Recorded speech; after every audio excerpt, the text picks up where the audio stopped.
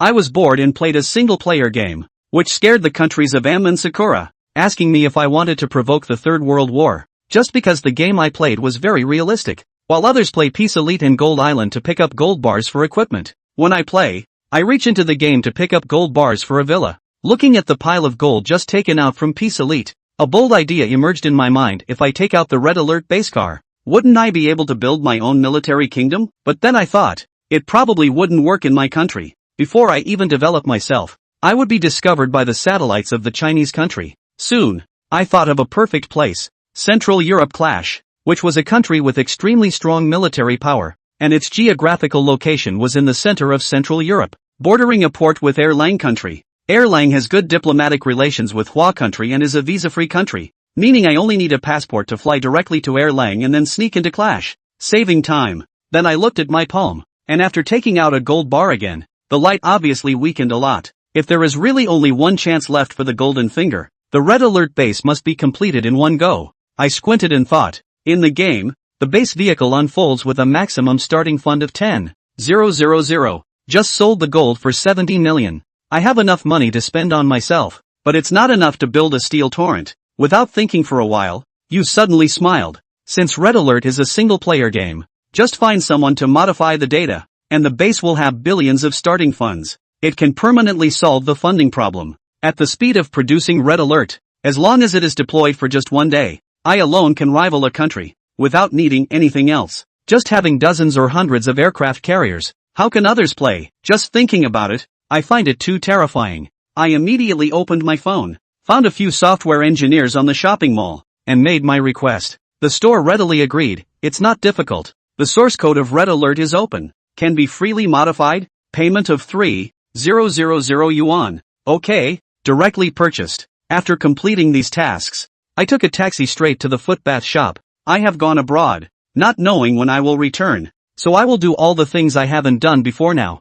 Just like that, 3 days later, I saw that the order on the shopping mall was completed. The other party had sent over a file package of the completed game. I couldn't wait to install it on my computer. It was still the version of the Republic's Glory, but the starting capital could be set to 999,9999, and only one base vehicle was needed to use the technology of multiple countries. At this moment, my ambition swelled unprecedentedly. With such a Red Alert base vehicle in hand, what will the future be like? Don't talk about a small Central Europe. I dare to shake the table with the whole world, while also reminding myself that it's time to set off. During these days, I also found a Chinese person to pick me up in the country of Erlang. Few people go there for tourism. After all, it's my first time going abroad. Although the diplomatic relations between Erlang and China are good, it's more convenient to have someone accompany me. I got the contact information of that person, and the next day I took a plane to Erlang. Just as I followed the crowd out, I saw a man about 30 years old holding a sign with my name on it. Hello, are you Zhang Zhen? He is an employee of a state-owned enterprise in Erlang, and also a blogger on Douyin, earning some hard-earned money, which is how I got in touch with him. Zhang Zhen was very enthusiastic, showing a big white tooth, smiling sincerely, and said, "Yes, hello, brother Jiang Ci. Right, let me take you to have a meal first, rest for a while, and then you tell me about your upcoming schedule. I will take a few days off accordingly. I have no objections." After sitting on the plane for so long, the first thing I do when I get off is to stretch my muscles. Zhang Jin drove an old car himself, and I sat in the back seat. As soon as we got in the car, he started talking. "Brother, what are you doing in Erlang? Let me tell you, most people here are not very friendly to us. If you are here for tourism, I suggest you change cities. There are some people here who might deliberately insult us. Isn't that outrageous?" I originally thought that the diplomatic relations between the two countries were good, and ordinary people should have a similar impression of each other, but it turned out to be the opposite. After a while, Zhang Jin stopped in front of a restaurant. I noticed a restroom next to it. "Zhang, you go in and order first. I'll go to the restroom," I said. Carrying my notebook, I walked into the restroom, closed the door, and checked my phone. As expected, there was no internet, but luckily I was prepared. I turned on my laptop and opened a single-player FPS game, Battle of Shanghai Beach. Slowly reaching into the screen with my right hand, I grabbed a shiny black handgun from the character's hand, skillfully shut down the computer, and put it in my bag. I dismantled the handgun magazine, which contained a total of 12 bullets, enough for self-defense. Glancing at my palm, the mysterious light energy consumption was minimal. Based on the entire palm, The current mysterious light energy was at 120%, with only about 5% consumed, which had no impact at all. Acting as if nothing had happened, I left the restroom. Zhang Jin was drinking a cold beverage in the restaurant. When he saw me return, he quickly stood up and greeted me. Come, try this drink from Erlang. Zhang, later take me to get a SIM card. I'm using a domestic one and there's no internet here. Then take me to withdraw some cash and finally rent an off-road vehicle. Your task will be completed, and I'll transfer the money to your WeChat later. Rent an off-road vehicle? Where are you going? Zhang Jin agreed after a brief thought. I just want to drive around the nearby desert. Nothing too deep. Anyway, we need a tough off-road vehicle. If we can't rent one, we can buy it. That works. I won't need to take leave tomorrow. After eating, Zhang Jin first helped me get a SIM card, and finally my phone had a signal. Then we went to the bank and exchanged for $5,000 US. Altogether, I had $10,000 on me, which was enough for spending in the not-so-expensive Erlang. The last thing was to rent a car. Zhang Jin made several calls but couldn't rent one because I am a Chinese person, and they were afraid I might run away. So, we had to buy a second-hand modified Erlang domestic off-road vehicle from a car dealership. Thank you, brother, you are so generous. Feel free to call me anytime you need help. Zhang Jin stood by my car reluctantly. He really didn't want to part with it. Oh, God of wealth. Zhang Ru started the car and waved goodbye. Okay, don't worry Zhang, contact you if anything happens. Then I'll leave first. Okay, be safe, bye. Boom. He kicked the gas and drove towards a supermarket that he remembered before. In no time, stopping at the entrance of the supermarket, Zhang Ji went in to directly buy a large amount of fresh water with physical objects, and a few pieces of thick clothes. The location you chose for yourself is in the no man's land of the crash, inside the desert where Central Europe is the most populated. Be prepared with enough supplies, in case Goldfinger's energy wasn't enough to get the base car out. He'd have to spend a few days in the desert, dead, etc. Zhang Ru was a ruthless and persistent person. Since he was here, he had to pull the base car out of the game anyhow. Build your own empire. It didn't take long for the pickup to fill up with stuff, food and water being the most important, then warmth and camping gear. The finish is now in place. Zhang Ji eyes resolute. Open the Erlang country navigation. Find the route without saying anything. Step on the gas pedal hard to set off. Objective: Kraksh border with Erlang. He was traveling in a foreign country, driving wildly on the highway, and the sky was dark in no time, which could not stop Jiang Ji's urgent heart in any way. 6 hours rolled by. Zhang Ru's spirits remained uplifted as he drove the car into one of the border towns, which was similar to the towns in the country, and it was now 12 o'clock at night. Not a soul on the road. At the southwestern edge of the town was the border checkpoint, and Jiang Ji sat in the car and smoked a cigarette, squinting his eyes for a moment in thought. It's dry. Start the pickup again and drive straight toward the border station. The checkpoint in front of him resembled a toll booth. Small, the only road, with 2 Erlang soldiers on duty. Saw the lights of the car. 2 people lazily pushed open the door of the duty room, reached out to stop Jiang Ji's car, and then jabbered a whole lot. Jiang Ji simply do not understand. He took out his passport with the visa to crash. Do you guys speak English? As a serious university graduate, Jiang Ji still knew a little bit of English. It was just a bit broken. Soldiers at the border station in the country of Dangrang. He also knew a little English, and surveyed Jiang Ji for a moment, inquiring, Chinese? Yes. As soon as Zhang Ru agreed, he saw the 2 men laugh in unison, glancing at each other with mockery on their faces. Poor chin cavity. What are you doing here? As soon as the words left his mouth, Jiang Ji frowned deeply, eyes staring at the 2 men in an unkind manner. Today Zhang Jin had already said that the Persians Qinshan poor meant to scold the countrymen, similar to how the country calls black people niggers nigger dogs. I have a visa. I have a passport. I shouldn't have to report to you guys where I'm going, okay? Jiang Ji directly put on a hard attitude and didn't answer their questions. The 2 Erlangs didn't take it seriously. Instead, he laughed out loud and uttered, Fish, you should learn to speak properly. Ha ha ha ha, said slamming the car door heavily. Come down. Check. The 2 men moved roughly. The door of the car was slap. Jiang Ji's eyes flashed dangerously. He had a gun in his bag, and Erlang was also a country that banned guns, plus 2 people with bad attitudes. He hardly had to think about what the consequences of being searched would be. Take a deep breath. Zhang Ru calmed himself down and took a bunch of dollars out of his pocket and stuck it out the window and shook it. Hey, look, what's this? The 2 men's eyes immediately lit up at the sight of money. However, greed was tinged with some discrimination, as well as restlessness. Jiang Ji had been observing the 2. Silent, he did not open the door, just handed it through the car window. Both came over to pick up the money. Jiangji suddenly let go of his hand. A pile of 100 denominations of dollars spilled to the ground. At least a few $1,000s. Erlang's salary was originally low. The two hurriedly crouched down and began to pick it up. Jiang Ru sneered and whistled. Two stupid pigs. He held the pistol in both hands. Without hesitation, he aimed directly at one person and pulled the trigger. The gunshot in the middle of the night was so violent that it echoed continuously around him.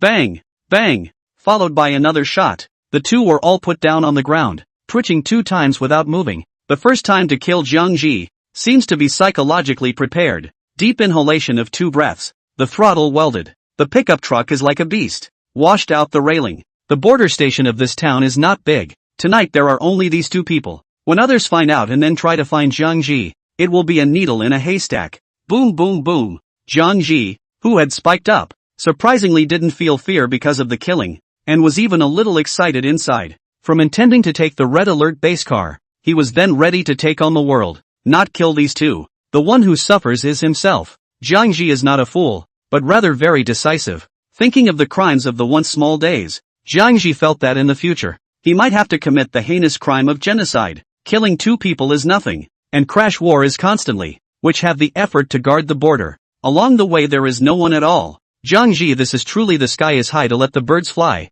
The sea is wide to jump fish. He drove on to his final destination. The roads are in a state of disrepair. Once again, after an hour or so of driving, the road faded into a desert on both sides of the potholes, overgrown with weeds and without a trace of human habitation. Keep going further. The desert turned into a desert, and the night was windy, and a grain of sand struck the glass of the car with a rustling sound. There's no road on the map. Jiang Ji stopped the car, did not continue to drive forward. This will be 2 o'clock in the morning. The night cannot distinguish the direction and reference. He was afraid of getting lost in the desert. He didn't get out of the car either. Pulled out the comforter, took a big gulp of water, put the gun in his hand and closed his eyes to rest. Groggy, Jiang Ji noticed someone knocking on his car door. He immediately opened his eyes warily, squeezed the pistol. Outside was a man with a white turban, dressed in rags and full of stubble, staring at Jiang Ji in the car with a beastly, ghostly light in his eyes. Seeing him awake, the man showed a flash of disappointment. One step down the road and away. Jiang Ji froze for a moment before realizing that this person might want to pick up a corpse, but he had pulled a whole truckload of supplies. In war-torn poverty, life is difficult in crash. It's the stuff that saves lives. He wasn't so deep into the desert here that it was normal to run into people. There were even desert dwellers on the Central European side. See the man walk away. Jiang Ji got out of the car and took a breath. Wearing a mask in passing, peed, and then took out a bottle of water and simply washed his face. The sun has risen. The sky is bright. Jiang Ji, now there are still roads here, trampled out by people, and on both sides of the road is desert plus desert, and a little farther is all desert. He looks in the right direction. Due northwest. Continue to get in the car and make your way. Going deeper. The pickup truck with wider tires was specially designed to run on this kind of road, and this time, Jiang Ji only drove for an hour. He felt almost there. At this moment, the boundless surroundings were filled with sand grains, a dune followed by a dune, vast and infinite, and it seemed that there was only sand left in this side of heaven and earth. Jiang Ji pushed open the car door. It's okay, you can't go any deeper. At this distance, even if something goes wrong with the car, you can get out with perseverance. If we go deeper, any accidents and you'll be buried in this for the rest of your life. It's time to act. As soon as he thought of this, Jiang Ji's complexion had begun to become agitated, and he roared through the vast desert before charging forward. First thing, get the computer. Laptop computer he is charged. Even prepared a spare power supply. Driving the car door let the wind and sand whistling. Jiang Ji sat in the seat, eyes focused, mouth corner grin. Boot. Can't wait to open the modified Red Alert 2 Splendor of the Republic. He turned on a handful of computers. Jiang Ji trembled as he checked the box for super weapon. Then pull the funds to the max. 99999999999999999. Start the game. It's so exciting. The base vehicle quickly appeared on the screen. Jiang Ji stared at it and raised his right hand to touch the screen. It felt the same as reaching into the water. An extremely dazzling 7-colored light was blooming on his palms and arms. It's as shiny as glass. Shasta. Jiang Ji's palm then felt an icy cold touch. Touched, and with the use of the golden fingers, it seemed that how big the object originally was, could not escape his palm. The base vehicle is as tactile as a steel toy truck. Jiang Ru didn't even think about it. With a firm grip, he clutched it into his hand and held his breath, eyes unblinking, like a statue, staring at the screen as it retracted. Suddenly, Jiang Ji saw the light on his hand produce a drastic change, and as he held the base vehicle and retracted it, the mysterious light faded from his hand with the speed of an ebbing tide. Shasta! The entire palm was out of color. Immediately after, the base car is stuck. Only half of it was taken out. The remaining half, still in the computer. Jiang Ji's pupils widened violently, and a strong sense of palpitations was born. Seems to forcefully take out the base car. He's going to have to pay something. Not enough energy. What to do? Jiang Ji's eyes hesitated and his expression struggled. This was the feeling that had been coming from his soul. There would be no mistakes. It might be the golden finger warning him. He was spread by a sense of crisis. It's like there's a fierce beast watching from behind. Struggle for a moment. Jiang Ji's face was fierce. His eyes were firm and he gritted his teeth. It's done. Take it. He used all his strength. Regardless, he pulled his hand out of the screen completely. Yet as Jiang Ji drew back, the palm of his hand was surprisingly extracting power from his body, and the right hand at a speed visible to the naked eye. It turned a dead, ragged gray. The good news was that the base car was completely taken out by Jiang Ji, and the little bit of seven-colored glazed light left in the golden finger wrapped around the base car and landed in his palm. But he felt weak, with the wave of 7 days, 7 nights and 1 night of emptiness, without an ounce of strength. The whole thing collapsed in the chair of the pickup truck, drooping eyelids. The right hand turned completely gray. Jiang Ji leaned back in his seat for more than an hour before he eased up a little. His limbs were very weak, and it seemed as if he had a high fever. He slowly climbed to his feet and threw the base car in his palm outside. Toy-sized base car. The light dispersed in the air and instantly grew into a behemoth. Bang! The heavy object landed on the ground. The sand filled the air, and the desert was nearly smashed out of a large pit. And Zhang Ru's eyes were filled with base car surges.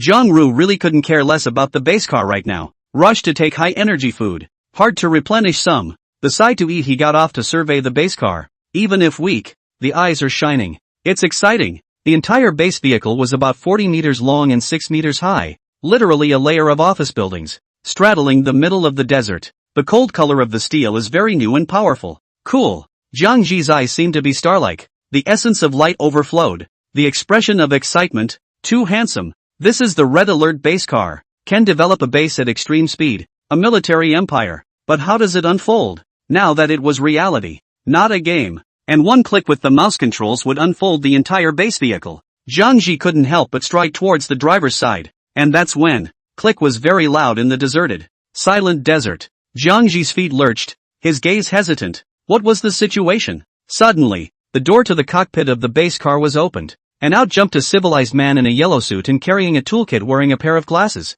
Jiang Ji's eyes narrowed. This dress, isn't it an engineer? The engineers of the base, noticing Jiang Ji at the same time, flinched for a moment and hurriedly came over quickly with questioning faces but respectful tones. Commander, what is this place? Are you okay? Call me Commander? Jiang Ji suddenly realized that it was no problem then. The engineer had already come to himself. It's okay, you're the engineer in charge of base rollout? The engineer, with yellow hair and a suit, looked like an elite, but a white man, and he bowed his head respectfully. Yes, Commander. I'm Nolan, the base's chief engineer, in charge of everything on the base vehicle. Zhang Ru nodded his head as he sniffed, almost understanding that the game was different from reality, but Goldfinger would fix it, and for the base vehicle to be traveling, there must be someone inside controlling it. It's just not reflected in the game, embodied in reality. He also thought of one more thing. In the game, once a building is sold or destroyed, some engineers will come out from it along with soldiers. Jiang Ji instantly figured it out,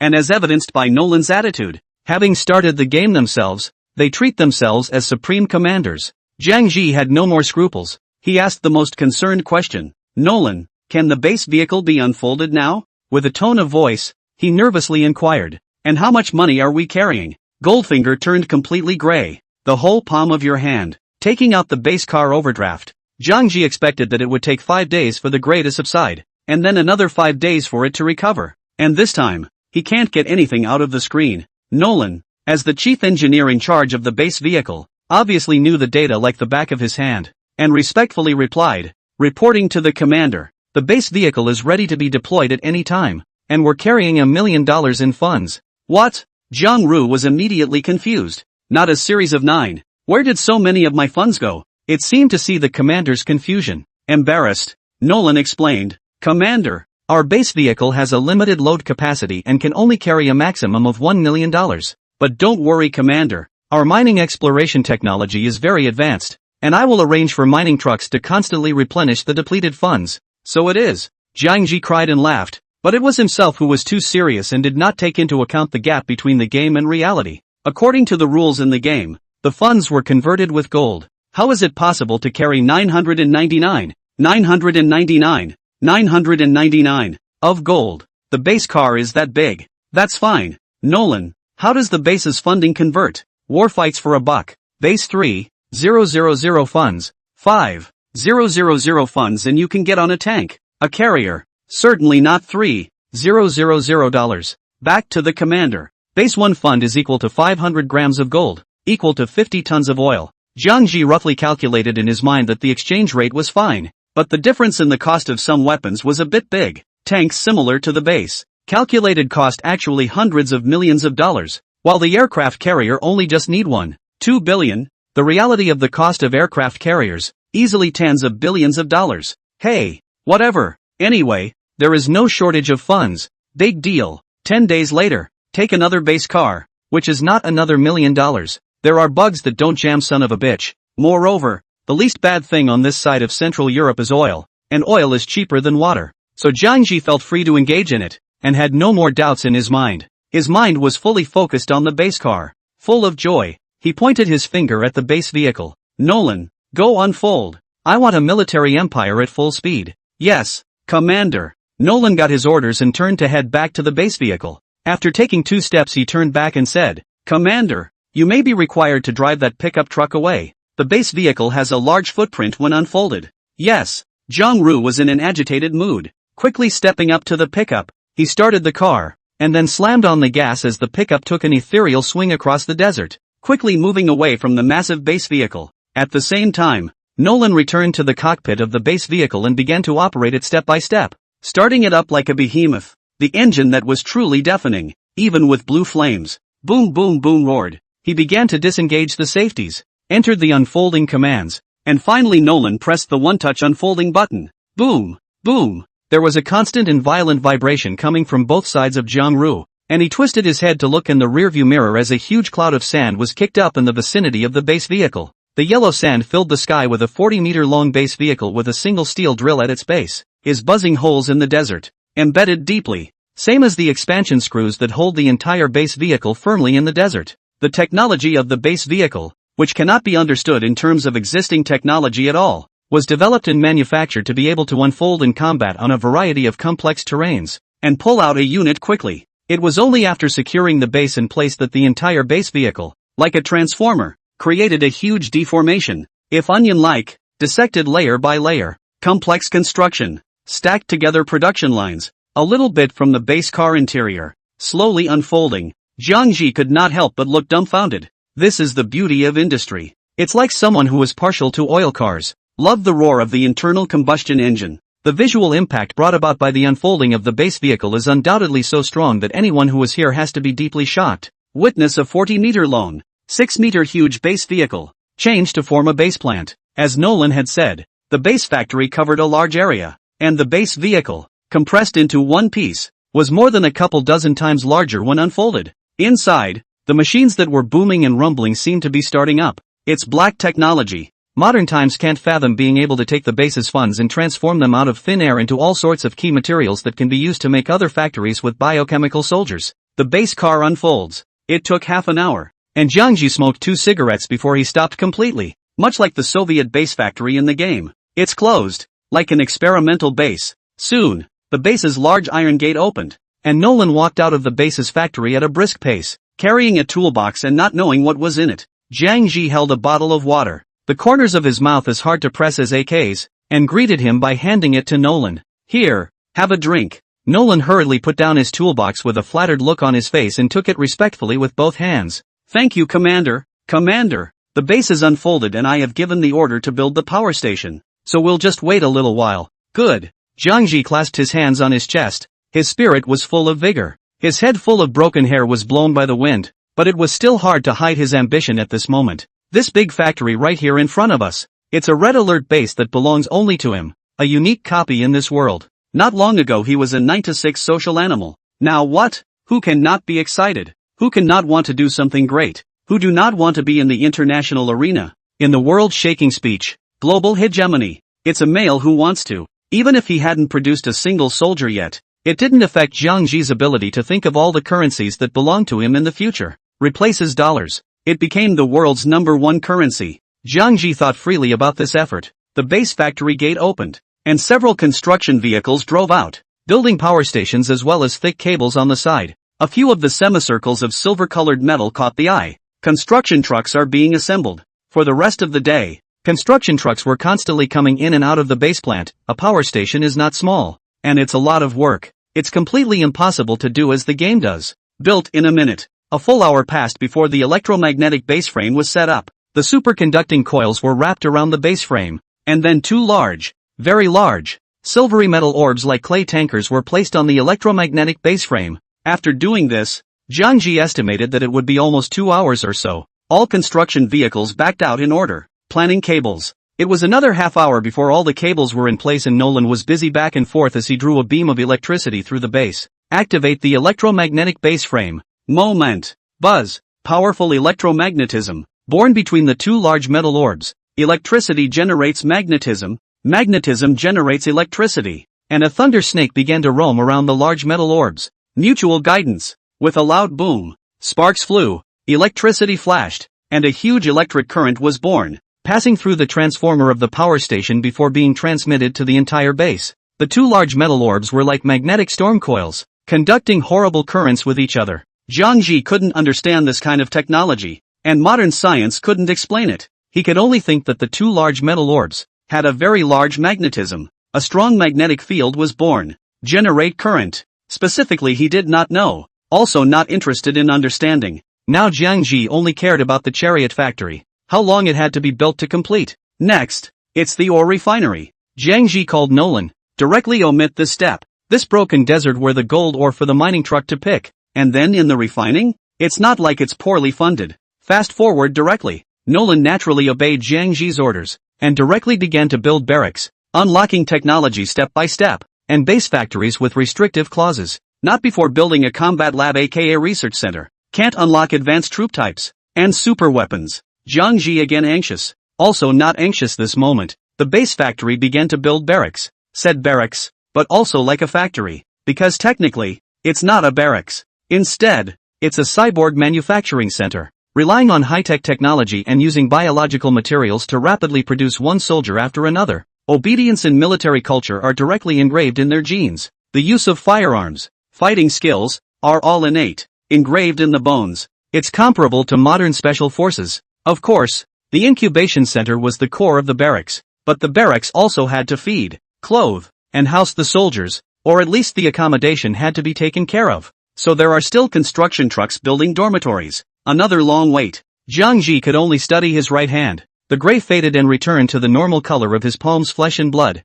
but he took out his phone. Open the game once you try to reach into it. The entire palm was instantly turned gray, and it doesn't reach in. It seems to have consumed too much. Equivalent to taking out a loan? Jiang Ji smiled bitterly and silently withdrew his palm. Now he only hoped that, with time, the light would recover with the ability of the golden finger. Noon. The desert sun was very hot, spilling a halo of light that scorched the entire earth. Jiang Ru hid in the pickup truck. Turn on the air conditioner. Take the water to wet his face. This damn place is really not a human being to stay. And so on hurry to develop the base and fight the next base to go. There's no internet on the cell phone or computer either. He could only stare at the base as it kept building. The barracks were built at one point. And then there was the chariot factory that Jiang Ji was most looking forward to. Rhino tank, light prism tank, phantom tank, apocalypse tank, and so on and so forth, all coming off the production line of the chariot factory. And this base of his is the one that contains the technology of the entire camp. The chariot factory is destined to be at least twice as big.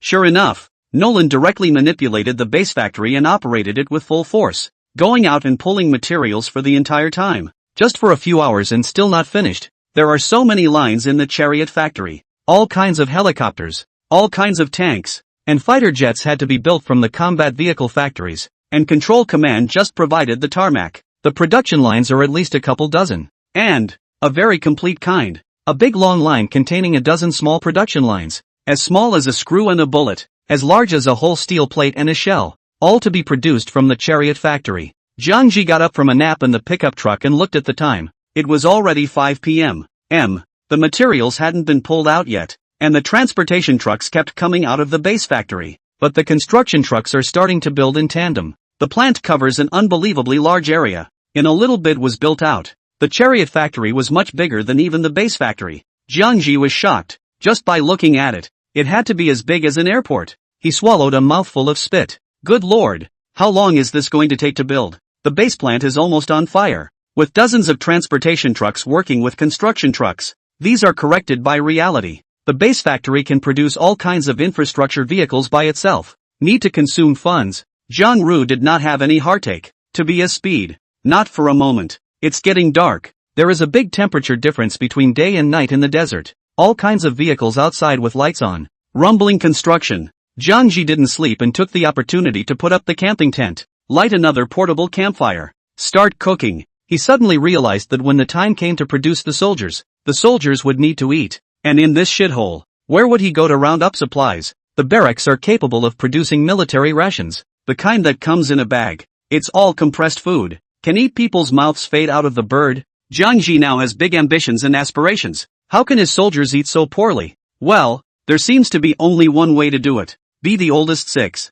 Directly take a city in a blitzkrieg while the crash government forces are at war with the warlords, and use it as a base to supply the base. Row.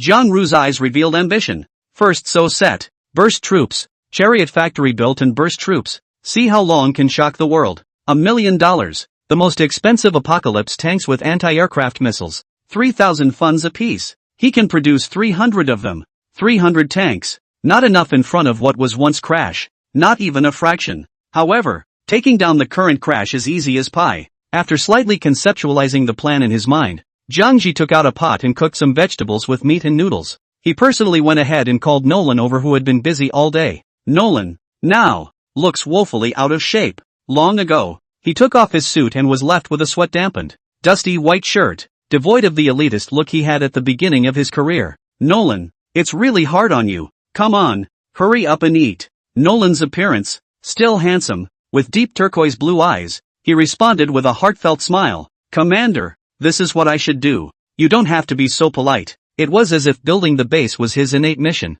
Jiang Ji nodded and smiled, very satisfied. With such an employee, as a boss, he was really comfortable to death. Okay? He waved his hand in a gesture. Come on, we'll get busy after dinner. See what you want to eat. Feel free to take anything you want in the back of the car. Drinks and fruit are available. Okay? Thank you, Commander. Nolan was polite and kept his respect for Jiang Ji. Jiang Ji was very relieved. Suddenly, he thought of a point. Right, Nolan? Isn't the barracks able to produce engineers? You produce some to help you. Nolan froze even as he ate his meal. Then he said, yes, Commander, I forgot. It's better for you to think about it. I'll go produce some after I eat. He's too busy operating at the base plant all the time. There's no time to think about that. Nolan was thinking about work. The meal was eaten quickly. After eating, took the initiative to pack up his own tableware, hurriedly reported to Jiang Ji, and then ran to the base factory. Not for a moment. Jiang Ji noticed that from the barracks, there were constantly engineers coming out with American soldiers and Soviet mobilized soldiers,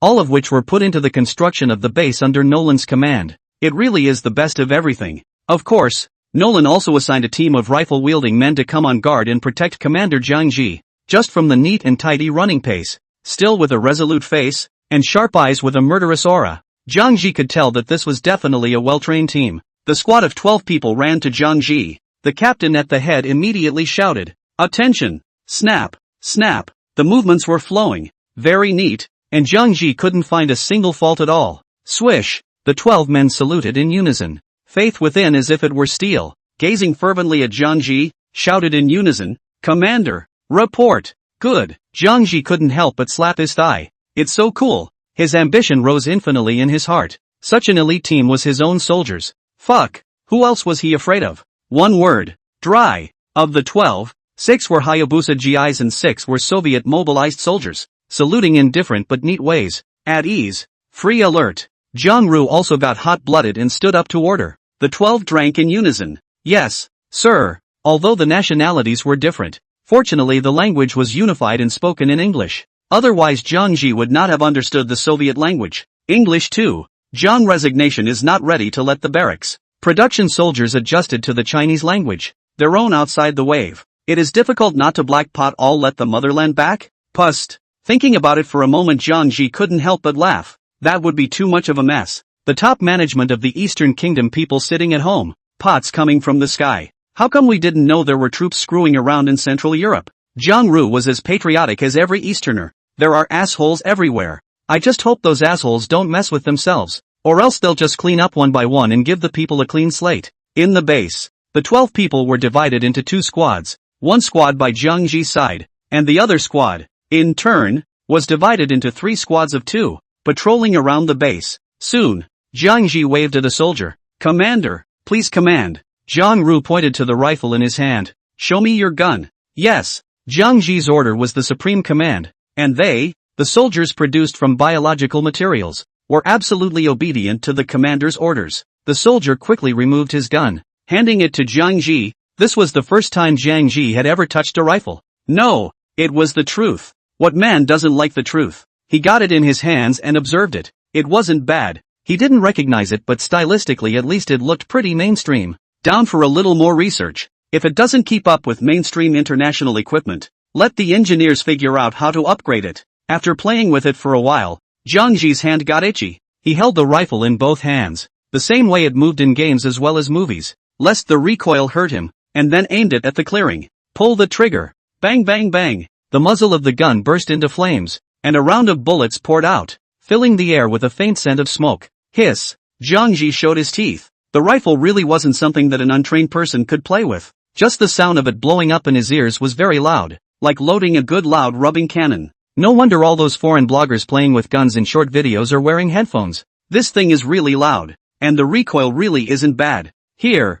give it back. I'd rather play with a small pistol. Zhang Ji pulled out his ears and grinned. A commander himself, how could he possibly run to the front line? He's sadly alive. Not in this lifetime. Late night, at about 12 o'clock at night, the chariot factory was taking shape and, come to think of it, occupying the floor space of an airfield. It's a behemoth. The entire large chariot factory, in turn, was divided into dozens of smaller plants, with construction vehicles assembling the production lines of individual parts in the factory. Zhang Ru rested. At night the base, still in full swing, didn't need him to worry. Nolan would take care of everything, yet he could not know it in the desert. The outside world is turning upside down at this point. 16 hours ago, outer space, a blazing star in a dark, silent and deep universe, with 8 planets, roams the galaxy. The International Space Station, ISS, as usual, was calm, with several astronauts stationed on the station, doing relevant scientific experiments and projects.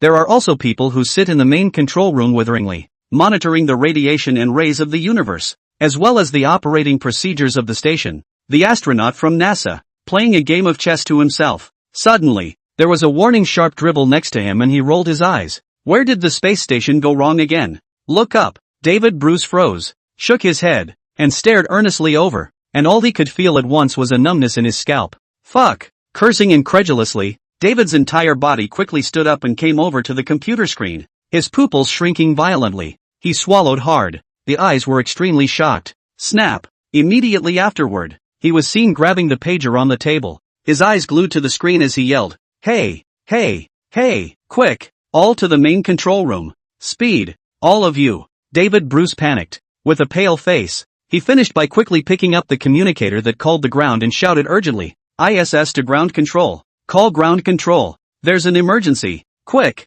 come on." There was an audible click and a nervous query on the communicator. "This is NASA. What's going on?" "The International Space Station, that's a big object, consuming hundreds of billions of dollars and being attended to 24 hours a day." David Bruce was breathing heavily, his chest heaving violently, and staring at the screen with a bit of horror in his eyes, shouting out, "Go inform the Admiral. The image is coming to you. There is a UFO in outer space." UFO, I'm sure I'm not mistaken. The NASA staff, all momentarily frozen in the moment, quickly reacted to the fact that it was impossible to joke about such a thing. Rushed the panic button. The entire NASA moved at that moment. It's a terrible thing. No one observed it, and surprisingly it appeared directly in near space, like a ghost, meaning that if it's an enemy, then its technology, along with technology, will be far beyond Earth. International Space Station. At that moment, There was a chaotic sound of footsteps outside the door as all 4 of the remaining astronauts rushed over to the computer with a constant drip drip drip of red warnings.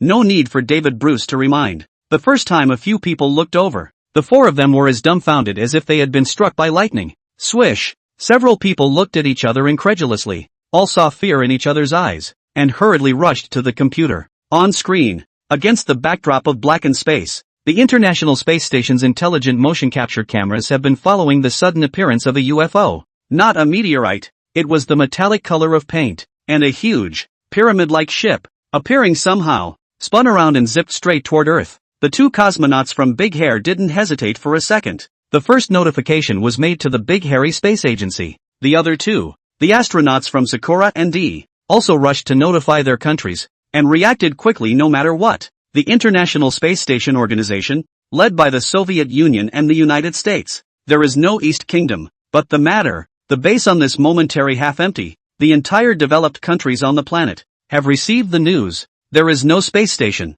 There are satellites.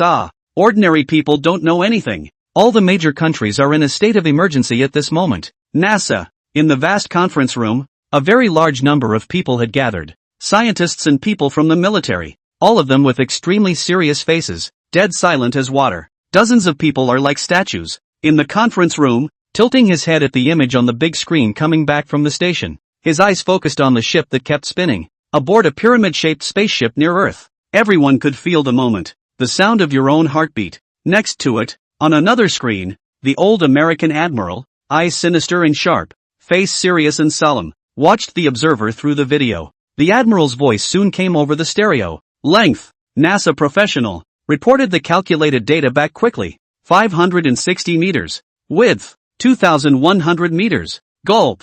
Everyone's heart trembled when they heard the number. The spaceship that looked like a pyramid and a winged eagle. 2 kilometers. What a concept. The enemies that can be contained within that interior. Unimaginable. Admiral Grove also took a deep breath and looked very scornfully through the video at the other screen of the NASA. Speed? 106 kilometers per hour. Admiral Grove asked the question of greatest concern, is the point of impact certain? On Earth? General, based on current orbital calculations, will enter Earth orbit in half an hour, with a landing point in Central Europe, Central Asia. Poof! In the wide conference room, dozens of people's faces all changed, pale as blood, once again hearing their nervous and violent heartbeats. They're always looking for aliens. Now an alien civilization has arrived. The crowd, however, was afraid. Soon after, the NASA professional said, General, look at this ship. It's flipping over and over. His flipping doesn't make sense. And I'm 100% certain that it's an out-of-control ship. Out of control?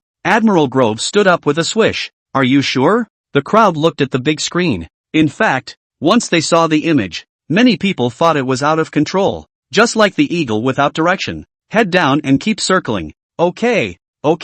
What other data? Send it over quickly. Then land it accurately and do the math. If this is indeed a runaway ship, it's a gift from the heavens to the Empire. The entire NASA sprang into action, and within a few moments, it was determined that the ship was indeed out of control. His movements are not kinetic. No wonder. It would be traveling forward in outer space at a speed of 106 per hour. A speed that, when put on the scale of the universe, was countless times slower than an ant. General, according to calculations, after the ship enters Earth's orbit, under gravitational as well as atmospheric friction as well as resistance to various factors, it may end up crashing into Europe at a speed of Mach 1 per hour. And with an impact of this speed, it is unlikely that the carbon-based organisms inside will survive without protective measures. Admiral Grove's eyes let out a strange light. That is to say, no threats, all opportunities. Whoever gets their hands on the wreckage of the ship will be able to master the incomparably advanced space navigation technology, as well as various weapon technologies.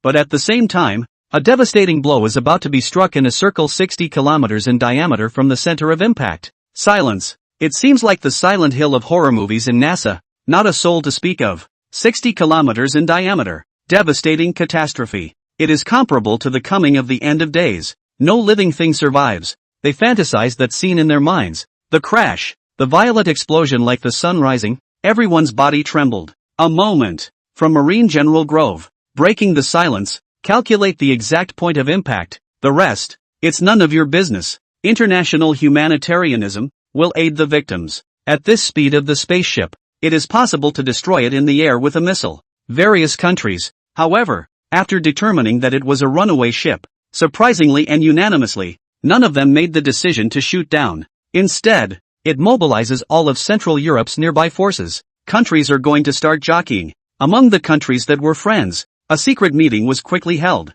No one knows what the conversation was about. Time ticked by in a tense step, and 20 minutes later, the runaway and constantly spinning ship officially entered the Earth's orbit. The moment. It's some developing countries that have satellites capturing this. Even some technologically advanced companies with capital got the message too. The eyes of the world converge on Central Europe as the final landing point of the spacecraft is calculated to be in the Persian Gulf. It is close to Erlang and Crash and other Central European countries. Crash's only harbor, right on the Persian Gulf, is controlled by the warlords, and its Crash's only access to the sea. Falcon Country, Times Square, the open country, is so open that a tech company buys out the New York media and broadcasts it live in the first place. There are spacecraft in orbit. Various satellites have been able to capture it. Everyone on the street, eyes were transfixed, gazing at this emergency insertion on the big screen. Still in Earth's near-space orbit in the picture, the massive 2,000-meter-long ship seems to have lost momentum,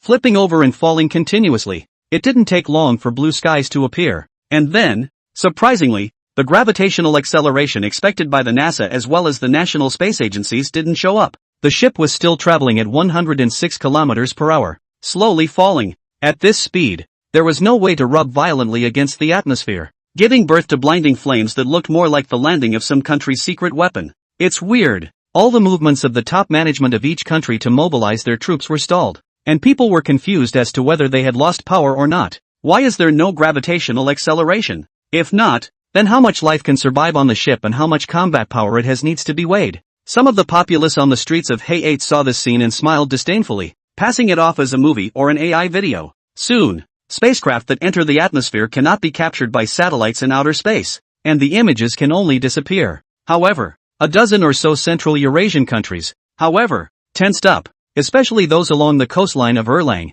near the Persian Gulf, all looking up at the sky. That ponderous airship, maintaining a high speed, it slammed down hard from the air, and the end seemed to come at this moment as all the people fled for their lives in terror. They didn't know it was being attacked, or something. Someone took out their cell phone to take a video. The streets were very chaotic. People were running around in panic. Not just Erlang. The Persian Gulf is not big enough for all the people in Erlang, along with the Krakash coast, to see it, as the ship fell out of the sky, and the northwest of the Persian Gulf. Residents of the coastline of the state of Saudi Arabia, known as the richest in Central Europe, but the most alarming at this point, definitely belonging to Erlang. It is 2,000 meters long, and at an altitude of 10,000 meters in the air. It is more than 10 times bigger than the planes you usually see. With the fall, the airship in the field of vision is still enlarging. 2 kilometers. How big? Think and know. Like half a county, smashed from the air. The sky casts a huge shadow.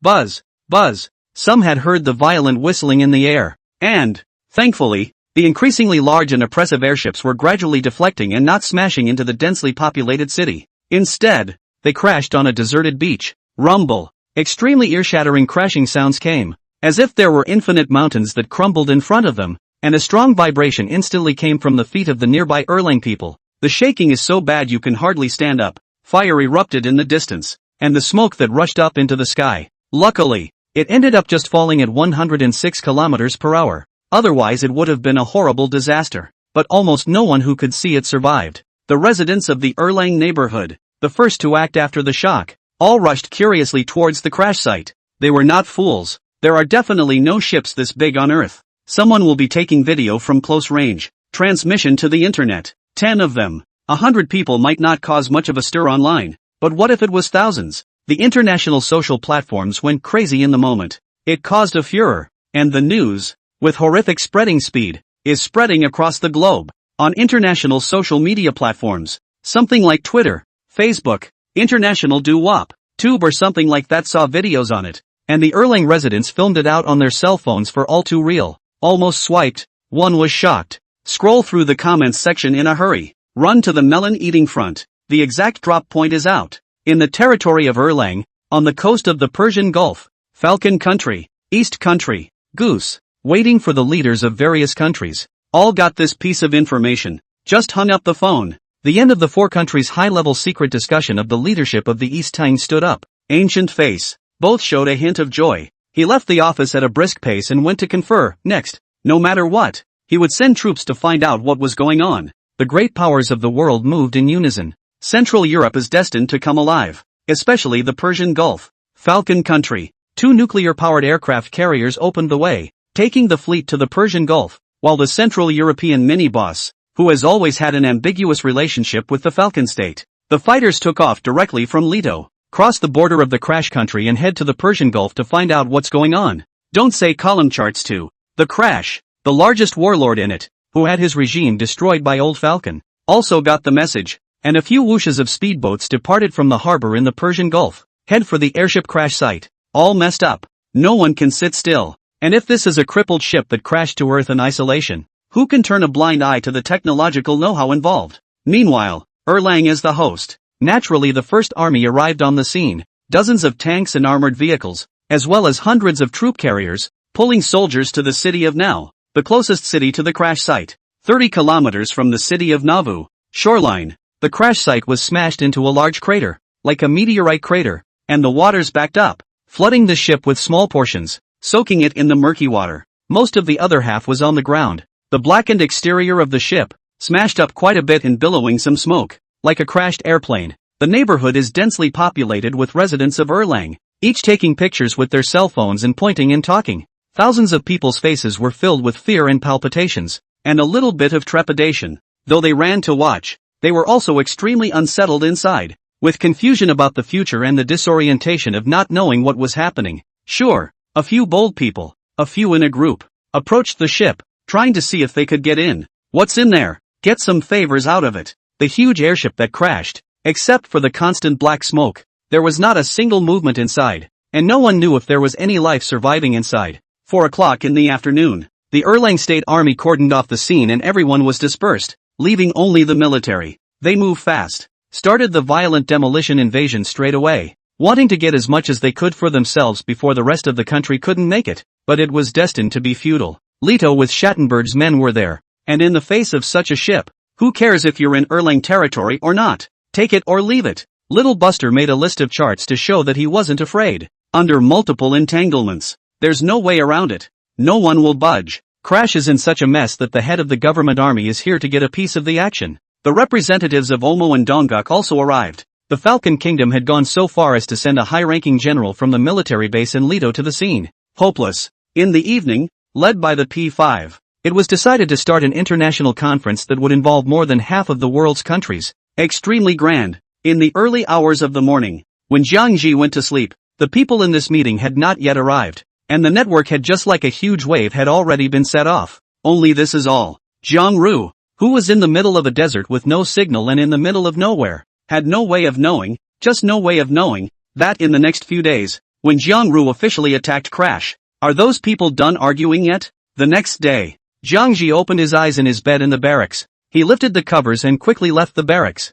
The first thing he did was of course to check on the chariot factory situation. Commander! Commander! The soldiers stationed at the barracks saluted and greeted Jiang Ji, and just as he went out the door, there was a huge building in front of Jiang Ji. There was great joy in his eyes. Looks like the chariot factory is completed. He walked briskly a ways, and sure enough, dozens of construction trucks had begun to build the empty command headquarters in the clearing on the other side. Nolan's infrastructural abilities are simply pulled full circle. The rest of the buildings were built very quickly due to the construction of the chariot factory, which produced a lot of construction vehicles and transportation vehicles, like Control Command. Progress was more than halfway there, and the control headquarters was a 3-story building, as well as 4 aprons below, and on top of that, a radar receiving and transmitting signals. Busy Nolan out there, seeing Jiang Ji appear, he hurriedly put down his work and came to report. Commander, the production lines of the chariot factory are now idle. Do you think you should produce some war supplies? The tank shells in the game are infinite.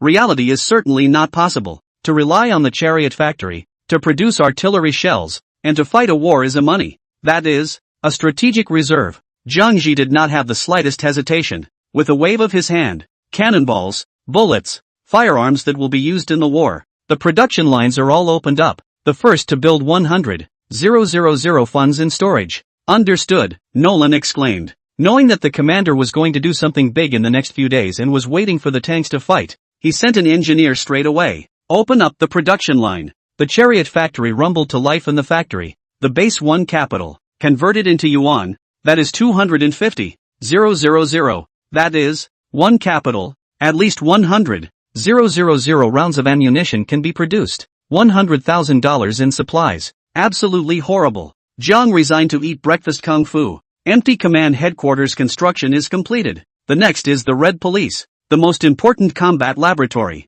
Only the combat lab was built. Advanced troop types can only be unlocked. Similarly now, Jiangxi's battle tank factory can only produce the Soviet Union's main battle tank Rhino, the Allied Forces Grizzly Bear, and can't produce the MVP Apocalypse tank, or the MVP Light Prism tank, ID. Even though there is an empty finger department and no combat lab, Jiangru can only produce armed helicopters at the moment. Can't produce fighter jets. No hesitation. Nolan maneuvered all the construction vehicles and began building the combat lab, a relatively large structure similar to a real-life war lab. The ability to develop and upgrade a variety of weapons, develop blueprints and more. You'll have to wait for the build to find out the exact features. Jiangru took the time to look at the base's funds, now consuming a total of 60,000. There were still 940,000 left. He thought about it. How about a whole lot of cheap Rhino tanks first? Can't beat the Apocalypse, but hit people absolutely a cannonball frustration. The key is cheap. As long as 900 funds, the Apocalypse to 3,000 it. Whatever. Exploding soldier. Get 20 of them, then 20 armored transports. Get an armored unit out there, and a few hundred random soldiers, and you'll have little problem taking a city and crash. Look at Big Hair and Two Hair. Armored troops do not go on. All rely on people to fight. All beat the Ermau retreating. Their own a-step tank synergy. Still cannot take a city of crash? A few more helicopter gunships. Don't want the money stuff. Feel free to fight. With that thought in mind, Jiangxi beckoned an engineer to give the production orders. 20 Rhino tanks, 20 armored vehicles, 10 helicopters, and 1,000 of the cheapest mobilized soldiers. It came down to spending less than $50,000 in funds. The directive has just been given. Just one by one, Soviet mobilized soldiers, carrying rifles, came out of the barracks one by one, under the fully automated production line of the chariot factory. Just 15 minutes, just produced a Rhino tank out of it, and at the same time, several tank drivers came out of the barracks, surprisingly synchronized with the chariot factory. $900 all-inclusive. Jiangxi straightly exclaimed that it was too conscientious. In that case, the aircraft carrier was also all-inclusive? Build an aircraft carrier and give away hundreds of talents? No comment. It's fucking awesome. There were no officers at the base, and Zhang Ru pondered as he took to the field himself, commanding the newly produced soldiers to assemble on the other side, along with the tanks and armored vehicles. Only, he frowned, not without an officer. Fighting a war is still about command, after all, and, with the base growing so big now, it's going to get more and more chaotic as there are more and more people. He'll have to find someone to manage it. Nolan, come here a minute. He found Nolan and now had questions that could only be asked of him. Nolan, can the base produce officers? Our logistics, strategic war material, and command issues, those need to be addressed. Nolan didn't even think about it. Commander, yes, there is. Gotta get the construction of the combat lab completed, and you can get advanced biological samples from it, which includes officers and special troopers. Zhang Ru was greatly pleased, clapping his hands and shouting, "Good, then you hurry up and build it, and after the completion of the combat lab, find me the first time to report." Yes, Commander. What followed was an anxious wait. The base was producing soldiers at a fast pace, 1,000 soldiers. All of them were called by Jiangxi to stand in the shade, one by one. Their bodies were straight and upright. Their faces were resolute and full of fighting spirit. Neat as can be. Noon, high above the sun, Nolan, panting and sweating, ran from the construction unit, shouting all the way, "Commander, Commander, the combat lab is ready." Jiangxi, who was practicing his marksmanship, sniffed in spirit and his eyes glowed. "Go, take me to see, Commander, this way." Combat lab, hiding too many good things. Elegant and charming snake beauty Tanya. Horrible and powerful mind-blowing Yuri. Human-sized small nuclear bomb crazy Evan. Carrying one-man hyperspace teleportation equipment of hyperspace soldiers, rocket-flying soldiers, Allied Special Forces SEALs, as well as a variety of biogenetic samples from senior base officers. There are many others. Each of them can give a big boost to the base's combat power. Similar to a nuclear power plant, Only one is needed to permanently solve the problem of the base's lack of combat power. Then there's the replication center. The barracks spawn a soldier, and the replication center replicates another one, having a faster burst of soldiers for the same amount of money. Jiang Ji followed Nolan through the rather fledgling base, getting around a construction truck. A very large laboratory opened up before him, a building a dozen stories high looming over the flat desert. Each layer has a role to play. It contains equipment for research and experimentation. Jiang Ru walked into the building to understand. The base of the combat laboratory can be described as all-encompassing, biological, biochemical, weaponry, warplanes and tanks, aircraft carriers and warships, firearms, hyperspace, laser weapons, and so on. All of them have standing studies. What Jiang Ji had to do now was to replenish the empty lab with all kinds of advanced instruments with full researchers. Nolan, any samples from the researchers? He didn't believe that he needed to go from the outside world. Base vehicles were just in all sorts of out-of-the-way places that would allow the Empire's forces to survive and thrive. And Jiang Ji felt that 100% of them would carry them. Back to Commander. Yes. Nolan closed his eyes and pondered. The base factory has biogenetic samples from 3 top human scholars, 21 special scientists, and 50 senior scientists. Commander, should we produce them all? I'll go? Jiang Ji was viciously shocked inside. Carrying so much, this still needs to be asked? Get it all out and put it to work. What level is a senior scientist equivalent to? Nolan smiled slightly and said, 1 step away from a Nobel Prize. Crap. Jiang Ji's scalp was numb. The strength of the base was as terrifying as it was.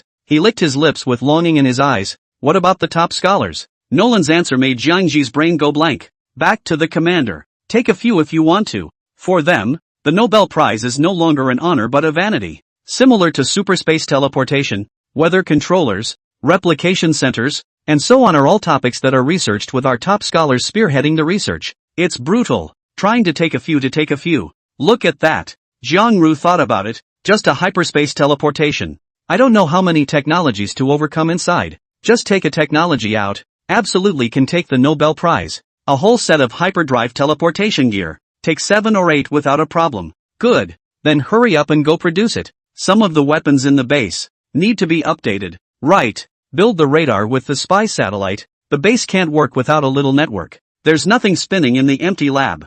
Jiang Ru instructed Nolan and then headed to the entrance of the barracks. To be honest, he was also eager to meet the big brother who could invent and manufacture the hyperdrive teleportation as well as the weather controller. What it looks like. Yes, Commander. I'm on my way. By the way, what about the officer level of the base? Nolan inquired respectfully as he walked. Jiang Ji cupped his chin, slightly musing. What kind of books are there on the officer's floor? There are many samples. Several commander samples alone, ranging from hot-tempered to stoic to intelligent, depending on personality as well as combat style. Jiang Ru was surprised and smiled. A bit funny, isn't it? Hot-tempered. A fight at the drop of a hat. Damn it, just fuck it? Also known as hawks. The calm ones are the doves? Surely it must not be that simple. A hot temper doesn't mean stupidity. And all of the Commander-in-Chief's biosamples are definitely very tactful and bold. Are there any omnipotent ones? Jiang Rui tried to inquire. Nolan scratched his head. No, Commander. He also seemed to have trouble understanding it,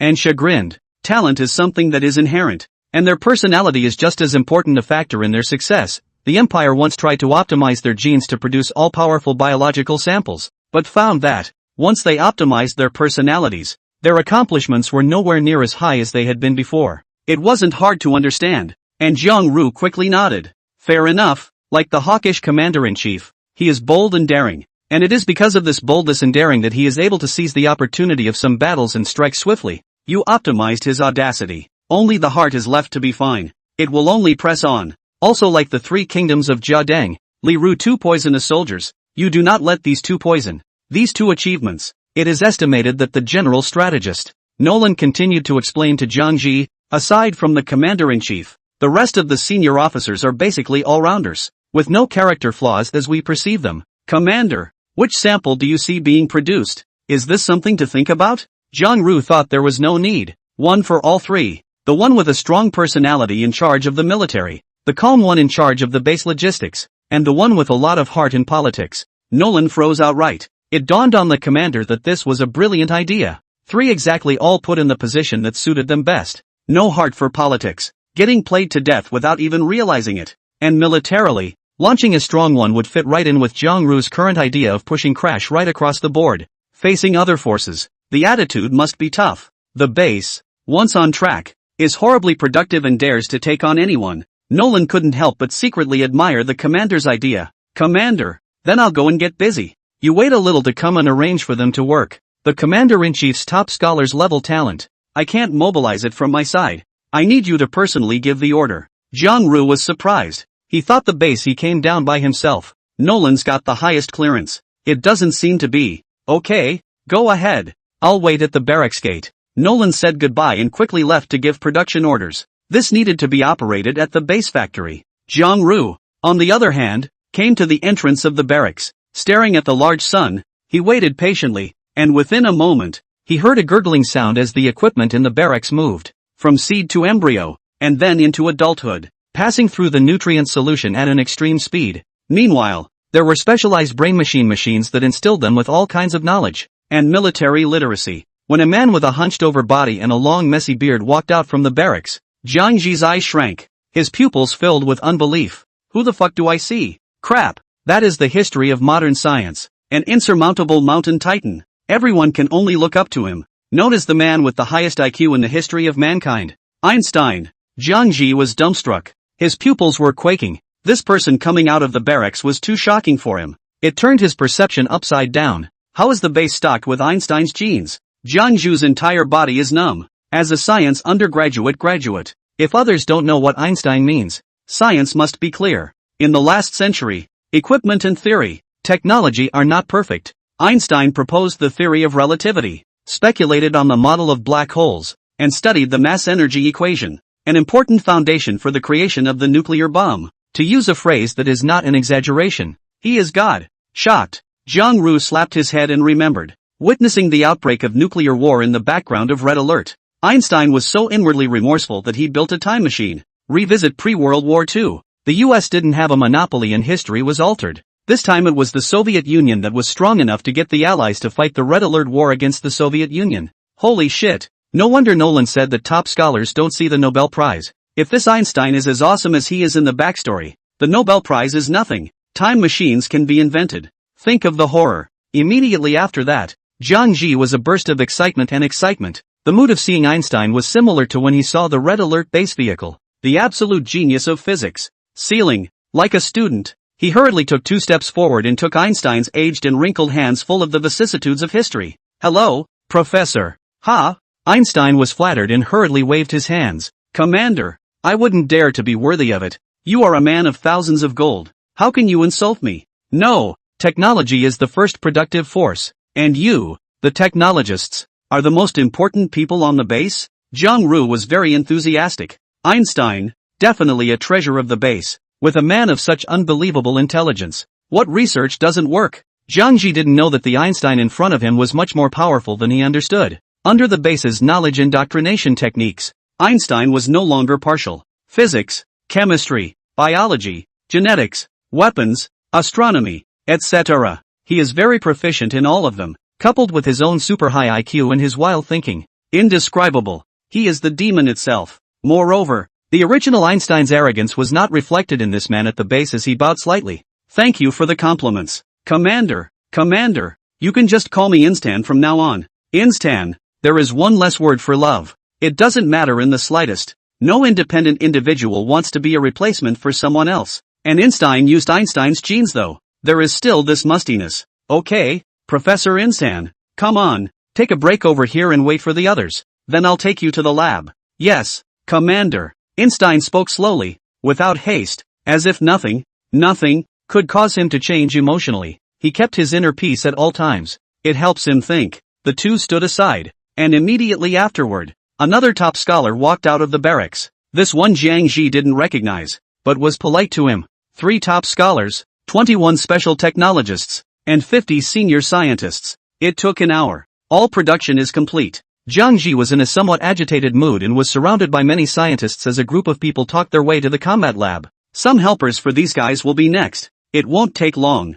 The combat lab, would then kick into full gear? But of course before that, Jiang Ji would have to spell out his requirements. Together with Jiang Ru there were 74 people. The hall on the first floor of the combat lab was overcrowded, and when these were put into the outside world, none of them were big shots like a country's heavyweights. to be heavily protected. Now, like the students, who stood straight end to end below, Jiangji stood on a step, and the gazes of 74 people all gathered on Jiangji's face. Everyone, the future of the base, and the development of the base, but also need to rely on you, here, as the commander of the base, on behalf of the future of the base of tens of thousands of soldiers. First, thank you in advance. Zhang Rui bowed deeply. He could be disrespectful to anyone, but scientists definitely deserved respect. They silently gave everything behind the scenes along with their whole life. Explore the nature of mankind as well as the universe. Plus, as a leader, you have to do your face work. However, scholars such as Einstein,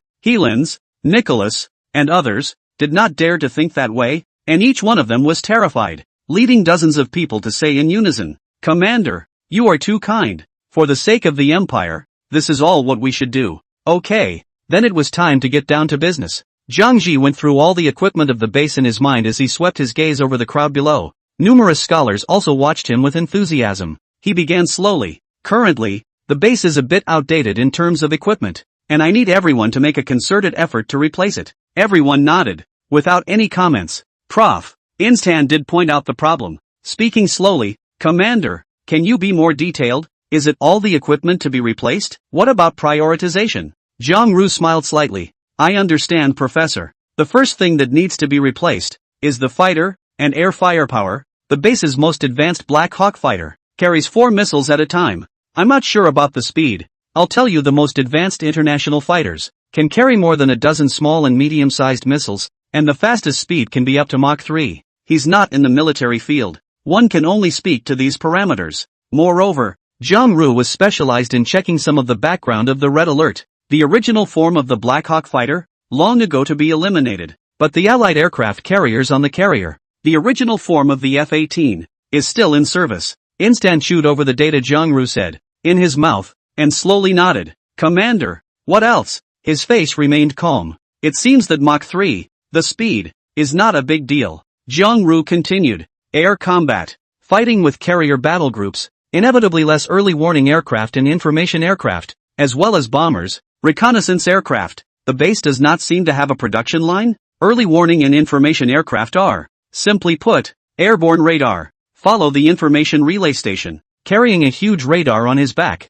he flew at an altitude of 30,000 meters, escorting the carrier battle group, which was also the terror of the carrier battle group. Most important, the top professor in charge of military readiness. Helens raised his hand. "Commander, these are the ones you mentioned. We have the relevant technical information to allow the base factories to increase their production lines. They just might need to be updated, as you said." Helens hesitated slightly. "Commander, we need to know some information on the international scene. There are comparisons to be made. Without specific information, they are a bit clueless." Zhang Ru nodded seriously. "Nolan is building a spy satellite with radar now. There will be a signal later. We can all go through the network, check some public information. If we can steal the real data, I will let people send it to the lab first time. Spy satellites in the base. It's a very important piece of equipment that can break the encryption of countries' satellites and steal data and networks. Just how it turned out, we'll just have to wait and see." Zhang Ji's attention was focused on what Helens had just said,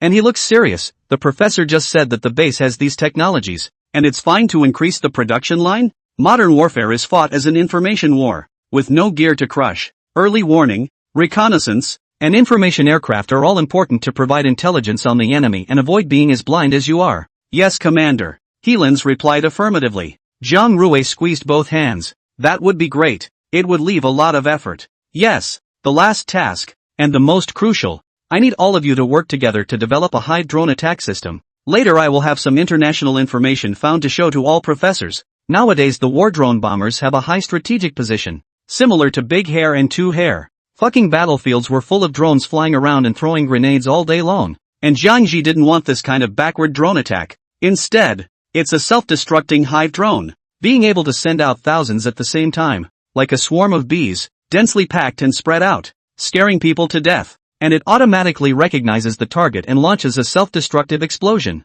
Alternatively, an unmanned attack aircraft would work. No need for a soldier to make a move. Endless drones, armed with machine guns in the sky one by one, pouring down fire. Who the hell can stand up to that? No, you can't take costly anti-aircraft missiles and hit these cheap drones, can you? Hey, 8 wouldn't dare consume like this even if he came.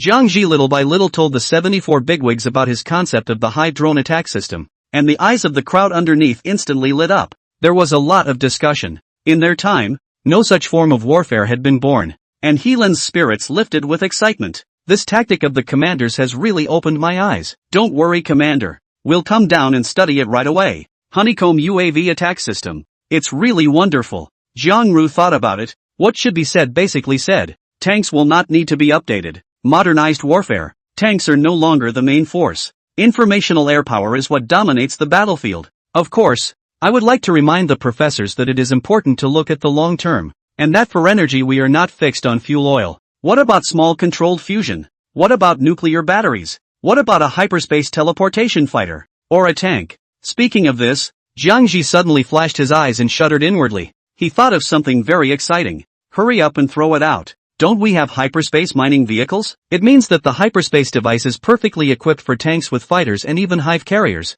right? Nimas. Mining trucks can fit. Anyone who dares to tell himself that a fighter can't fit, I'll shoot him. Jiang Ru said too much at once. The many scientists were a bit overwhelmed, and being the main inventor of hyperspace teleportation, Prof. Einstein nodded in agreement. Commander, there's no problem with what you said. We're coming down to work on a brand new set of hyperspace teleportation fighter technology. Also, what you need to understand is that the base has nuclear battery technology, and the hyperspace teleportation uses nuclear energy. Crap! This news was a heavenly surprise to Jiang Ji. Mature nuclear battery technology. Right. It's no wonder. It's himself who didn't realize that the base has a special troop type. The Hyperspace Legion. That's a one-man hyperspace device. You can't go into battle carrying tons of oil on your back. There must be portable energy sources. If only his golden finger could be used now. Jiang Ji thought of, in the Avengers, Iron Man's arc reactor. Take that out. Give Instan, Heelan's,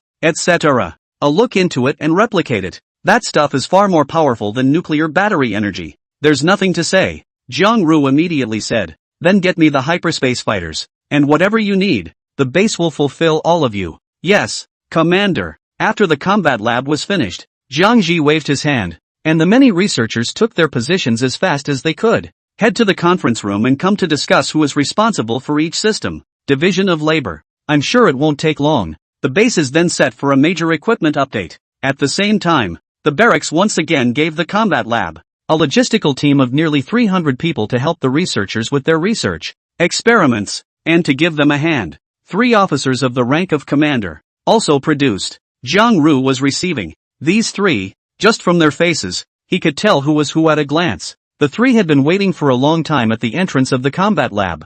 Jiang Ru came out as soon as he did. Immediately, they greeted him and saluted in unison. Commander, Alpha, Xavier, Norton, reporting to you. Each of the 3 people reported their names. Jiang Ji looked over one by one. Alpha is a rough big man, very stout, 30 years old, eyes all the time with a fierce light and ruthless. Just locking eyes with him, I can feel the fear and the strong sense of oppression. This person looks like a ruthless person, with a murderous aura on his body. It's a great general. Xavier, with his very expressive eyes, and his civilized looks, spoke courteously just now, and had no trouble with his manner of speech. Rather, it has some of the demeanor of a leader. Norton, apparently very stable, very introverted. He is stable like a deep bottomless pool of water. No one can read any information from his face. And regardless, all 3 are top talents at the commander level, have the talent to command 3 armies. Now that the base was in a state of disarray, Jiang Ru didn't have any polite nonsense and directly assigned tasks. Alpha, the base's military operations will be handed over to you from now on. Alpha had a fierce light in his eyes, cracking a mouthful of white teeth. He laughed cruelly twice. Understood, Commander. Just tell me who to hit, and I'll tear him up for you right away. The words that showed his teeth and carried a joke. Jiang Ji listened to a coldness in his heart. That's vicious, but how the more you listen to it, the more you like it. Up top, snap, heavily slapping Alpha's sturdy shoulder. Jiang Ji grinned like him. Don't worry, you'll be busy soon. Then he turned his head to the other. Xavier, you're in charge of the base's politics and law from now on. When we take Crash, or any other city, the forces, it's all yours to manage. Okay, don't worry, Commander. Xavier was confident and committed to it. Jiang Ru looked at the last person. Norton, the logistics of the base, with the staffing, weapons and war preparations, all kinds of supplies, information and intelligence. It's in your hands. Yes, Commander. So that makes me the equivalent of the Secretary of Defense? The stoic Norton joked.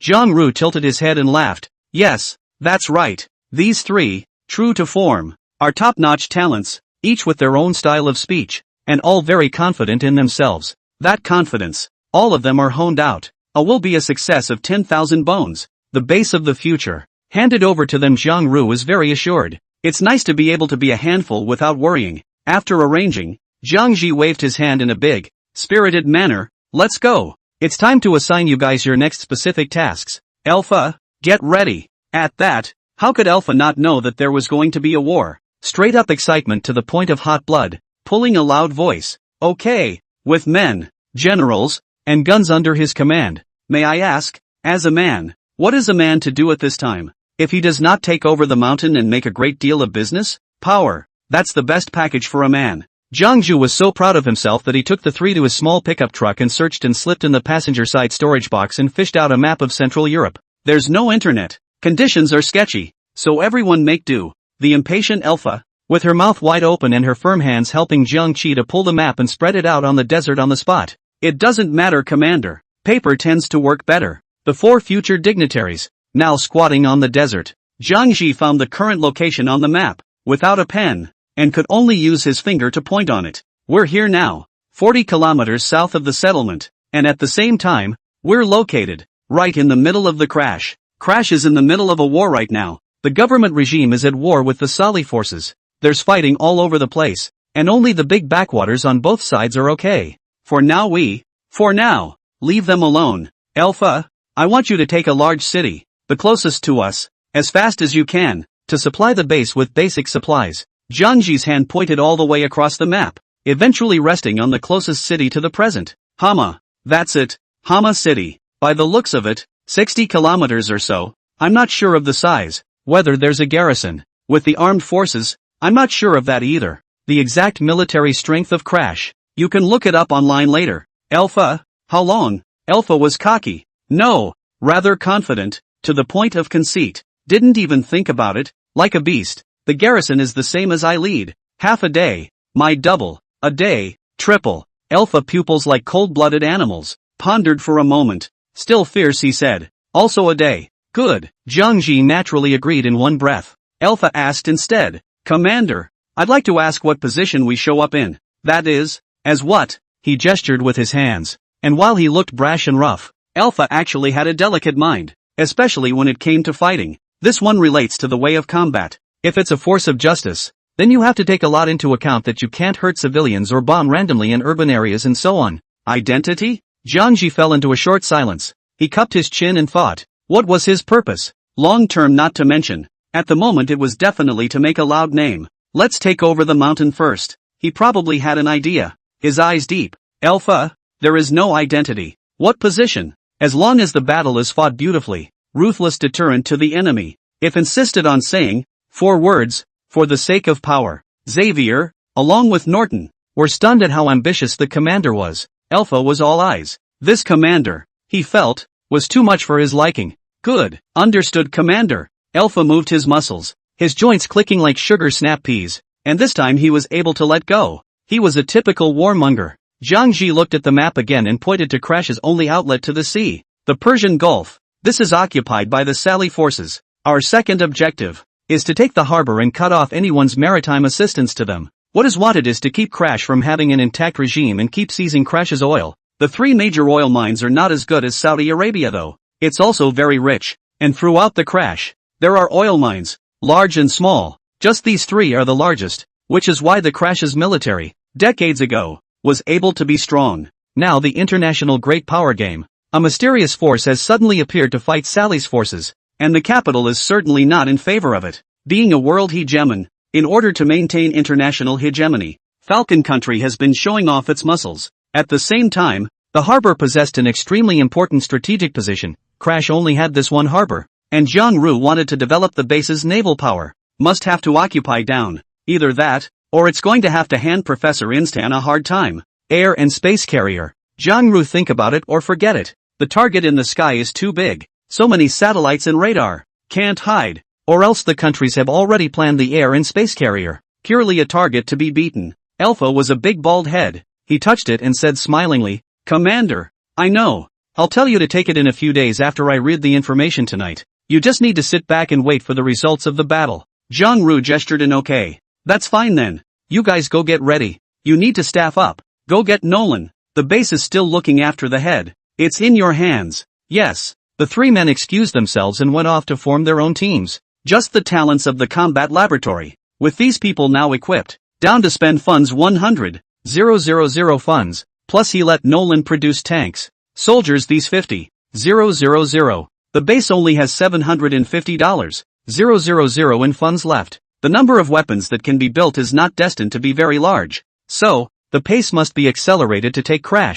the oil mines, and replenish the base. Think about it. Zhang Ji checked his gold finger in passing, and after a day had passed, it still glowed gray once it touched the screen, only diminished. Just as he had estimated, it would take 10 days to fully recover. Zhang Ji smiled to himself. He stood up and climbed into the pickup truck, and before him was a superb base of construction trucks and soldiers roaming around on patrol. It's pretty good. What's not to be satisfied with? Afternoon. Alpha, Norton, and Xavier began to run the base, and Alpha grouped the 1,000 soldiers down to 3 brigades. Norton, on the other hand, produced a number of logistical soldiers. Then another application was made for the construction of a warehouse. Clothing, food and shelter, arms supplies. He has to manage it all. It's messy. It's definitely not as easy as it seems. Meals are cooked. Hygiene has to be cleaned. The base has to be patrolled. Deepening and lengthening of the defense line. And air defense has to be done, lest we be found out. A straight missile, blown flat, and all in all everyone was busy. Xavier was fine now, helping Norton with it. Took Hama City. That's what keeps him busy. Only Jiang Ru became a big idler, turning around here and there in the base, full of excitement. It was all generated by him.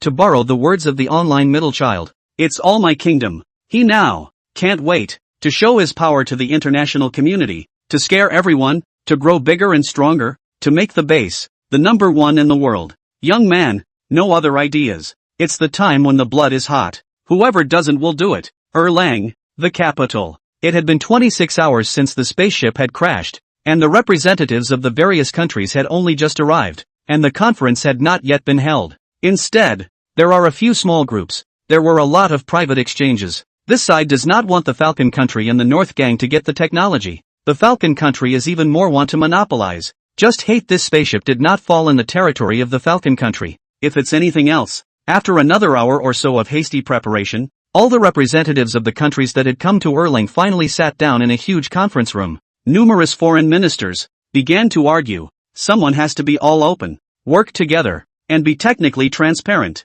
Some people want a split system. Whoever gets that part, it's theirs. This was proposed by Hayabusa. They want to take over the core area. Technology is open and full transparency is the first to be denied. Don't even think about it. East, North, and Hayabusa, the 3 nuclear weapons powers, were the first to object. Good lord, we went through all the trouble of researching the technology and let you guys whore it out for nothing? The beauty of you. Moreover, between countries, there is a technological divide, and no one wants others to climb up and catch up with them. What then? Not only the Falcon country, other big countries, simply do not want to take these backward countries in Africa to play. Discussed all afternoon. Nothing has been negotiated. Each is pulling their own weight. Parliament was suspended. Not for a moment. The heads of 3 of the world's 5 major countries came together by chance. They called the remaining 2 permanent members again. The 5 had a little meeting. The details are too cumbersome to be presented. But in short, under deliberation, the 5 permanent members reached a consensus.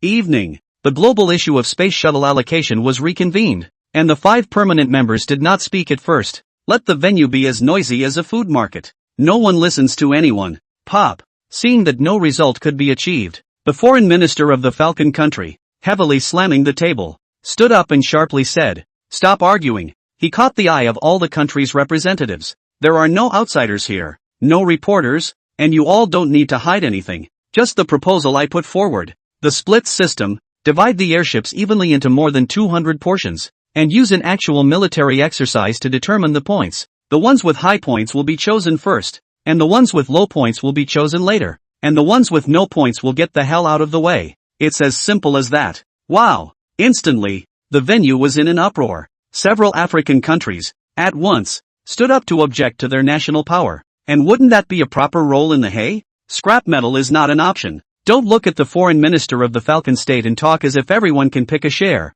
But in fact, it is delusional for a weak country to try to take points in a real military exercise at the hands of a big country. Straight up fuck off. With the strength of the Falcon Kingdom, the Northern Kingdom, and the Eastern Kingdom, there was absolutely no way that they could have gotten just one piece of the puzzle. Or at least all of them were several pieces of the puzzle. Take the core technology away from yourself. The rest of the trimmings, you guys split them as you see fit. No, we don't agree with that. We're against it too. Autolev, you're making a program purely in the interests of the Hayabusa nation. Absolutely not. It's too unfair to us. Let's not even talk about the very weak countries of the Black Continent, Eastern Continent, as much as there is in Europe, Southeast Asia. Some small countries in Europe and South America have no fighter jets, no aircraft carriers, and very few tanks. So what about real-world military exercises? Shit. No points gained, not to mention getting some more tanks destroyed and soldiers killed? Isn't this a big loss? The diplomat from falconry, who didn't give a damn about these people, didn't even bother to look at them.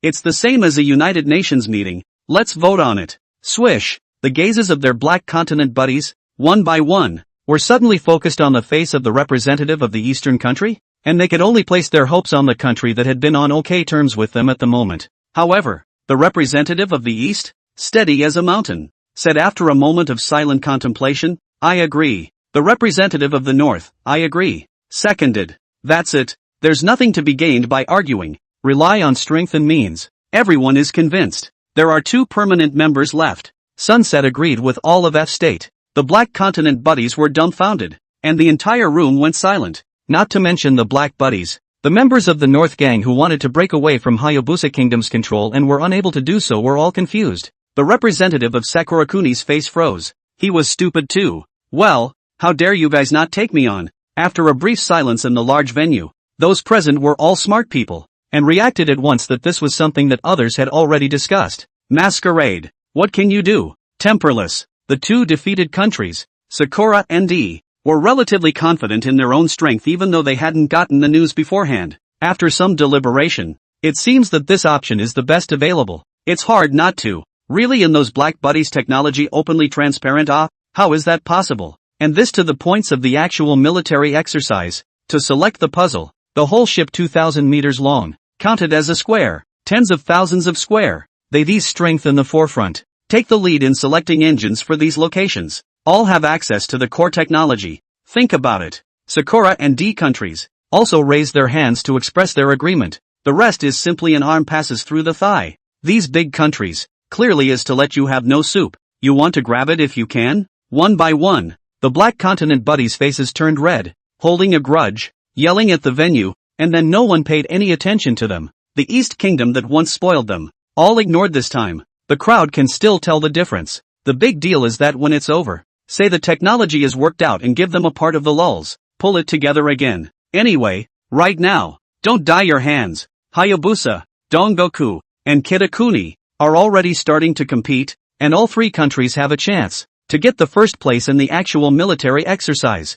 Depends on how large a military exercise it is. Is there any chance, if fighters, carriers are on board, to knock out some of the competition? It seems. This time, it also gave a couple of major powers that had been gaming the game a head-to-head opportunity. Try each other out. And this meeting, actually, ended in just one day. And the rest of them, no matter how much they opposed it, it was useless. Instead, it was the host, Erlang, demanding that whoever took the puzzle had the right to participate in the study. This got in the way of the hosts and the house agreed. We can't really destroy Erlang, can we? This concludes the meeting. As for how to play the next practical military exercises, diplomats of all countries all have to hurry to discuss with the domestic leadership as well as the military. Crash. In the uninhabited desert, the radar and spy satellites were finally constructed in synchronization with the base over the course of an afternoon. Radar is responsible for scanning for airborne anomalies. Ground-based spy satellites began trying to search for signals and secretly enter the back doors of other people's satellites to get networks for the base.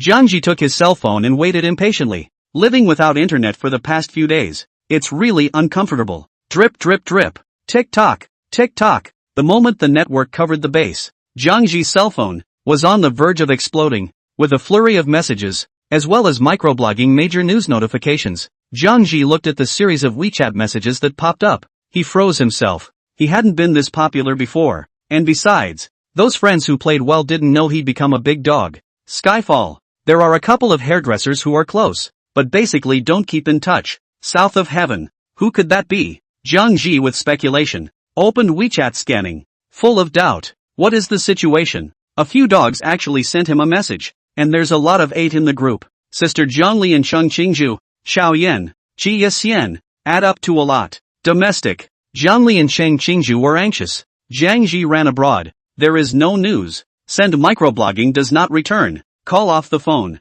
Both of her were worried. I can't sleep well at night. I'm afraid I'll lose out if I don't know my way around there. Brother? Where is he? Is everything okay, brother? You can't get through on the phone. Exclamation point. Hurry up and get back to the message. See speedy return. Brother, if you don't say something, I'll call the police. Brother, what's your situation? Don't scare me. Something so big happened on your side. You didn't give me a word. As soon as Jiang Ji opened his own sister Jiang Li's WeChat, from all those hundreds of messages, it was clear that Jiang Li was about to cry in a hurry. Sending him one for everything. Jiang Ru was relieved and a little self-conscious. Hurry to Jiang Li back. Do not worry. Alright. These 2 days no signal. Now can. Alright good boy. Brother come back to bring you a gift. Cheng Qingzhu also sent many messages. Although it wasn't as blunt as Jiang Li, Jiang Ji could also see her worry in it. And at the same time replied, Qingzhu, it's fine. There's no signal for the past 2 days. And then there's something reported by Zhou Kashi.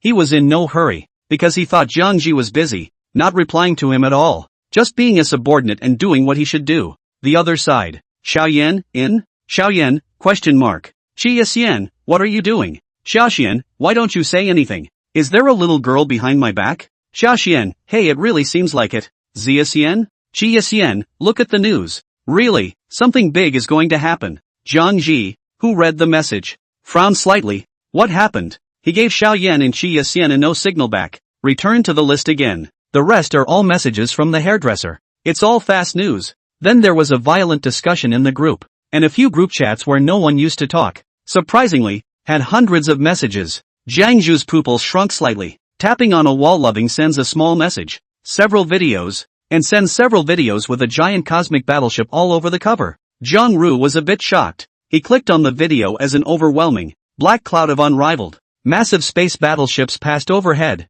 The streets were a mess of panic. People are panicking. Immediately after that, there was a loud sound like the opening of the sky, followed by a burst of earth-shaking, dust spreading in the distance, and at a very long distance, one could photograph the pandemonium in the distance. Jiang Ji was truly shocked, his brows furrowed. This was too heavenly, most likely because of himself. He took a deep breath, eyes unsettled, rushing to open the rest of the video to view it. The content is almost identical. And then there's the dramatic discussion about spaceships on the extranet. Jiang Ji took a look at the time underneath the comment. Not a hair out of place. Exactly when he took out his base car yesterday. He was baffled. It's fucking crazy. A bunch of gold bricks leading to a gold mine. A base vehicle leading to a spaceship this big? Is this reality or a game? Who's balancing themselves? Moreover, such a big spaceship. Isn't this going to destroy the Earth? Jiang Ji's insides tightened, and he hurriedly continued flipping through the news. He turned on the domestic doo-wop. Fruity. Such a big thing.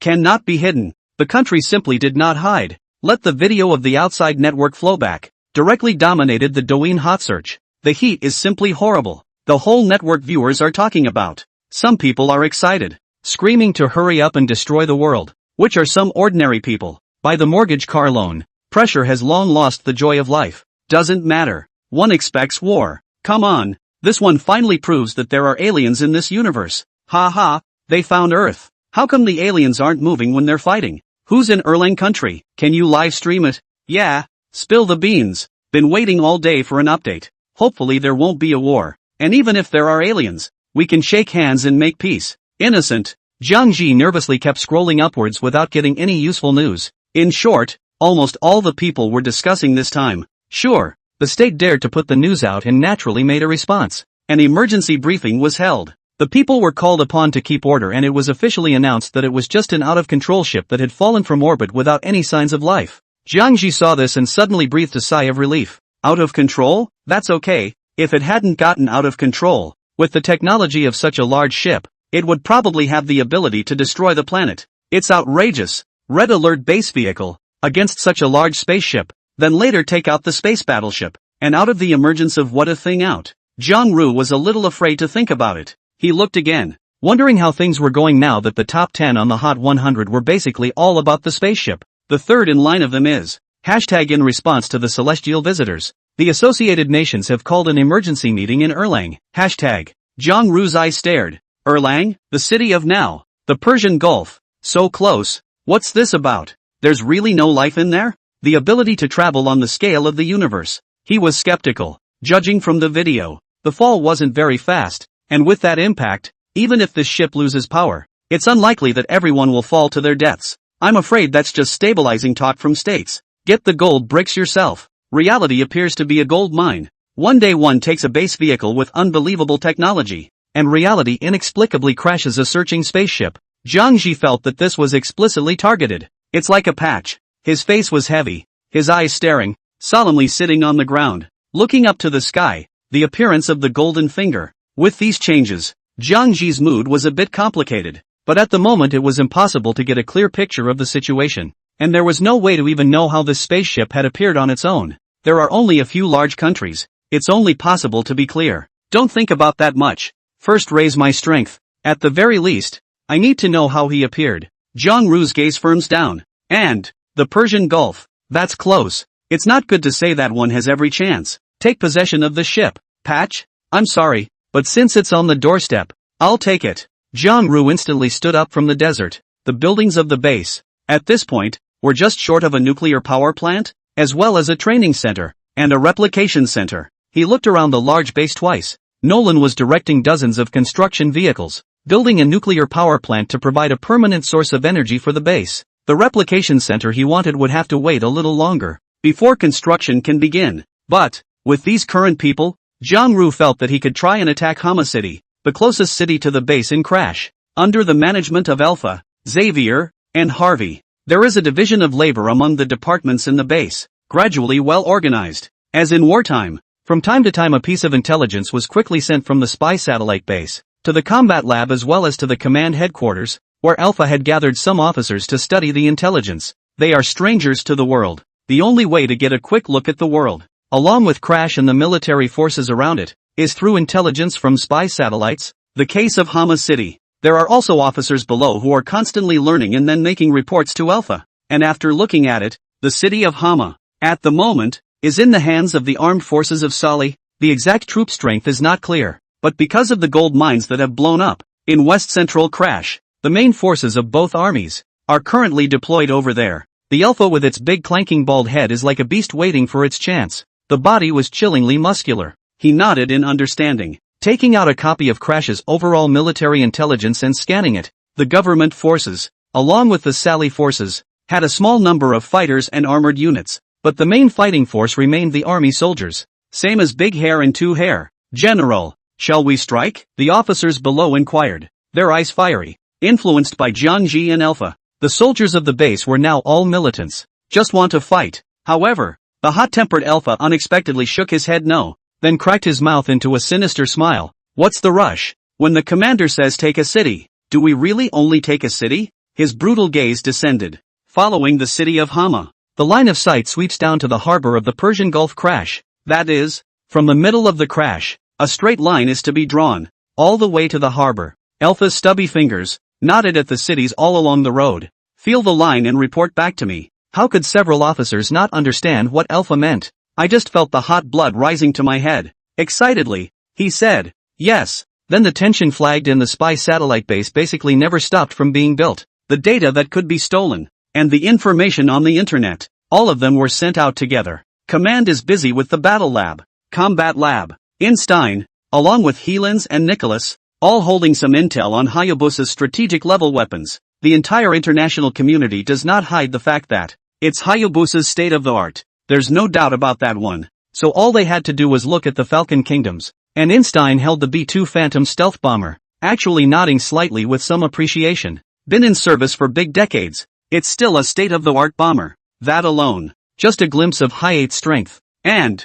behind the B-2, there is no update. No one knows. Not to mention ordinary countries. Several big countries are also ambiguous and not sure. This is the top secret of top secrets. Spies are also hard to figure out. Heelan's, our naval and air power, as the commander said, really needs to be enhanced. Look at this. Instan handed over the data on Hayabusa's nuclear-powered carrier. Heelan's took a look. The maximum shipboard function reaches more than 60. The combat power is horrible like this. For example, the East Country, the number of shipboard aircraft, only can be more than 30, and the carrier at the base. The ship has only 10 aircraft. Combat effectiveness is not proportional. Heelan's nodded. This is imminent. We need to hurry. Instan, leave the carrier to me. I'll try to make construction plans tonight. Nicholas, what do you do? The three were already assigning tasks. The carriers that Heelan's was talking about were, of course, not just one carrier, but an entire formation of carriers, close to a dozen battleships.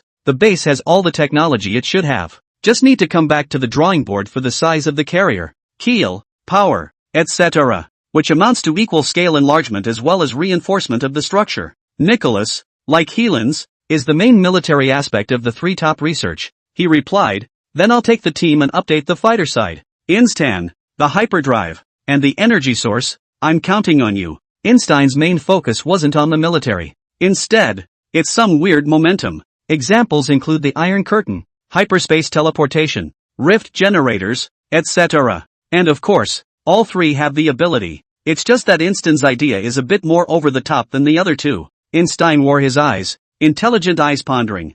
I need you to figure out the maximum load capacity in order to design the power of the hyperdrive. Reserve as many spots as you can, and you can try to see if you can add another Iron Curtain with the rift generator. Heelan's, ? Nicholas, ?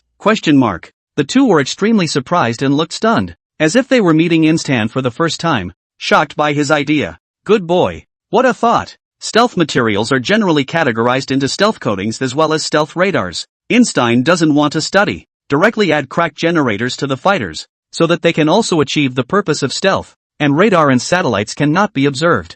Instan mused for a while. The mind turned over and all sorts of ideas came to mind. I think that you can also design some unconventional weapons. Light prisms, phantom technology, we can add them all and surprise the commander. Instan doesn't want to be vulgar. Only 1 or 2 steps beyond the international mainstream equipment, but 10 or 100 steps. Heelan's talked to Nicholas. Dumbfounded once again, the two opened their mouths. You are truly a monster. However, on second thought, the two men looked at each other and saw a bright light in each other's eyes. Einstein's plan works. Fighter jets plus phantom tank technology. 1 for me, phantom into several for you, or phantom into a white cloud, coupled with a stealth coating. This Nima, it's really stealthy. It's a direct phantom into the blue sky, not to mention radar. You can't even tell with the Hubble telescope that there's a fighter jet flying in. Nicholas grew excited inside, his blood flow accelerating. The commander would be absolutely delighted if he got this out. He quickly took a pen and wrote it down. Program 1, conventional supersonic warplanes.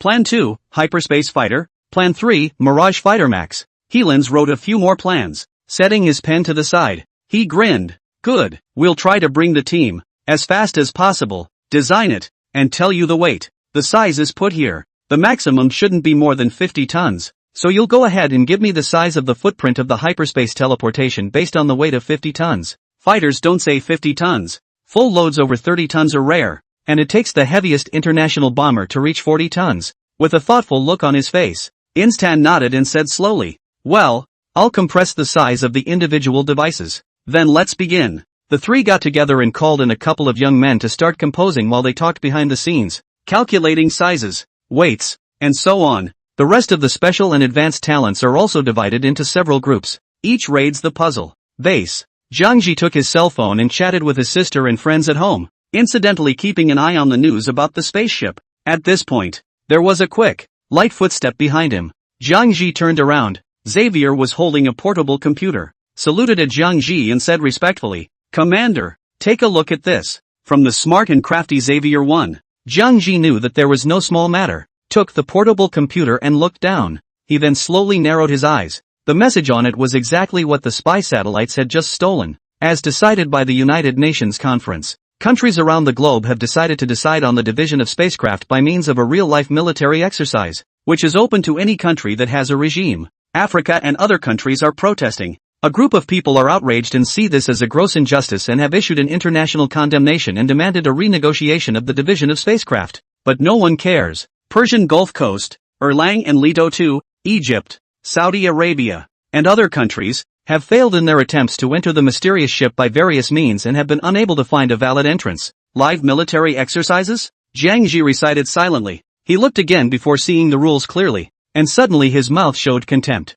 Turns out it's the big fighters bullying the little ones. Don't even think about it. The next rules to be set will definitely favor the big countries, and the smaller countries will want to take the points and just focus on participation. Seeing that the commander was almost done looking, Xavier spoke tentatively. Commander, spaceships, products from alien planets. Do you think the base would like to join this military exercise to gain some technology? The higher you stand, the more you know about a ship that can navigate the universe. What amazing technology is contained within? Describe it in terms of hanging the world. It's not excessive in the slightest. Xavier hadn't realized that the ship, long ago, had been dropped in the plans by Jiang Ji, so he came to ask, and Jiang Ji returned the tablet to him. It says that only countries with power can participate, and it's only a matter of days. Do you think we can have power? At that, Xavier closed his eyes. In his mind, and then at an exaggerated rate, he evolved the image of the base taking down the entire crash. If there was a brain-computer interface that linked up to Xavier's mind,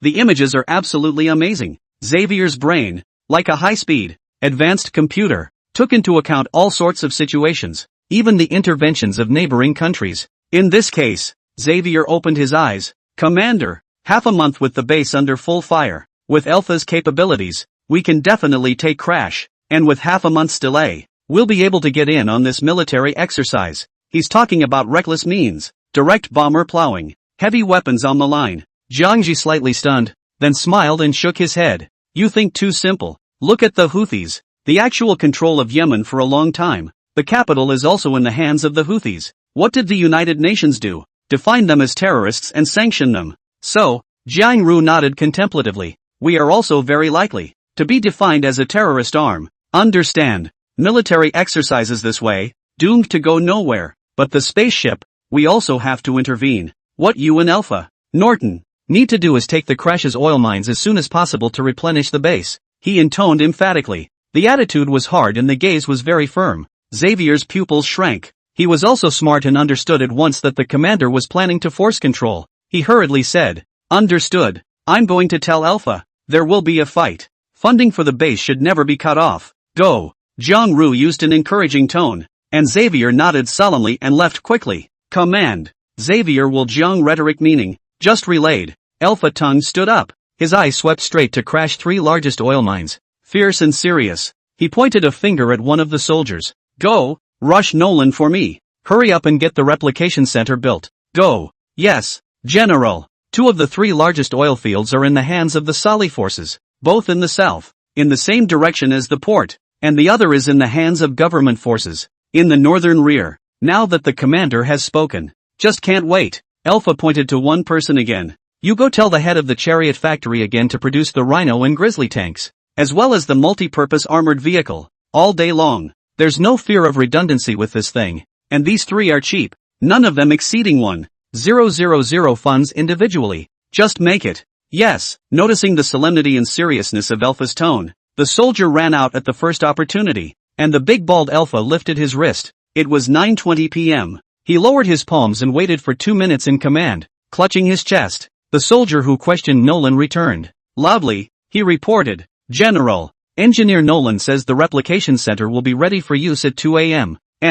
At the latest. Alpha's cross-faced face pulled back, leaking ferocity. You go tell him I want it at 12, no matter what he uses. Yes, General. Again. He waited a few moments. The soldier who had just gone out ran back panting, reporting to the general. Chief Engineer Nolan says that at 12 o'clock, an additional 50,000 funds will be consumed. 50,000? The Alfarians were ruthless without saying much, lighting up a cigarette that they had asked for from Jiang Qi. You go tell him. Hurry up. 2 hours earlier. I'll take the oil field 2 hours earlier and make it up to him. Yes, $50,000 is 2.5 million tons of oil. Alpha is actually talking a bit big. 2.5 million tons. Not a small amount. Many oil fields produce no more than 100 million tons per year, which translates to only 2 million in base funding. But it's too much to worry about at the moment. Time is money. Nolan agrees. Add some construction vehicles, and the base nuclear power plant begins construction, piece by piece, along with the cloning center.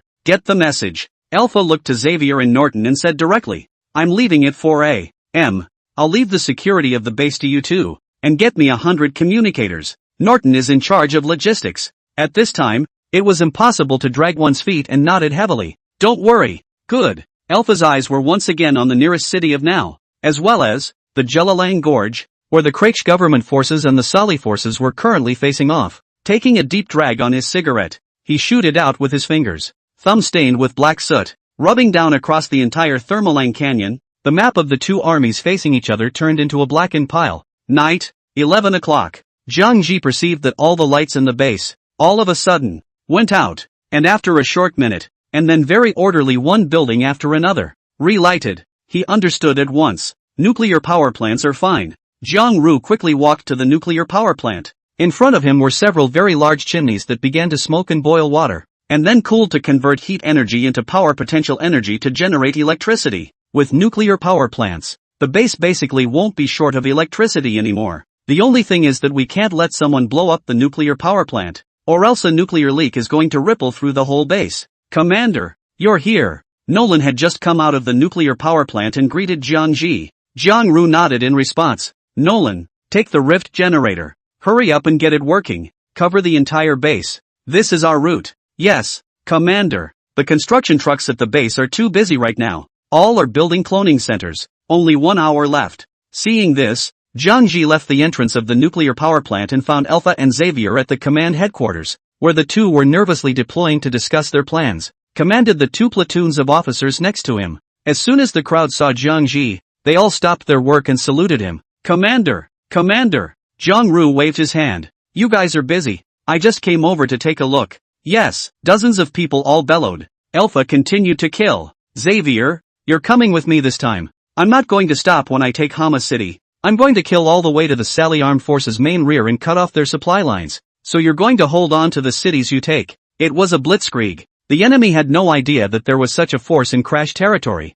and it was all going to be taken by surprise. Alpha wants to extend the battle as much as possible. If we can kill the back of the Jelalang Gorge and cut off the retreat of the Sali forces, there are government forces in front and Al-Qaeda forces behind. The Sali armed group. It will collapse into nothing. Xavier nodded. Leave it to me. As long as you're in a position you fought, you think I can lose it? Ha ha ha ha ha. Alpha laughed bashfully, slamming Xavier hard. Okay, trust you. Immediately after, Alpha turned, his eyes, sharp as eagles, swept over the faces of the many officers. What is to be arranged for you has been arranged. Now go down and get ready, and go to rest, and leave at 4 o'clock sharp. Yes, General. The base produced 1,000 mobilized soldiers yesterday. Under Alpha's arrangement, all were refreshing themselves and leaving in the early hours of the morning for a big battle tomorrow. And with that, a large number of officers took their leave of River, left the command post. Alpha said to Xavier, you go rest too.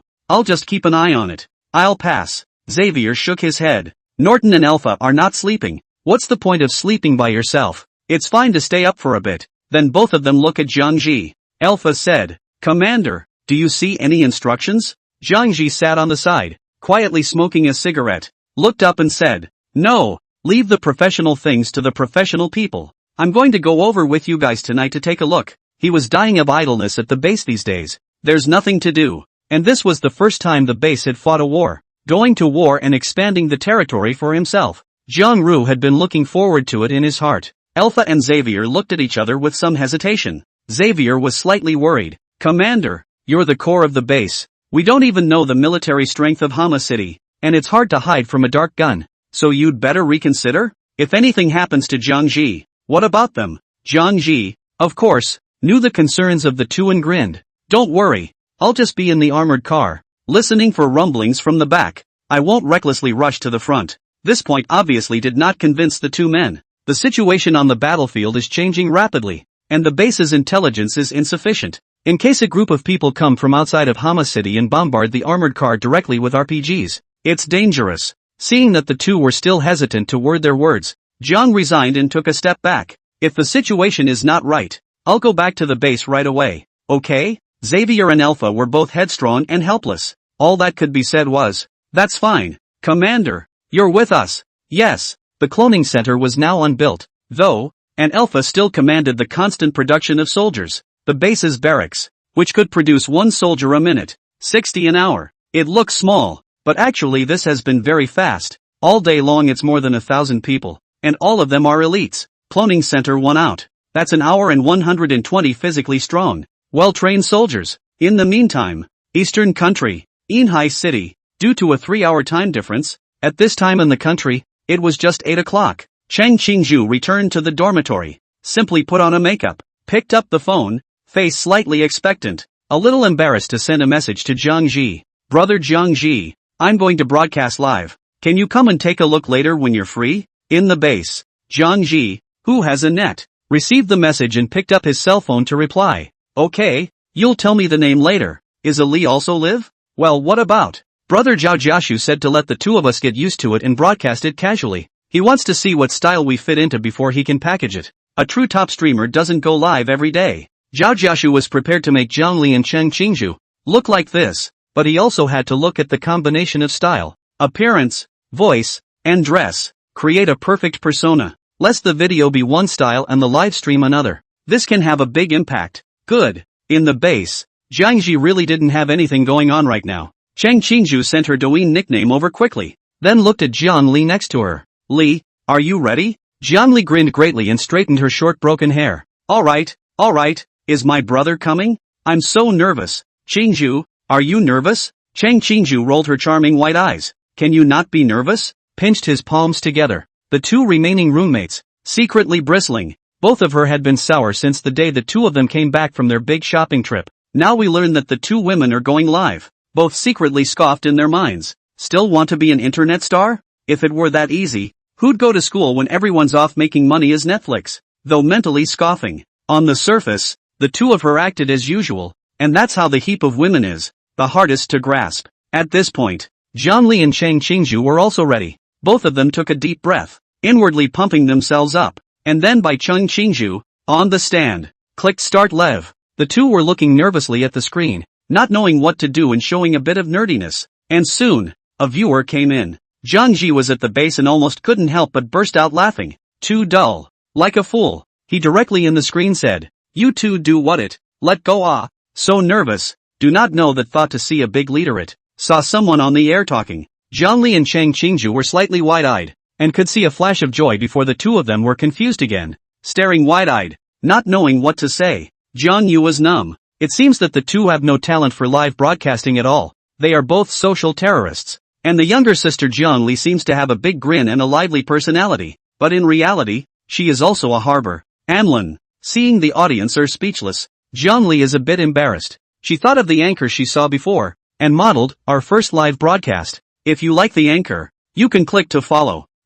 Thanks. Jiang Ji was silent, sitting at the base and lighting a cigarette without saying a word. Silent snap, I'm your brother. Ha! Jiang Li's eyes widened at once. Her face reddened for a moment. Then she called out, brother, what are you doing? I thought it was an audience. Forget it, you two play, just broadcast as you wish. Do not want to broadcast off the line. Brother support you too. Something call me. It's not like he's poor himself. Rather, there is no need to painstakingly teach the girl how to live. There is no need. At that time, just want to find some part-time jobs for Cheng Qingju. Seeing this, Zhang Li skimmed her mouth and let out a cut, not taking it seriously at all. Cheng Qingju lowered her head a little embarrassed, looking a bit self-conscious. It was true that brother Zhang Rui was trying to help himself, and he couldn't go on like this. He had to learn to broadcast a bit. Zhang Ru left the live broadcast room, brushed the video. Douyin is now still occupied by all kinds of news of the spaceship, almost every self-media, to rub a little heat. The comments section calls out the most. Just wanted to see the airship live. It's just that this one is not currently available to anyone. And Jiang Ji had just left the live broadcast room. Zhao Jiashu then came and began to carefully teach Cheng Qingju and Jiang Li how the newcomers should broadcast. He was very patient. This is the sister of the big boss. Jiang Li was actually quite interested in this older brother. However, said that in the future, he would butt heads with the entertainment industry. What girl hasn't fantasized about wearing a nice dress and standing under the spotlight? She too studied hard. Zhao Jiashu acted as the management of the live broadcast room, but slowly a dozen people came in to watch again. Jiang Li was responsible for chatting with the pop-ups. Cheng Qingju is a good boy when he sits down. The two are pure and youthful, coupled with the schoolgirl level face, coupled with a newcomer live, surprisingly slowly attracted a lot of viewers to watch. All want to be a newcomer's sister's big brother. Let's see if we can get a kiss. Zhao Jiashu at the side of the care. The two broadcast is a little skillful. Zhang Li let go. From time to time with the audience and the live broadcast jokes. According to what Zhou Kashi said, no matter how big the gift, all do not thank, do not respond. Zhang Li is now also a small rich woman. This point is doing very well. Create a high-end persona. In order to keep the heat in the live room, Zhao Jiashu also put in blood, the biggest lucky bags one after another, used to keep people and create traffic. The number of people was surprisingly short for an hour. Broke 1,000. Zhao Jiashu was very excited. Some of the millions of fans of netizens, live broadcasts are only a few dozen viewers to watch. Jianli and Shang Qingzhu, one lively, the other quiet. All beautiful girls. Combined with the constant flow of goodies, the fan base is continuing to rise. He knows, now it's got to keep it up. Better create a big event with buzz and traffic out of it. That first day is a big success. Zhao Jiashu gave a slight thought, and a frightening idea was born in his mind. He winced to himself. Think about it. He still sent a message to Jiang Ji. Mr. Jiang, I have an idea that can make our company an MS. Jiang Li a hit. It just might burn a lot of money. Do you want to hear it? Say. Zhang Rui is cold and doesn't talk much. Zhao Jiashu swallowed a mouthful of saliva. Himself shocked by that idea, he shivered his hands and spoke out this unrealistic idea. Create a record of the highest PK winning streak. No matter who it is, we'll beat him and defeat him. It's all about hitting it hard with money. What Douyin top stream? 3 Yang brother, Hui Zi, and those, all with PK to give a beating of the heart. These anchors are self-contained, a lot of traffic. Then Zhao Jiashu edits it to promote it. Definitely fires. Zhang Ji a slight thought, eyes a little shocked. He blinked. Good guy. Not bad money. You take on so play is not it? With those top streams, a live broadcast, ready for millions of hits? He's got this $70 million in his pocket. I can't afford to build it like this. Zhao Jiashu continued. Mr. Jiang, I can contact Douyin management to make a guild, and Douyin can be 7-3, our sevens. Zhang Rui took a deep breath. That was about right. Zhao Jiashu didn't dare to say a word after posting this. He was so apprehensive inside that he almost felt himself tensing up.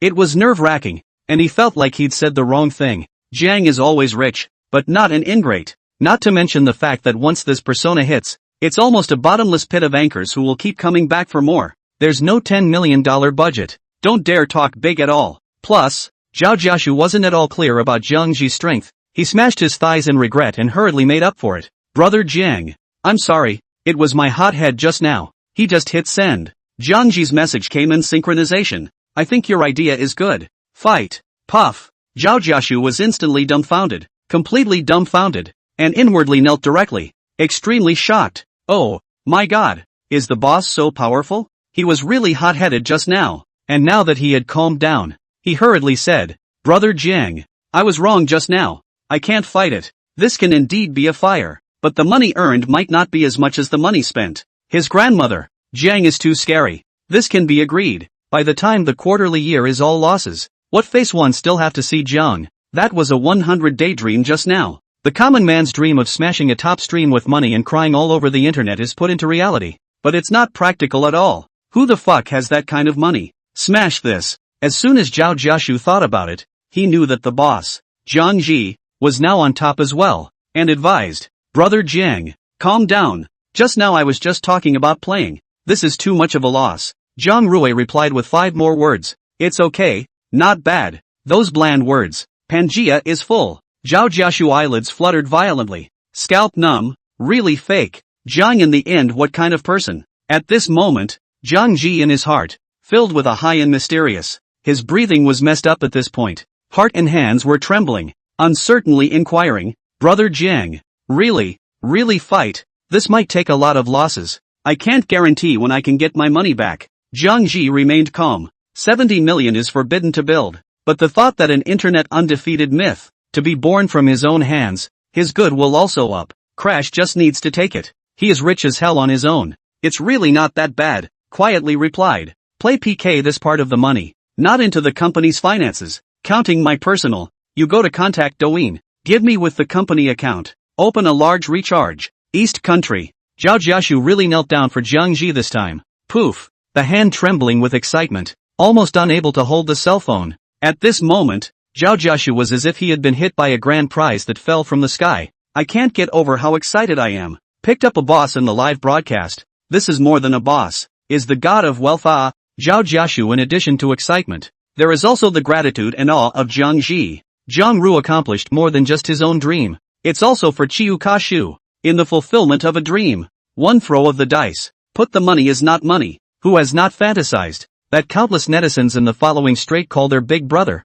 That scene can absolutely satisfy anyone's vanity. Jiang Ru's words came to this point. Zhao Jiashu shirking again would be unintelligent. He was all hot and excited with light in his eyes. Brother Jiang, I'm going to contact Douyin. Is it for you to open that number of Anlin? Well, send me the company account number. Base. Jiang Ji wrapped in a cotton jacket and sat on the sand. The base was brightly lit. The sound of industry and machinery was constant. And one by one the soldiers came out of the barracks, reporting from the sidelines. He suddenly had an idea, and smiled to himself first at the thought of opening a live broadcast later, so that the whole country would come to swipe the rockets. Swipe one, and fire one at the enemy. If the enemy was a kid, I guess it doesn't stop for the night. Ha ha ha. Zhao Jiashu quickly sent the company's Douyin account, and then the first time he sent a WeChat to a Douyin customer service that he had previously added. There's nothing difficult about opening a large recharge. Douyin can't wait for you to fill it up. It didn't take long. Zhao Jiashu in the past 2 days to find a good company address,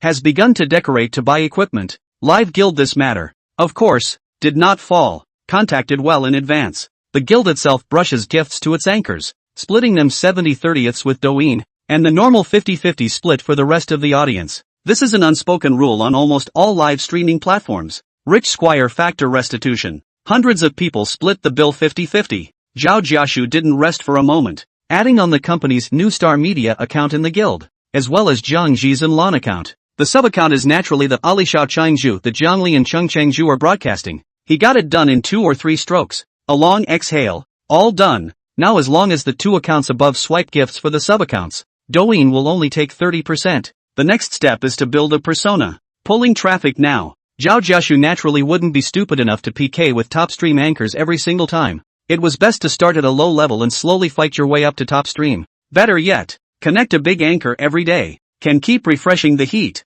Now Ali Zia Kingzu is a new number. Not much fame. Want to even big anchors? Of course, impossible. Can only play some small anchors first. The persona of the undefeated myth has to be established first. Zhao Jiashu searched for a while, so he sent a message to Jiangli. Miss Ali, I've discussed it with Jiang. You should change the title of the live room to A Little Searching. Zhao Jiashu's eyes suffused with wariness. So let's be blunt. Create the highest PK winning streak in the entire network. Lose a handful. Send a 911 sports car. In the dormitory. Jiangli and Cheng Qingzhu who are live broadcasting saw the message. The two were obviously stunned. What the hell? Real send or fake send? Who can top that with a real delivery? Zhao Jiashu quickly took Jiang Ji with his idea and sent it over.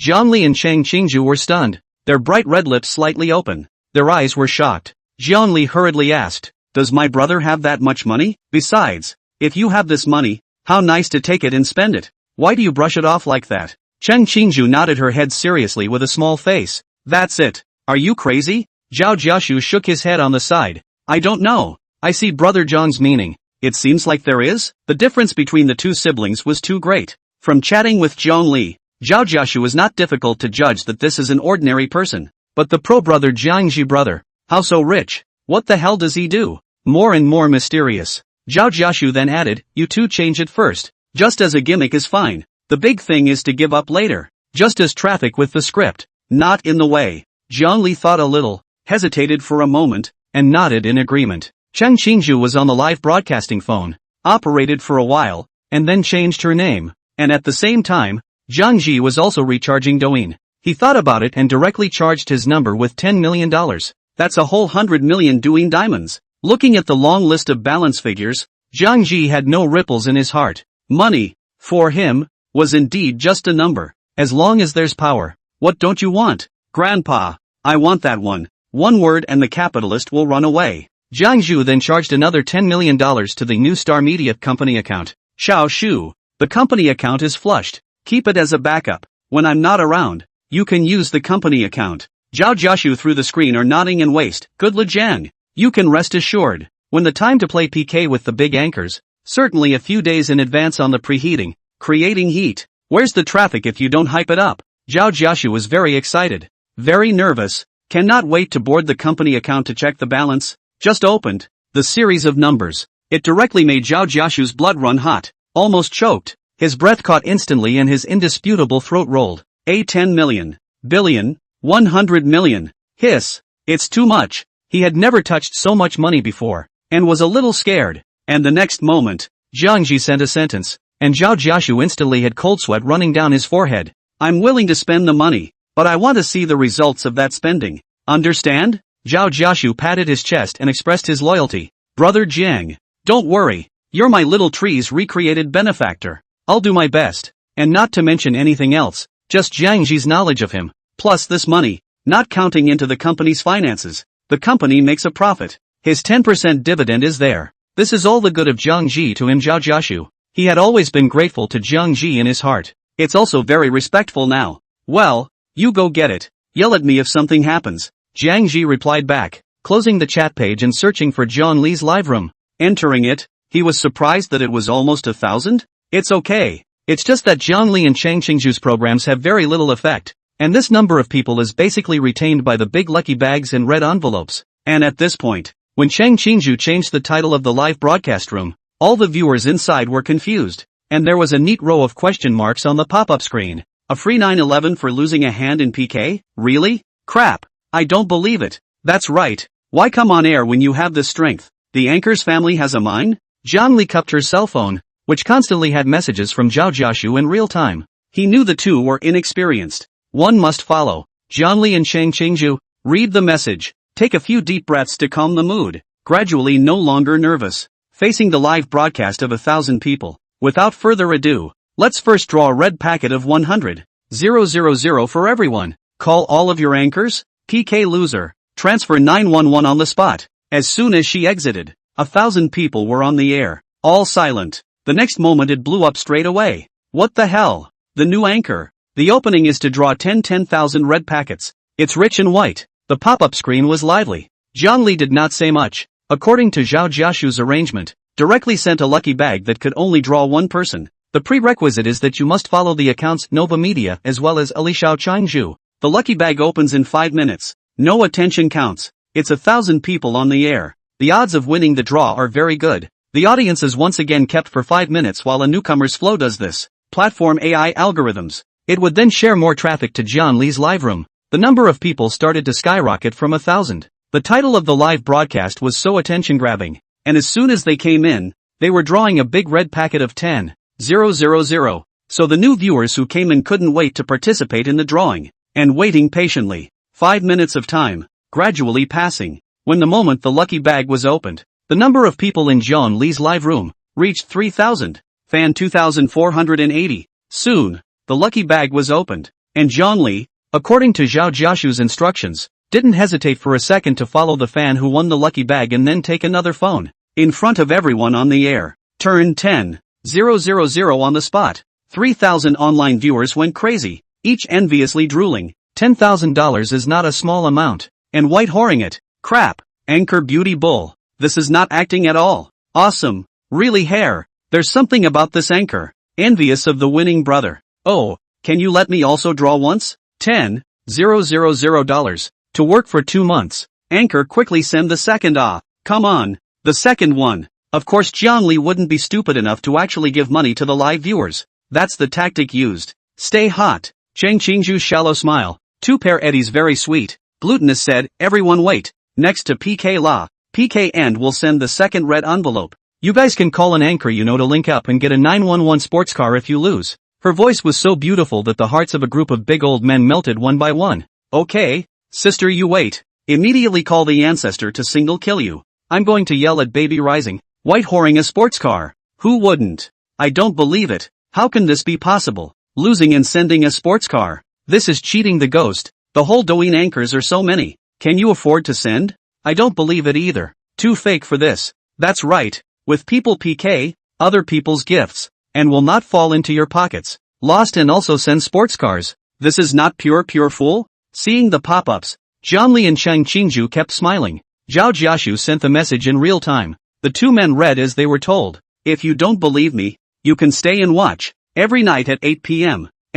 live. Lose 1 game. You get a sports car. Tough. The live viewers were all thinking the same thing. Then I'm going to see if it's true. Shay, those who said something about dying and entering the factory. Didn't see it enter the factory? Okay, brothers, don't talk nonsense. Call a big anchor to win in one fight. Don't you know? Go go go. Immediately afterward, very many of Douyin's live broadcasts popped up with pop-ups of connecting to Wili Xiaoqingzhu and winning sports cars. It confuses so many anchors and viewers. Not for a moment. The crowd then figured out what happened. Xiaojiu is a King of Glory anchor with 3 million fans and 4,000 viewers in the live room. There are several big brothers in the 40s. Just finished operating a regiment. Xiaojiu looked at the live broadcast. 1 PK sent Porsche 911 sports car pop-ups. Cannot help but doubt, asked, brothers? You say this really false? The new anchor dares to do this. Then we shall not teach her to be a person? Connect and try chanting anchor. That's right. Try. Win, not only earn rice, but also white whoring a million sports car.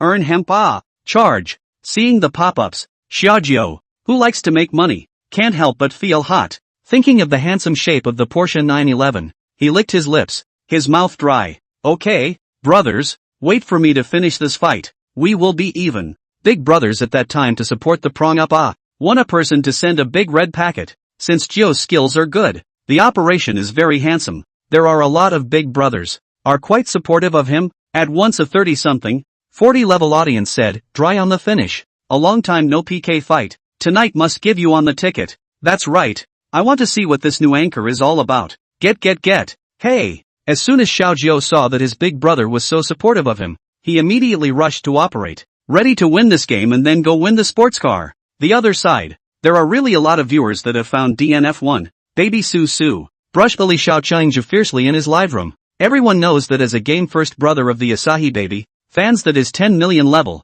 and there is no lack of big brother. Playing PK is gnarly and fierce. Baby Su didn't notice it at first, and with more than 100,000 people in his live room, many people ran to John Lee's live room to take a look, found out it was actually true. One by one, they also ran back and brushed up, all wanting to watch the fun, and it was only then that Baby Rising noticed and asked with a curious smile, what anchor, so fierce? I wouldn't dare to say that losing one hand gives a sports car. The audience all but urged him to connect the dots. Baby Shushu smiled, he wasn't far behind, and said, let's go take a look first, and we'll talk about the connection later. Rookie is not interested in sports cars. He was really quite interested in this anchor who gave away a sports car for losing a handful of times. So on his computer, he opened Douyin and searched for Wili Xiaoqingzhu.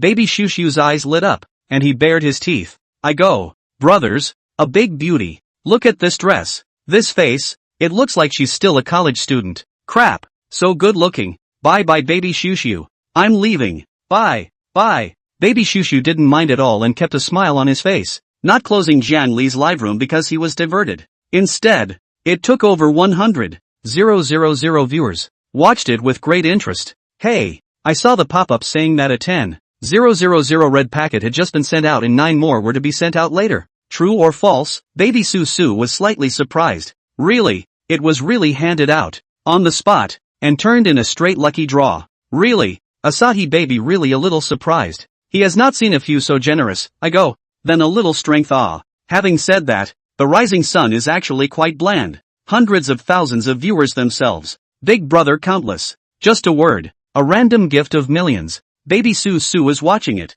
Suddenly, Jiang Li's live room is divided into 2 screens, and on the other side, it is the small 9 of the king's honor. Ruffling his hair and playing it cool, he said, just you guys lose and give away sports cars? Cheng Qingzhu smiled slightly. Yes, to fight? The rule is to count by the time you lead. Whoever leads for a long time, wins. This is the rule set by Zhao Jiashu. Avoid being maliciously stolen from the tower. In case there is an anchor behind you looking for dozens of people, the last few seconds to violently brush Huazi. You one person, certainly cannot brush dozens of people, so PK within the lead for a long time. Even if you win, Xiaojiu has the support of his big brother, immediately said, come on, sports car ready to play a few minutes of? Zhang Li looked at Zhao Jiashu's message and said, 10 minutes. Family members can see what punishment they want to see each other do. Post it on the pop-up and I'll randomly pick it. There's the added bonus of Baby Rising, as well as those 3,000 viewers advertising everywhere before. Now Jiang Li's live room, the number of people are 8,000, and the audience likes to see the fun the most. Straight up one is harder than the other in terms of punishment. Bark like a dog for 100 times. Kneel down and call the anchor mom. Get down on your knees and say I was wrong. I'm not strong. I shouldn't have touched the anchor. Write a 1,000 word confession live on air. Naked. And Xiao Jiao also used a small number, secretly peeking at the live broadcast of Zhongli Xiaochangzhu, and immediately shivered. Don't. These penalties are too harsh. And Zhongli, who was as good as an imp at this point, smiled cheekily, picked up her other cell phone, pointed it at the live broadcast, and made a random point on the pop-up screen. Interactively draw penalties for Kao. You can retain the audience better. Satisfy their bad taste. Loser writes an asshole on his face and asks if everyone recognizes what it's called. Xiao Jiao's face turned green on the spot when he saw this punishment. Damn. This group of spectators who are watching for fun is not too big. Is this something a human being could do? It's so insulting. When Zhang Li and Cheng Qingzhu saw it, they both couldn't help but cover their mouths with a smile. Can you accept it? If you don't accept it, you won't PK. Jiao darkened his face, thinking of the handsome and racy sports car. His teeth clenched. No problem. Turning his head, he then seriously said to the audience of his live broadcast, Big brothers, the battle of face. Xiao Jiao is here. So please everyone, the opposite side is too arrogant. Today must be taken down ruthlessly. 10 minutes of connected PK begins. Xiao Jiao shouted loudly in the live broadcast room as his big brother began to power up, sending gifts one by one, and surprisingly began to suppress Zhang Li and Cheng Qingzhu. Seeing the situation, Zhang Ji shot out with 10 carnival. Instantly 30,000 bloodstains, and pressed Xiao Jiao down to just a sliver. Gifts of special effects flooded the broadcast room. 2 live audience, plus the baby Su Su is watching. More than 100,000 netizens, all stunned, crippled, carnival so on? Which big brother? Big brother confused. Stop brushing and watch the anchor lose the sports car. Crap, there really is a big brother. There goes my year's paycheck. Big brother wants to warm the bed? Begging for adoption big brother. Moreover, Zhongli and Cheng Qingzhu acted very blandly, and the contrast with Xiao Jiao's side, who was playing passionate music and begging for gifts at the top of his voice, was too obvious. Zhang Ru followed up with another 100 carnivals. One shot, 300,000, counting it as a gift from Douyin. It was 3 million bloodstains, which was very rare in the entire Douyin live streaming circle. One spectator's jaw dropped. Look stupid. It's too hard. Xiao Jiao live room only a few thousand people. Just started to threaten to vote on the big brother. At once, one by one silent. Get on a gross. I've got nothing on my side, but they've got 3 million votes, so I'm going to fight with my head, and a gift of $300,000. Instantly, the live room of Ali Xiaochengzhu was pushed to the first place in terms of gifts in Suzhou and Shanghai province and the 6th place in the whole country. And more viewers poured in. Zhang Ru won carnival without stopping. Almost every second is a special effect. Come in an audience. Wide-eyed look stupid Watch so many years live. Really not a few times to see such a ruthless big brother. PK at the end of the day. The number of people in Zhang Li's and Cheng Qingzhu's live broadcast room was directly fixed at 30,000, which was almost an audience that only big anchors had. Jiao lost unsurprisingly. Shame on you for writing King's rump on your face and asking, in front of over 200,000 people, do you recognize what this is? Pust. The audience just couldn't hold it in. Shrimp and pig's heart. It's too suffocating. After watching the first live broadcast, Baby Susu silently clicked on Anlan's account and looked at it twice. And there was nothing in it. He marveled and smacked his lips. Brothers, this is a real big brother. The whole scene down. The carnival has to give away there are 200, 600, 000, TSK, bull. Nine's total gift ended up being just under 100, 000 votes. Crushed to pieces. No wonder people rush to say lose a hand to send a sports car. On this strength, Douyin has a few can beat. Susu baby shook his head and left Zhang Li live room. He thought about it for a moment. Next, Zhang Li and even a few PK. Have Zhang Ji shot. No surprise. All victories, 7 battles 7 wins, and fight there are several thousand people live room. Fukubukuro was also handed out 710, 000s. The live stream must have been in the 20,000 plus range as Nova Media came into its own and became known to tonight's audience. Just wait for Zhao Jiashu to edit the video. 200 carnivals playing park. Lose and send a sports car. 100,000 sends a red packet. There are these topics in. To recreate some heat, the subsequent flow will be higher. At this time, the time of the Jiangxi side of the time has been 3 a.m.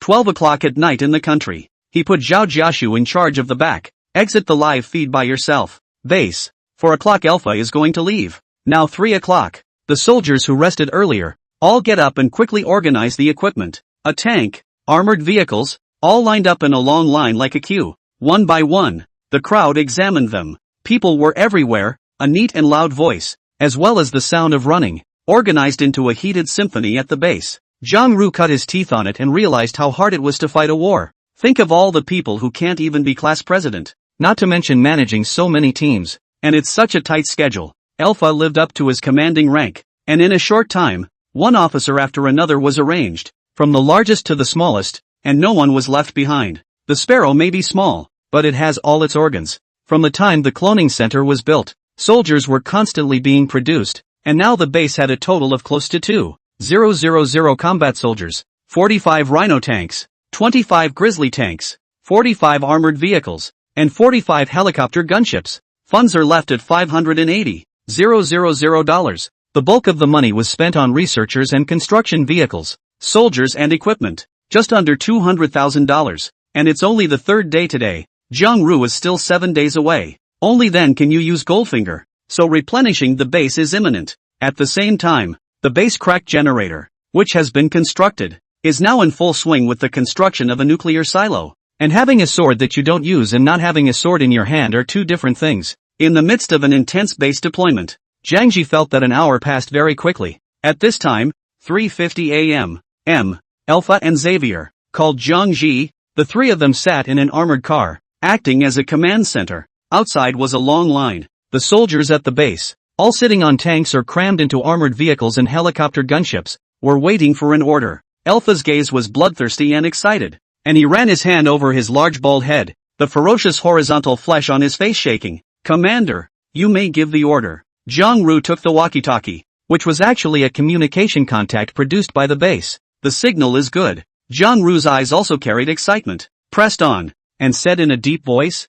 "This is the command headquarters. Pass the order down. The whole army, set off. Roger, roger." Boom, boom, boom. In the middle of the desert, an engine roared and lights flashed as the front row of armored vehicles began, their wheels raising sand and dust. The buzz drove forward, behind a car, followed at once. The desert is wide, the caravan into several rows, in unison, as in the wilderness driving recklessly. Helicopter gunships at the base, taking off at the same time, buzzing overhead as well as in front of them. From the sky, at this point in the desert, more than 100 armored units seemed to pour out of the ants that could overpower everything. Kill the city of Hama. The armored car from the command center that Zhang Ru and Xavier Alpha rode in was at the very back, with 4 armored cars swept alongside to guard it. Head in all 4 directions. Each hovered armed helicopters, but where there was an unidentified target, no orders were needed. Direct fire was opened, and no one could get near the command headquarters. The early hours of the morning, when people are at their sleepiest,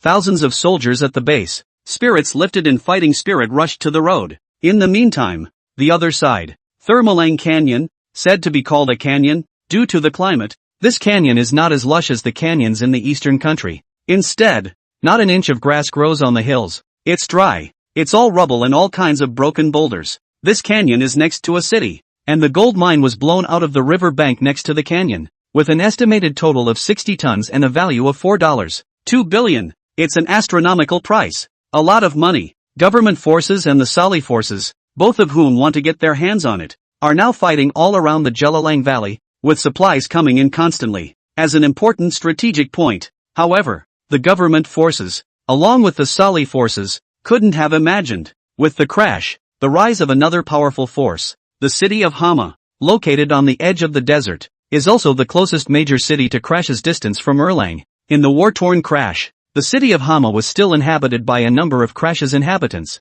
except that half of the entire city was basically in ruins. Everywhere is war-torn and broken. Shell craters were everywhere on residential buildings, and the residents living in the Crash were not destined to rest well at night, and any comparative commotion could wake them up. The fear that comes with war. It's been engraved in my bones for a long time. Easterners hear a pop and guess what their neighbor is letting run. Central Europe hears the same sound and is guessing what kind of gun it is going off. Buzz off. Early in the morning, countless sleeping residents of Hama City awakened with a start. Their eyes panicked, unable to put on their shoes, rushed to the windows to take a look. 2 helicopters with lights, flying from afar, and the city of Hama is currently under the control of the Sali forces, using the various factories here to produce supplies for the front. So there were quite a few garrisons, prevent counterattacks by government forces. They were all awakened by the roar of the helicopters, and the first thing they did was grab their guns, and heads sprang up in unison from various locations on the building next to the steel mill in Hama City, as well as throughout the sprawling steel mill.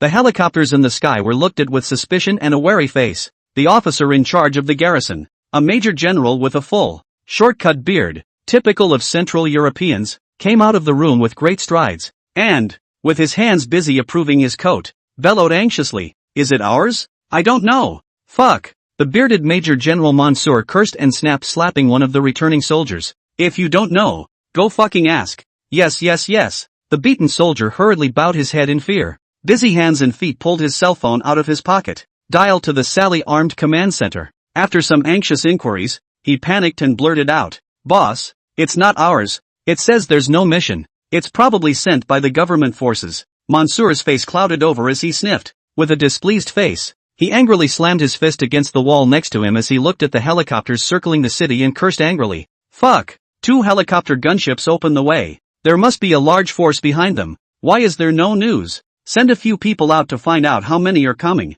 Speed. It's all crash. Mutual spies. There are sources. There is no airfield for government forces near Hama City. This helicopter gunship, how can it be like a ghost, flying all the way without a trace?" But obviously couldn't care less about that at this point. Mansour hurriedly arranged for the men to push out from the steel mill. With the building where they were stationed, it was impossible to sit in this one position. Wrong position and direction too. Shit. It's not one of Erlang's men, is it? The helicopter gunships were flying in the direction that they were coming from, north of the border, and they hadn't built many fortifications at all in that direction. The outposts are also all to the west of the government forces. Then, Mansour had clearly blundered. If the soldiers stationed in the building with the steel mill didn't come out, Jiangji wouldn't even know where they were. Now, one by one, the armed men advanced towards the outskirts of the city. 2 helicopters that have been searching. At once they discovered their lair. Drip. Command. Command. This is Sentinel Eagle. The enemy is located at the steel mill northwest of Hama City,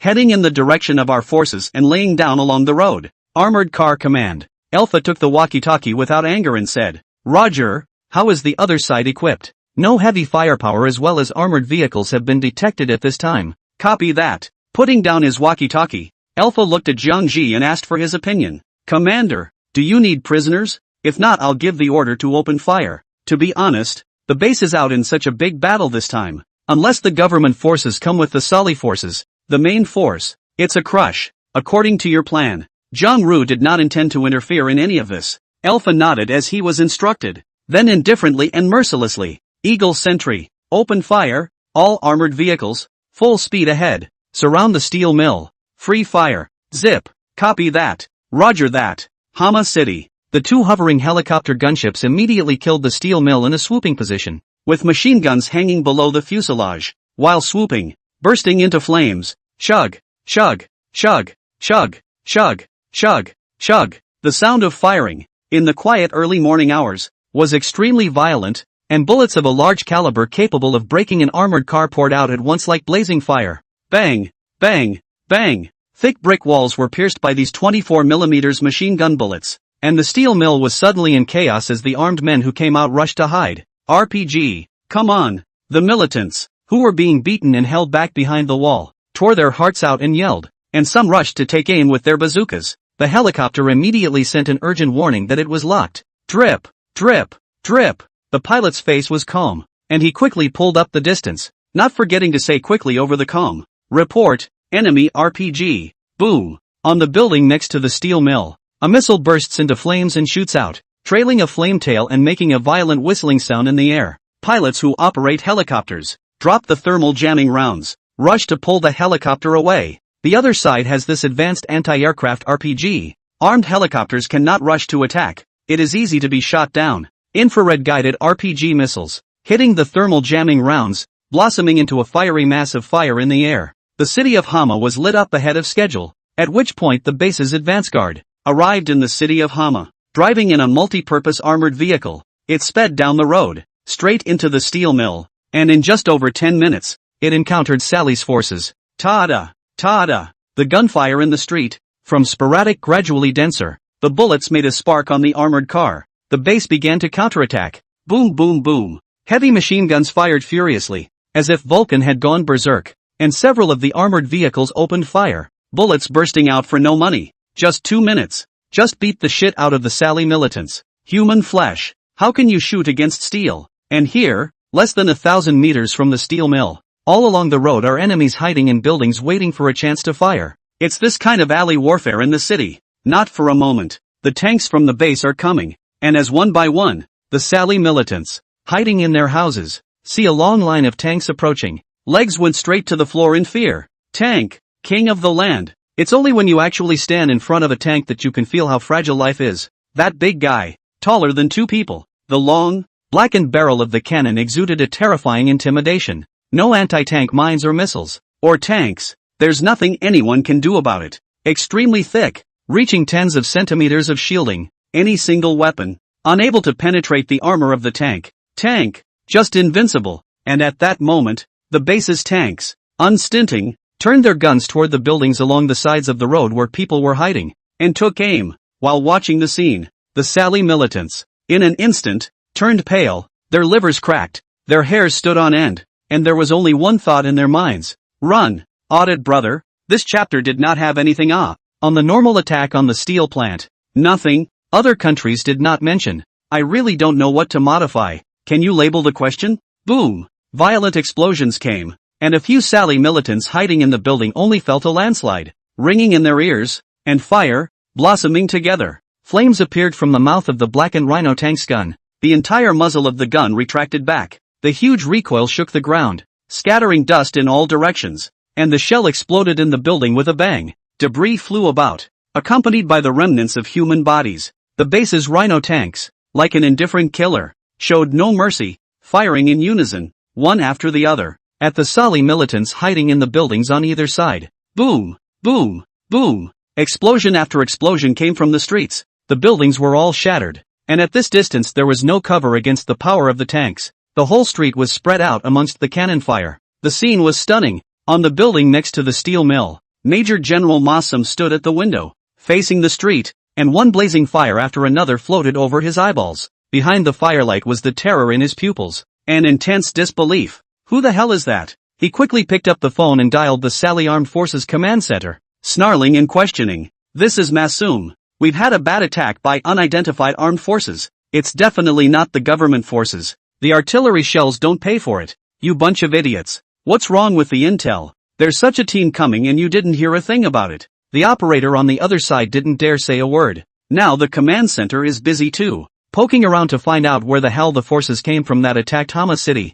But after contacting Erlang and contacting Hayabusa, those two were surprisingly clueless as well. Indicates that it is not clear. It's just weird. Mansour knew that for a while. He couldn't ask a question. The enemy had already hit his face. And the most crucial thing now was to save his life. He didn't dare stand by the window to watch. The mighty tanks in the distance were too intimidating. Go, go, all pull back, spread out and look for opportunities at the steel mill. Quick, Mansour yelled, himself in a hurry, rushing downstairs. The building is too obvious a target. A few artillery shells can clear out a layer of people. The steel mill is big. The terrain is complicated. The other side takes the city. Surely they won't bombard such a big factory with tanks. Otherwise there's no point in taking this one position. Indeed, it's an established industrial powerhouse. We are able to produce steel fittings continuously. Machine tools come down worth tens of millions and hundreds of millions of dollars. And no one would bomb a place like this, which gave Mansour the courage to resist. By virtue of being familiar with the complex terrain of a steel mill,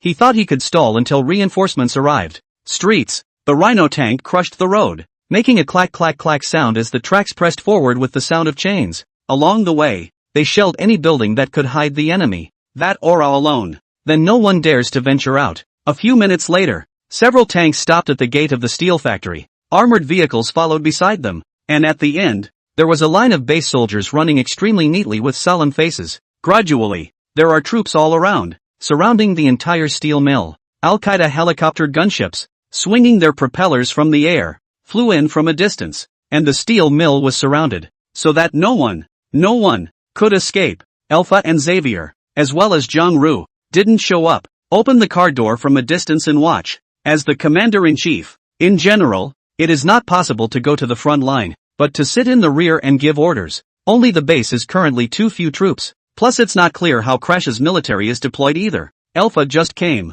Commander, do you want the steel mill? He still asked Zhang Zhu for his opinion. It's fine if you want it. It's fine if you don't want it. The base doesn't need the steel factory to produce weaponry, but it's definitely useful to keep it for the future. And at this stage, it's better to hold on to it. Zhang Ru frowned. It says it's a steel mill. This is actually just like a full-fledged arsenal. In wartime, almost all heavy industry factories can be converted into arsenals in a short time. Production of various weapons accessories. Alpha nodded. Picking up his walkie-talkie and commanding as steel was at the forefront and an armored vehicle turned on its external speakers. A loud voice came out. Don't try to resist. You only have one option to surrender. I'll give you 5 minutes to think about it. After 5 minutes, shoot on sight. Do not hold weapons. Put your hands on your head and step out of it. 4 minutes. Early in the morning, it was only slightly light, and the surroundings were quiet, for the atmosphere in the steelworks was tense, and one of the armed men dared not utter a word. So, the beckoning was heard by all.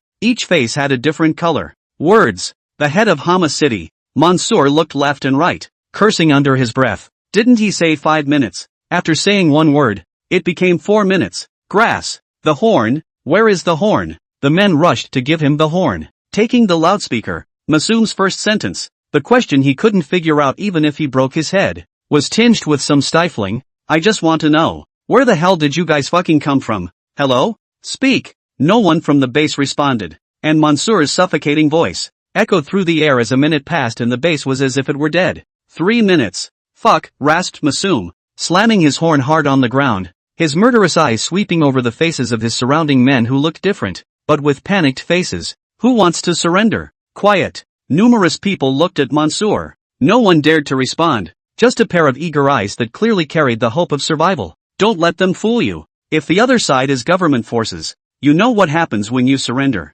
There was no such thing as treating a captive kindly as a nemesis, and Mansoor terrorized the crowd with his fierce words and grimace. Then, with a sneer, he jabbed his finger at the ground and swore, "It is impossible for them to open fire. This factory, which can produce a large number of gun barrels, along with shell casings, bullet casings, are all words to scare people. We are not afraid of them attacking with this many people. At most half a day, the reinforcements will arrive. All give me a boost. Yes, hold on. They can't afford to destroy this place." The Sally militants were roused to some fighting spirit. The importance of arsenals in times of combat is well known, and they've been fighting government forces for so long without violently destroying heavy factories. You can only take lives toward the offense. And that's often the most tragic, the most difficult. 2 minutes. The countdown to the pronouncement of death by the outside world didn't frighten the men this time. One by one, with their guns, hiding, if they dared anyone to enter, just hit him through the heart. 1 minute. At the last minute,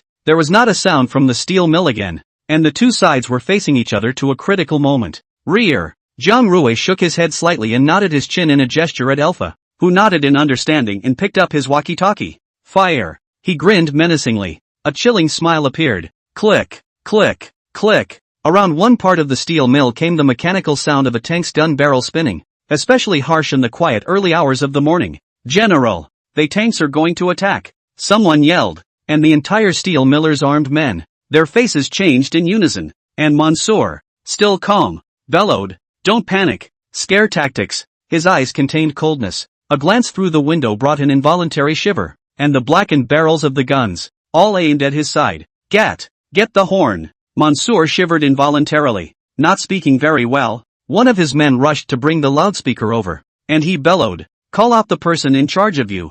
I want to negotiate with you. Negotiate the hell out of it." Zhang Ji and Alpha had been indifferent. He pulled out cigarettes from his pocket and gave one to Alpha and Xavier, and the three acted as if they hadn't heard him. Pa, light the cigarette. Boom, boom, boom. At the same time, dozens of tanks fired together and the ground shook loudly. Jiang deeply inhaled a mouthful of smoke. Alpha, what is the next plan? Now is not compared to the past. Communication is too developed. Presumably, this will be the news. Are spread to the nearby countries on the desk. There was a violent explosion at the steel mill. Mansoor to the moment of firing, are full of incredulity. They, actually really willing to destroy this place. Alpha exhaled a mouthful of smoke, revealing a mouthful of large white teeth. Commander, the city of Hama only provides the base with basic supplies, but not funds. I'm going to fight all the way to the harbor. That's the core of the Sally Armed Forces, and a strategic location we have to take. Or else there's no way for us to get into the Persian Gulf. And we can't get the oil. Crybabies in the steel mills. Various structures quickly crumbled and collapsed under the shelling. And some shells directly broke through the windows and landed inside, exploding in a pandemonium at once. With defense, this way, not as smooth as this time, but Sally armed large forces in Jelalang. The port may really be possible to take in one fell swoop. Jiang pinched his cigarette and nodded his head with a smile as he analyzed. The inside of the steel mill went crazy. Hundreds of Sally militants all collapsed, filled with despair, waiting for a shell to fall and meet their death. Many of them are like Mansoor. Can't understand where these tanks are coming from. Couldn't figure out why. Unlike others, he preferred to destroy an arsenal for the sake of a few hundred people. Xavier, on the contrary, suddenly thought of something and paused in his smoking. Commander, do you think that the Falconer state will intervene? Isn't it said that behind the Sally armed forces, it's their capital? It's a transparent secret. It's just that Xavier Alpha and the others, unfamiliar with the world, are a bit conservative in what they say and not 100% sure. He was thinking about the Persian Gulf due to the crash of the spaceship. There's a Hayabusa fleet there with some officers and soldiers from the military base. And 2 nuclear-powered aircraft carriers are said to be on their way toward the Persian Gulf. Xavier tossed his cigarette to the ground and stomped it out with his shoe without thinking. Crash. Leah, Syria. Are the oil-producing countries in Central Europe? Oil and linked to the U.S. dollar. About the financial hegemony of the Falconer states. They will not let a big oil country so fall into the hands of others. Aha. Jiang Ru nodded. Even if he didn't understand economics anymore, he knew that financial hegemony was one of the main reasons for Hayabusa's hegemony. The reason the dollar is called the US dollar. It's because the dollar used to be the gold standard, directly linked to gold. And now, the dollar is more of a petroleum standard. International trading of oil, all to be settled in dollars. And the reason why the Falcon state is frequently messing with Central Europe is because another major power, which is engaged in global de-dollarization, is threatening the Falcon state's hegemony. It's possible. And, once we show that we're going to take the whole of Crash, even one of the big powers behind the government forces, who aren't sure what we're up to, will aid them. Jiang Ji slapped his forehead. What a headache. Boom. The steel mill collapsed completely, and there came a series of explosions. Smoke rolled in, and hundreds of lives were buried as the 3 men talked. Jiang Ji looked at it and didn't take it seriously anymore. Continuing the topic just now, catch them by surprise. Get the oil field first. With the funds, we are not afraid. Understood. Okay. Alpha answered along with Xavier. And with that, Alpha took the walkie-talkie and commanded the troops to retreat, checking and searching throughout the city to see if there were any other garrison locations. From now on, the city of Hama will be an outpost of the base. But on the surface, it's the core. Hama city can be blown up and air-raided. The base can't, and a single missile falling in is a huge loss. Just use Hama city as a stand-in. The steel mill burned in a blazing fire, and black smoke shot up into the sky. So the residents of Hama city, bewildered, looked at the thick black smoke. The cannons stopped. Many people opened their windows and watched in timid fear as the base's troops patrolled and searched the city. And there was a constant roar from the helicopters in the sky. Panic showed in the eyes, on the faces, in droves. Meanwhile, the depths of the eyes, with a dash of hatred. Jiang Ji is not without sympathy. Just looking at this foreigner's face, sympathy cannot be. Think of Air Lang, those people, taking technology picked up in the desert and still looking down on the East countrymen. The stick farts, screaming all day long. Is it necessary to sympathize with them? Meanwhile, a number of people in Hama city, with their cell phones out, were filming surreptitiously on both sides of the street and upstairs through glass windows. That's how it is in the modern world. Information age. The video of the Al-Qaeda troops marching quickly reached the internet, and you can't stop it. Throughout the crash as well as the Central European Regional Area Network, SAREN, gradually, attention was drawn to it. That neat march, an advancing tank, with dozens of helicopter gunships flying in the sky, such an armed force, drop a bomb on the international scene. They're all wondering which country is up to no good again. Ordinary terrorists don't have this level of sophistication. So many armored units, and well-trained. I-Gang, the Sally headquarters, next to the port city, has a huge military base with radar and air defense systems in operation. On the airplane ramp, a few slightly outdated fighters were parked. Reconnaissance aircraft, bombers have it all. A few years ago, the crash government forces, alone, procured more than 30 fighter jets internationally and were able to separate themselves from the government forces, even take a little bit of the upper hand. The Sally forces are predictably strong, and one should not underestimate any armed force that can make waves in a country. Military base in a fortified bomb shelter. It is the command center of the entire Sally armed forces. The head, Sally, a middle-aged man with a white turban, with deep dark circles under his eyes and an extremely shadowy gaze. At this point, he didn't say a word, grimacing, holding his tablet and looking at the incoming intel, as well as the video of the base troops marching through Hama City. It's not even 8 in the morning. Irritated at being woken up in an emergency, Sully took a deep breath as he looked at the bombed-out steel mill, picked up the phone and dialed a number that was familiar, but never contacted. Yours? There was a moment of silence on the other side of the phone. No. You don't know? I don't know. You don't know either? I don't know. The two were uncharacteristically dumbfounded. The two of them were fighting to the death in Crash. And that was Crash himself. It's amazing that another one has popped up now. Sully wiped his face hard with the palm of his hand.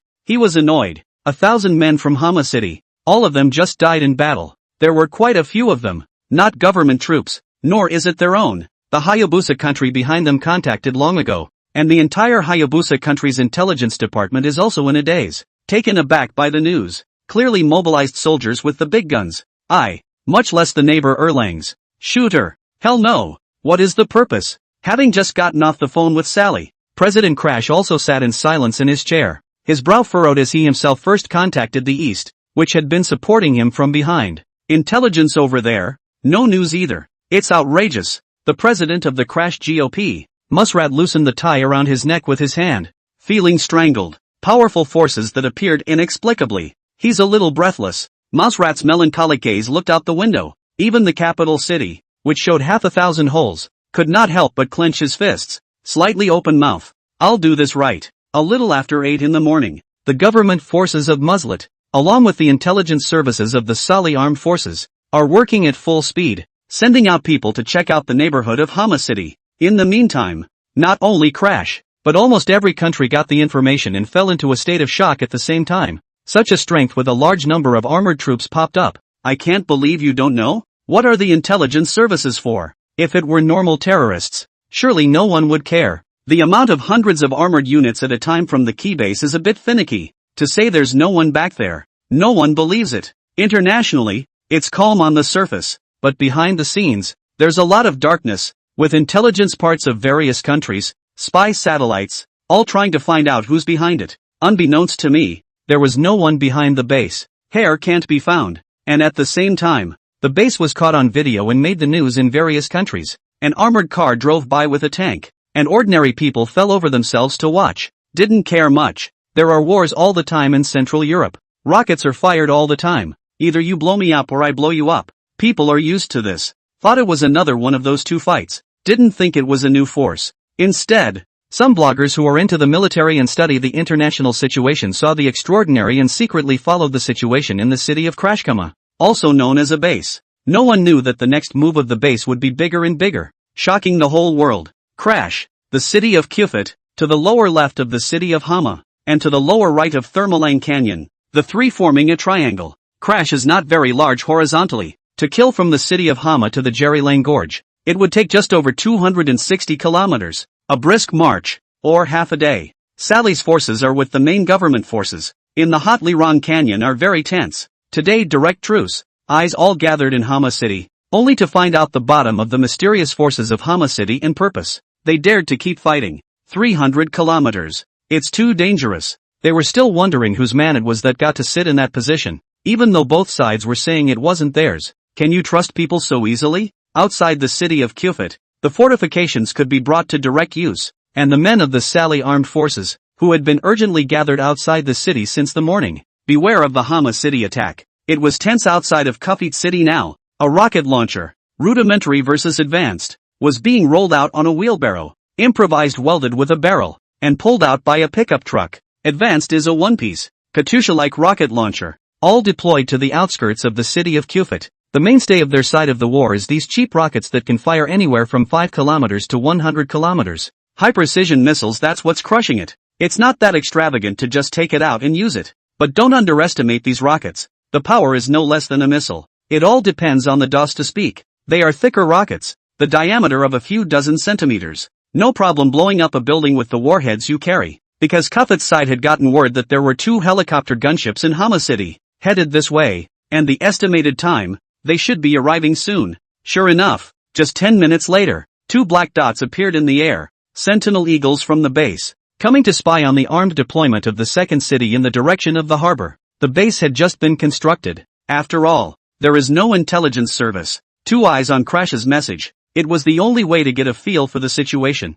And unlike the city of Hama, the city of Kufit actually had quite a few armed sally forces. This is one of the 2 most important complementary cities to the front line of Thermopolis Canyon. Nearly 10,000 men were stationed. To say the least, the various forces are very complete. The head of Kufit, dressed like Sully, wears a white turban with a tattoo of a black mamba viper on his neck that spreads down to his face. He stood upstairs looking through binoculars at the 2 eagle sentinels in the distance. With that, he put the binoculars down, and with his palm outstretched, he spoke indifferently. Bring the poison stinger here. Yes. His nickname is Black Mamba. His rank is Major General. He is very vicious, and he has climbed up step by step from a small soldier. Enjoys torturing his enemies for his own pleasure. The Stinger man-portable anti-aircraft bazooka, brought in by his men jogging along, was taken by Black Mamba and mounted on his own shoulder, adjusting its position, squinting all the way, as if a viper was spitting. He began to aim at the Wookiee flying from the base. Poison Sting.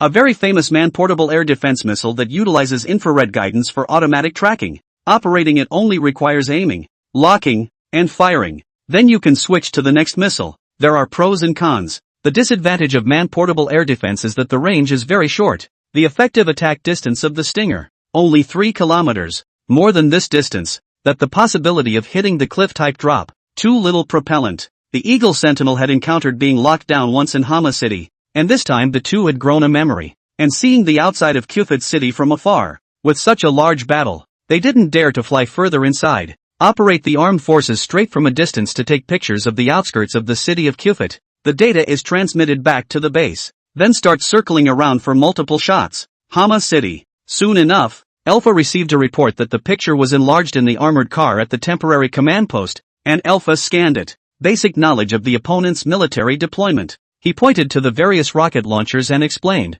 Commander, many indiscriminate attack rockets. If our land forces go there, they will inevitably form a bombardment zone, in the path we must take. And the only way to kill Kufit City is to go through it the hard way. He's just waiting for Sentinel Eagle to send back information. It's only then that you decide how many men to take out with you, because a portion of the men had to be left behind, to guard the city of Hama. Not all of them could be brought there this time. Yet at a glance at the situation, Alpha frowned. With the existing forces, the damage would be great if they were killed from the bombing zone, at which time the Sally forces would not be sitting ducks, and the Jelarang Gorge could be detached to attack the city of Hama. The rear can also support the city of Kufit in a constant stream. Is it hard to believe that the base's plan to quickly sweep through Crash is about to go down the drain for a second time? Zhang Ji looked seriously at the enlarged picture, tapping his fingers on the chair. Tap tap tap. Command was quiet. He also didn't want to wait. The base replenishment was imminent. The way did exist. Alpha was too embarrassed to open his mouth and ask Zhang Ji for it. Zhang Ru spoke up on his own. Let's use high-precision missiles to wash the ground. And make it quick. Contact the base and prepare a few V3 missile vehicles. Satisfied. The corners of Alpha's mouth cracked with intent, and he responded loudly. Yes. Zhang Ji took out his cell phone and contacted Norton at the base. After 2 drops, the other party picked up the phone. His voice was calm and collected. Which one? Me, Zhang Ru. Norton, who was in charge of logistics at the base, immediately looked shocked and spoke in a respectful tone. Commander, so it's you. What are your orders? Prepare 20 V3 missile vehicles. We need them on our side. Zhang Ji suddenly thought of another thing and continued after a pause. Ask Prof. Einstein again for me. Is the bomber design ready yet? Norton kept nodding his head, taking note of the commander's words, and then inquired. Commander, is the V3 missile vehicle going to be used now? Right. Norton hesitated for a moment, his eyes glancing over to the base. The spy satellite built, mounted on a rocket stage, not launched into the air. Just a couple dozen antennas carried by the buildings on the ground. Get the web to follow the information. He was about to speak and said, Commander, our spy satellite, which was not launched into the air before, for fear of attracting the attention of various countries, and the ground antenna, which is currently unable to provide precise guidance for the V3 missiles. Should we launch it now? Alternatively, ground-based spy devices, which can violently attack other people's satellites to force arithmetic, are just that, unstable. Base exposure. This has always been a big deal. The later you can expose it, the better. Build up strength to cope. If a satellite is launched, It is almost certain that it will be locked in position by the spy satellites of various countries, at the first opportunity. And launching satellites. An international application for reporting is required. And unannounced private launches are prone to cause warnings from national air defense systems. It's not an easy thing to do. Go through the formalities. No 3 or 4 months. Simply cannot get off. Submit information qualification. Then apply for orbit. Calculate the orbit. Wait for the launch. And so on and so forth. It all takes time. Upon hearing this, Jiang Ji also had a bit of a headache for a moment. The base's satellites would have to be launched sooner or later. Fighters, AWACS, missiles, all needed satellite support. Either that or aim manually. It's difficult. You let me think. He left a sentence to ponder the pros and cons. The biggest problem right now was that once the base was exposed, can you live with the consequences? Reality is not a game where you can die for the next hand. Nor can you be carefree, pull out all the stops and fight the enemy to the death. More than 200 countries worldwide. Nor is it a game of, at most, 8, with a variety of situation differences that lead to a very complex. And right now, the best option is to stay put and watch the fire from the other side of the river, waiting for Einstein and others to improve fighter planes, various weapons and equipment. Then produce state-of-the-art equipment. Wait another 7 days and use the gold finger yourself. Replenish $1 million. Or come up with some other black tech weapon. This is definitely the best option. Want to wait? Jiang Ji held the phone. His eyes were deep. Various ideas flashed through his mind one by one. And after a moment of hesitation, he immediately firmed up. There's no point in scaring yourself and waiting when things don't work out. And waiting isn't always a good outcome. He was never one to cower. Same as the Alpha. It's the main war party. Even if the base is exposed, it's not like it's going to cause a siege from all the countries. They just know there's a military base here. And the satellite. It has to be. Zhang Ru had been on fire in his heart, wanting to quickly sweep through Crash. And so was Alpha with the soldiers. Waiting for what? Waiting to lose their fighting spirit? He only has 4 words now. Just do it and be done with it. Norton. At the sound of his voice, Alpha, with Norton across the phone, got serious in unison. This was about the strategic direction of the base. Commander, you say, launch. Yes. Alpha took a deep breath as the commander's order refreshed the perception in his mind that he felt very strongly. Follow the right person. Soldiers wimp out one. Generals wimp out a bunch. Alpha instantly took out his communicator and shouted maniacally, pass the word. Leave 6 teams of Sentinel Eagles behind to keep a strict eye on Thermalang Canyon. And the rest, strike Kufit. Feeling the commander's voice filled with excitement and fighting spirit, the soldier on the other side of the calm, the voice was also agitated. Roger that. Roger that. Roger that. In the city of Hama, an hour's rest was taken. And once again, they quickly rose from where they were sitting and organized and checked their equipment. Logistics supply vehicles at the base. On the way to Hama City. This time it was a big move. And the government forces, along with the Sally warlords, were the first to receive the news. In the direction of the city of Kufit. So much for that. The vague relationship is clear. The mysterious forces that are targeting the Sally warlord. Igang Air Defense Base. Sally's narrowed eyes radiated dangerously as she snapped the information to the ground. Resentment in her mouth. Against me. I think they want to die. He gritted his teeth and his eyes were fierce. That gold mine looks like it's about to be taken. A third party pops up. Anyone who is going to be angry. Sally squeezed the words out of her teeth with an unkillable fury. Go! Send more supplies to Kufit. And as fast as you can. Finish this gang off for me. Shit. Messing around in Crash without looking at his class. Sully wanted to punch someone so badly right now. He felt like an ant crawling on him. Disrupt your own big business. Sally's core henchman, Saddam, consoled him twice. Chief, I'm on my way. It's okay, Chief. Kufit City has all sorts of war preparations for reinforcing the front line. And they're just relying on tanks. Ha, outdated. I know. Sally was full of impatience. I just find the fly annoying. And without him, in 2 days at the most, Hotly Wrong Canyon, we'd have taken it. That's $2 billion. How many weapons to buy? Alright, daring to come to Kufit City, they are digging their own graves. Saddam wore a cold smile. Kufit City's weapons were well known to himself. The other side is completely fighting with a stone. Looking for a way out. He left grimly, giving orders to the Black Mamba in Quaifet City. Followed by a phone call, to the vicinity of Quaifet City, to 5 secret military bases. Quaifet City. Black Mamba hung up the phone and looked twice at the 2 helicopter gunships still circling far around. A little exasperated, he aimed for half an hour. Neither waited until the Eagle Sentinel was in range, giving him a bad case of impotent rage as he picked up his walkie-talkie straight away. I don't care what you have to do. Get it down. I want to make the next deployment. After saying that, he scattered. Drip, drip, drip, drip, drip, drip. The two Eagle Sentinels instantly sounded the red alert of being locked on. The city of Cupid was important, and the ramshackle rural buildings outside the city hid Sally militants. It was they who targeted the helicopter with their stinger.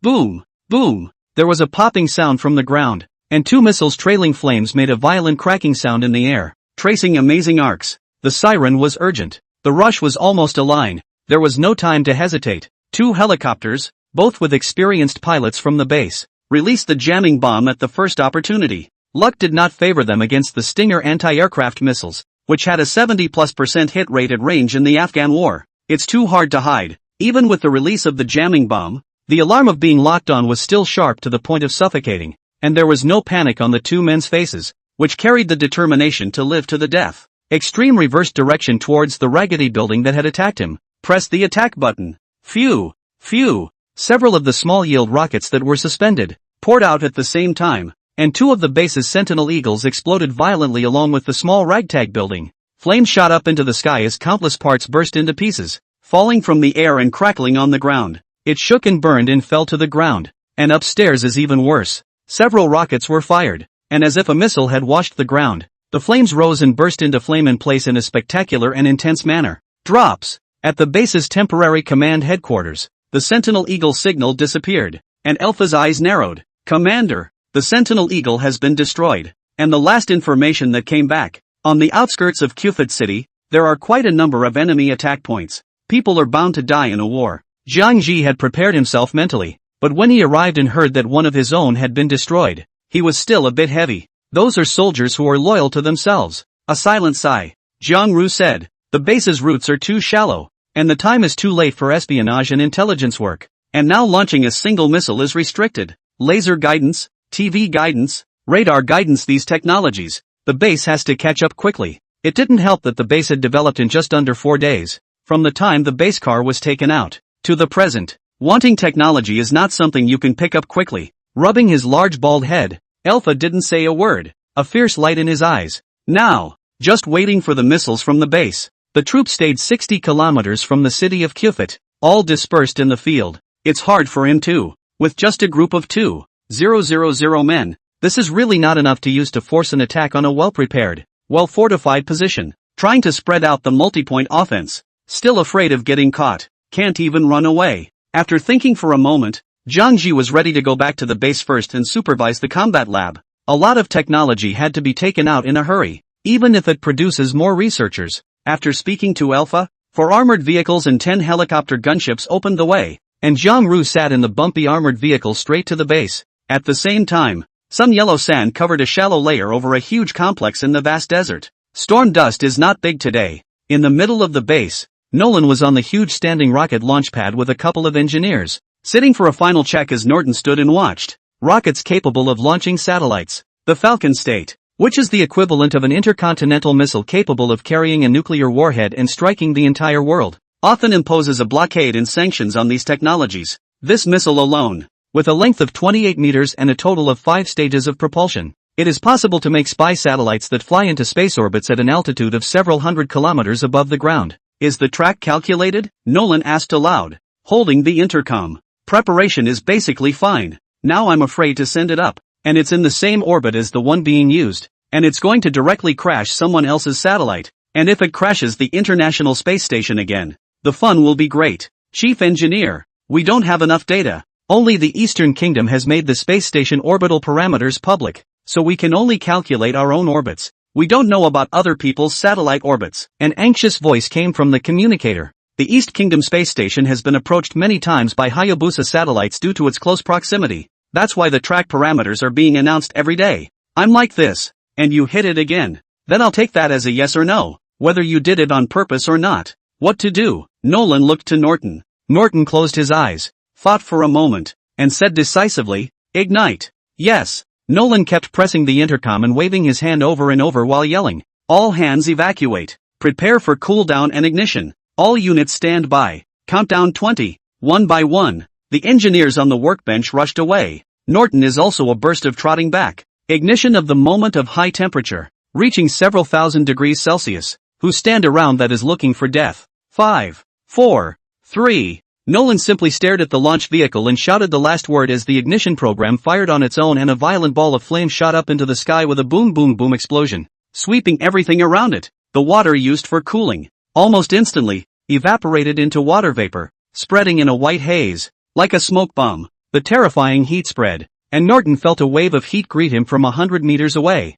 the thrusters carrying bursts of speed. Boom! The launch vehicle shot up into the sky. In just under a minute, the altitude reached 8,000 meters into the troposphere. Propellant was still sufficient at this point, and in a few seconds it was through the clouds, reaching the stratosphere. Meanwhile, the air defense and anti-missile system in Erlang, right next to crash, was instantly activated, with irritating air defense sirens ringing out from various military bases. What the hell? The heads of air defense systems at several border military bases were collectively startled. Hurry up and check the situation. On the air defense radar, a red dot rose into the air at breakneck speed, and the monitor's pupils widened in disbelief as he shouted, "Boss, at this speed and altitude, it's either a cruise or an ICBM. What?" All of them panicked, instantly lying down next to the radar screen, staring dead at the red dot on it. Quickly calculate the point of impact. Is it really an ICBM?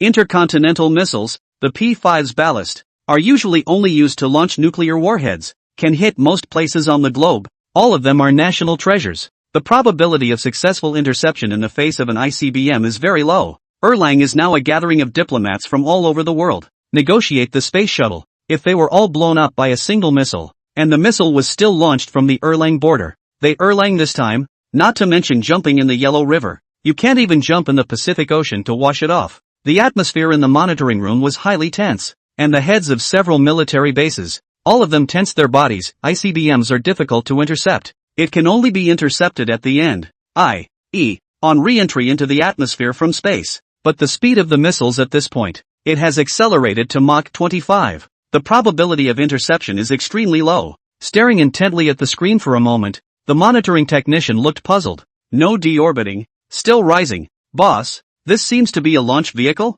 Wow! The entire monitoring station breathed a huge sigh of relief, and the person in charge patted himself on the chest and let out a long breath. Luckily, the launch vehicle, it's none of our business. That's the business of the United Nations. Look at the screen for a while longer. The signal just disappears. An anti-missile radar. It's impossible to detect an object that's already in space. The base's satellite, already reaching an altitude of 50 kilometers above the ground. He was officially in Earth orbit, but he had a lot more altitude to go. Spy satellites are about the same altitude as a space station, all in near-Earth orbit. And the current near-Earth orbit, densely packed and crammed with satellites, is really not much of a location for the base's launch vehicle, which is like a brute, squeezed right in. The air raid sirens at the Erlang military base, on the contrary, did not sound, and this time, it was the sirens of the satellite monitoring stations of various countries that sounded, all flashing red lights. Emergency alert, Falcon Country. Nowadays,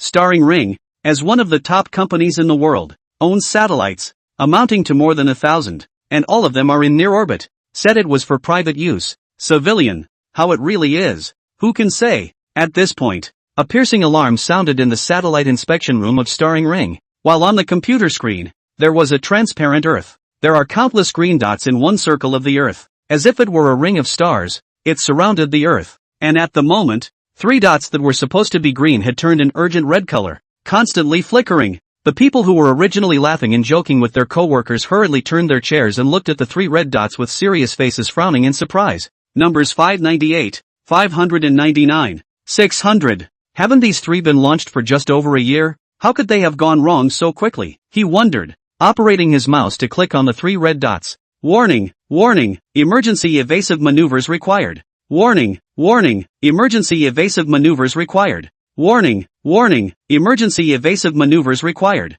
The 3 satellites had the exact same danger alert. The man froze for a moment, his face even more puzzled. What's the situation? I haven't received it lately. Someone's going to launch a satellite? David, what happened? 2 co-workers came over to ask. They stared at the screen together. David explained as he maneuvered to turn on the camera that had been turned off on the satellite, and as soon as the image appeared, the 3 men's mouths dropped open in unison. Crap, taken by surprise. On the Azure Earth, a carrier rocket, surprisingly, rushed straight toward the 3 satellites. looking like the orbits really clashed. David's eyes went wide and he just busted out. Fuck, where the fuck was this launched? No declaration, no notification. What the fuck? He quickly tapped his hands up on the keyboard to turn on the satellite's emergency obstacle avoidance feature. However, to get the satellite into orbit, the limited amount of propellant, from the start, is maximum power, and there is only a thin layer of atmosphere in outer space with almost no drag. The speed of the launch vehicle at this time accelerated to almost Mach 20. David's hand had just tapped a string of commands, and the three men watched in awe as the launch vehicle swept past the side of their own satellite. There's a thrill. Phew, David's hanging heart finally dropped, but he was still scared and filled with righteous indignation that he was so close to losing his job. Immediately afterward, he rushed to report the situation to the leadership. At the same time, Falcon Country. A few people from a spy satellite detection station and a secret military base were also dumbfounded at this moment and froze in their chairs. Dumbfounded, they watched their military satellite brush up against a carrier satellite. There are too many satellites in near-Earth orbit. Hayabusa alone has no less than a few thousand of them, many of which are spy high-definition photo satellites that no one knows about, with resolutions leaking out that can reach 10 centimeters. That is, the ground 10 centimeters long. All can be photographed clearly. These spy satellites, all day long, just shoot around the globe, looking for military bases, strategic fortresses, etc. In other countries, it's dangerous. It was almost a collision, and in the military base, the people who detected it were a bit angry. Who is this, launching a satellite without declaring it? This is a blatant disregard for other people's property. The East, the Maoists, the EU and other advanced countries, almost all of the satellite monitoring centers, all of which received the news from the unidentified satellite being launched into orbit, were at first just a little surprised by the monitoring centers. And when word gets to the top, one by one, they can't sit still. If you want to say who is most likely to live long at the top of a country when war comes, it's definitely the head of intelligence. He was not only well aware of the enemy's military situation, even the personalities of high-ranking officials are well understood. Spies, agents, all these, are under the control of the boss of the intelligence department. Okay, I got it. Don't worry guys, it's just a couple days, give you a result. A director's office in the Pentagon.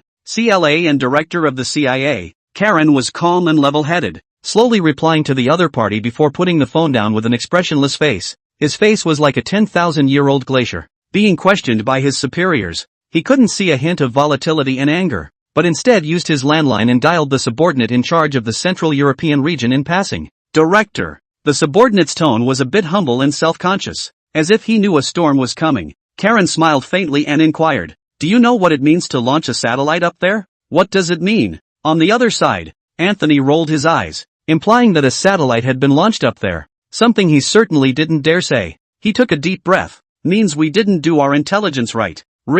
Karen looked at the pile of information with the intel in the upper right corner of the solid wood brown office and pulled from it, pulling out the video about the base being filmed. Meaning they also have the ICBM capability to strike the globe. Satellite and intercontinental rocket technology are not that far apart, and almost as many countries explicitly use the launch of satellites as an excuse. Actually experimenting with their own intercontinental rockets, well no. Erlang is like that. Anthony nodded seriously. Director, that's right, I've been looking into it as best as I can. The launch site is Central Europe. Quickly determined the exact location. You're on your own. I just want results. As soon as possible, got it? Intercontinental missile technology, which is such a shocking event that no one can afford to sit on it, is a technology that has been tightly guarded by various countries. Can give you rockets. Don't even think about technology.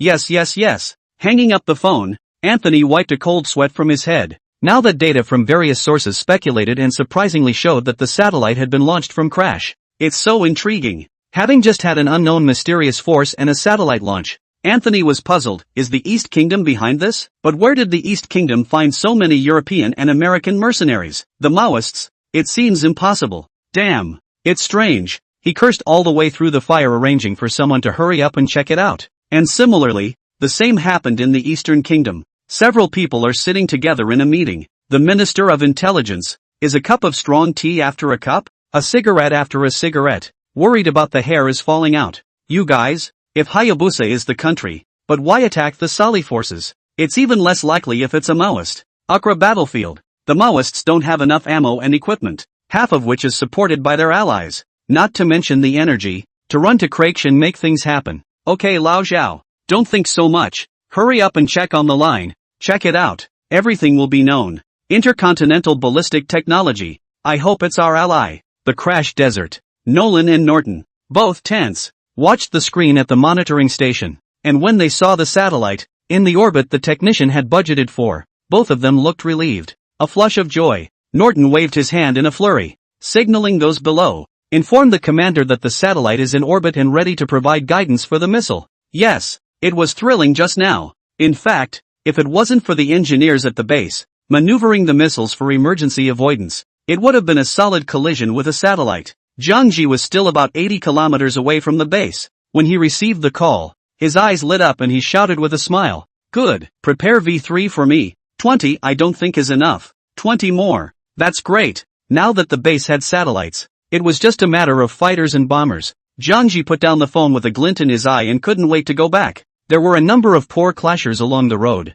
watching from both sides of the road as several armored vehicles sped by, raising dust along the way. In the middle of this time, from Erlang, Litoy, Lia Syria, the country of Shatper, next to Crash, there were a number of people who came through the border. Each was carrying some kind of travel bag. It's heavy inside. They were all intelligence officers from other countries, some hosted by government forces and others by Sully forces. The destination is the same, Hama City. Stop the car and take a break. Zhang Ji took out the cigarette case from his pocket, pulled out one, and looked up. The armored car slowed to a stop. Zhang Ji jumped out of the car, fished out a lighter and lit it. There were helicopter gunships circling all around his head, and if he dared anyone to approach, he would open fire without saying a word. Surrounded by wasteland and not a soul in sight, he glanced around for a moment, and the second before he withdrew his gaze, his eyes glazed over and looked into the distant air. Zhang Ji put his hand on his forehead to cover the sunlight, gazed at it, quickly got into the car and took out the walkie-talkie. Go to the individual.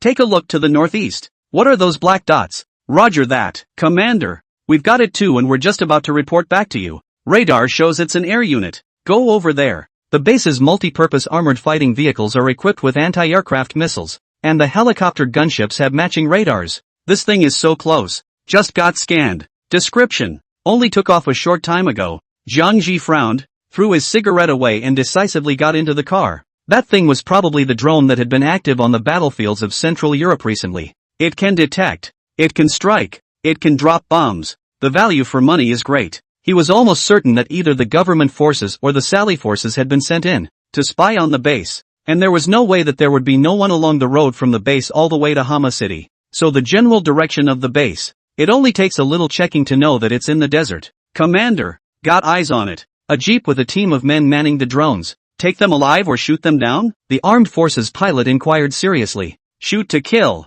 Don't worry about it. Zhang Rui ordered as he picked up his walkie-talkie, yet beckoned. Drive. Go back to the base as fast as you can. Yes. Not far away came the sound of a cannon blast, followed by a deafening explosion. In front of the large caliber cannons of the helicopter gunships, an armored car wouldn't stand a chance. Not to mention a jeep that was shot straight up in place, and the unmanned drone that was left unmanned, crashed down quickly. Zhang Ru had a little sense of crisis. Can't save funds anymore. Hama City left too few Sentinel Eagles just to keep an eye on the enemy's big movements for such a one-vehicle total defense. So, money had to be spent to police it, and the base had a crack generator, which spy satellites couldn't detect, so you had to rely on people to find out exactly where it was. The longer you can hide it, the better. 2 hours later, Jiangju's convoy drove into the midst of an already very large base, a rocket launching base with its gates closed, occupying a separate piece of land. One of the rockets stands inside, very large and tall. That's a nuclear bomb silo. Jiangji's gaze shook, a bit shocked. The base's nuclear bombs were carried by intercontinental missiles, so the rockets were huge. You can see it from a distance. Nukes, the equivalent of a sword suspended above everyone's head. The success rate of defense against ICBMs today is horribly low with nukes. It has the power to lift the table. On the other side, construction vehicles were surrounding the base, directly in a circle, building something that Zhang Ji could see was somewhat similar to a magnetic storm coil. The total number is estimated to be in the dozens. Iron Curtain? Zhang Ru was a bit excited. Once the Iron Curtain was built, the base would have the ability to fight back from the Jedi. This thing was in the game. It's hardened against nuclear bombs and is an unbeatable defense. He calmed down, striding into the middle of the base. In addition to a building, the base's air defense system, at this time, was the most complete. There are Patriot anti-aircraft missiles everywhere, so dense that you can imagine a neighborhood greenbelt with a Patriot turret the size of a small car. On the way back, 10 kilometers away from the base,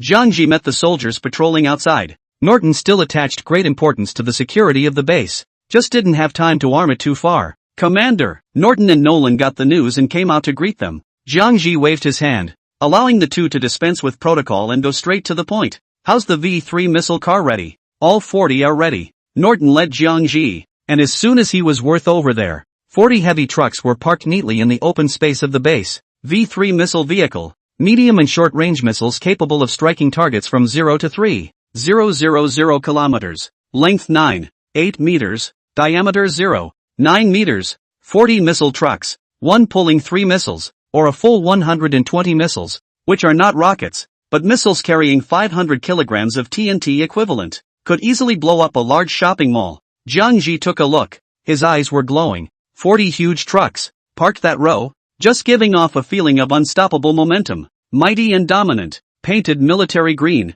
It's similar to the Dongfeng Express. "Okay, wait for me a little while."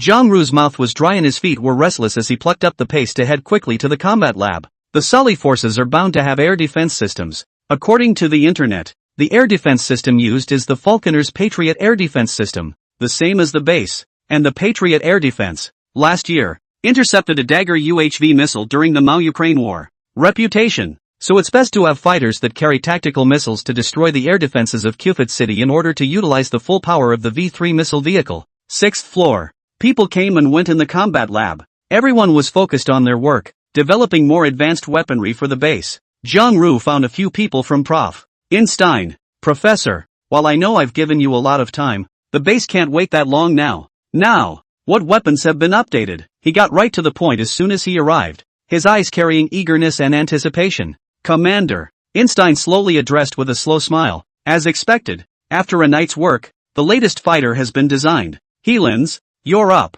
He's in charge of how to take the black tech like hyperspace teleportation along with the Iron Curtain and Phantom, and how to bring it to the fighters. The specific design was the responsibility of Heelan's. For the C it was Nicholas. "All right," Jiang Ji eyes surprise. "Here's only these 2 words. The heart is very shocked. Really worthy of the big bull. He is also with fantasy. Did not expect tonight really come up with results." Next to her, Heelan's rubbed her sore eyes. "Print out 2 thick stacks of drawings," smiling slightly tiredly at Zhang Ru. "Commander, living up to expectations? This is a conventional 6th generation stealth fighter. This is a 6th generation conventional stealth bomber. The strategic bomber is halfway done, and we should be able to do it tonight in one piece with the electronic fighters." Of course, it couldn't have been the result of Heelan's efforts alone, or else even if he'd grown up on a fighter's diet, he wouldn't have been able to do it. Instead, it's the entire team of 30 or so, co-development and design. Jiang Ji received the drawings with trembling hands. At this moment,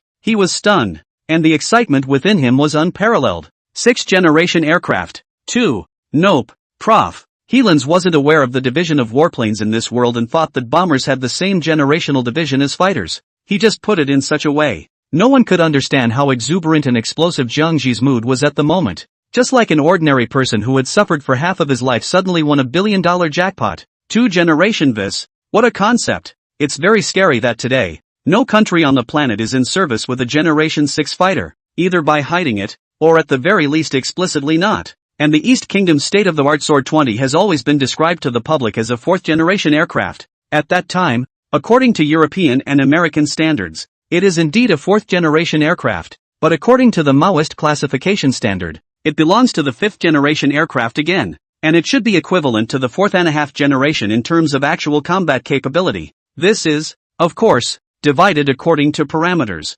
Specific combat power. The only way to test it is in actual combat. And unfortunately, the East Kingdom's Sharpshooter 20 has never been in combat, making it difficult to know its exact combat effectiveness. As one of the top 3 powers in the world, no true 5th-generation aircraft is even in service, which shows how shocking a 6th-generation aircraft really is. "Professor, hard work." Jiang Ji sincerely took Professor Heelan's wrinkle-filled hand and said in a heavy tone, "The commander is joking. This is all what I should do. No hard work." Professor Heelan's was also 50 years old and was very humble. Zhang Zhu then asked the key question. "Professor, bombers, what criteria do you base your classification on? Since you've been here a short time, You may not be aware that there is no such thing as 5 or 6 generations of bombers, he explained to Helens. Jiang Ji had to know how strong he was. This bomber. Like this? Prof. Helens did look slightly stunned as he searched his desktop and drew out a drawing. Jiang Ji's pupils shrunk. His heartbeat suddenly accelerated. And he had made up some military general knowledge.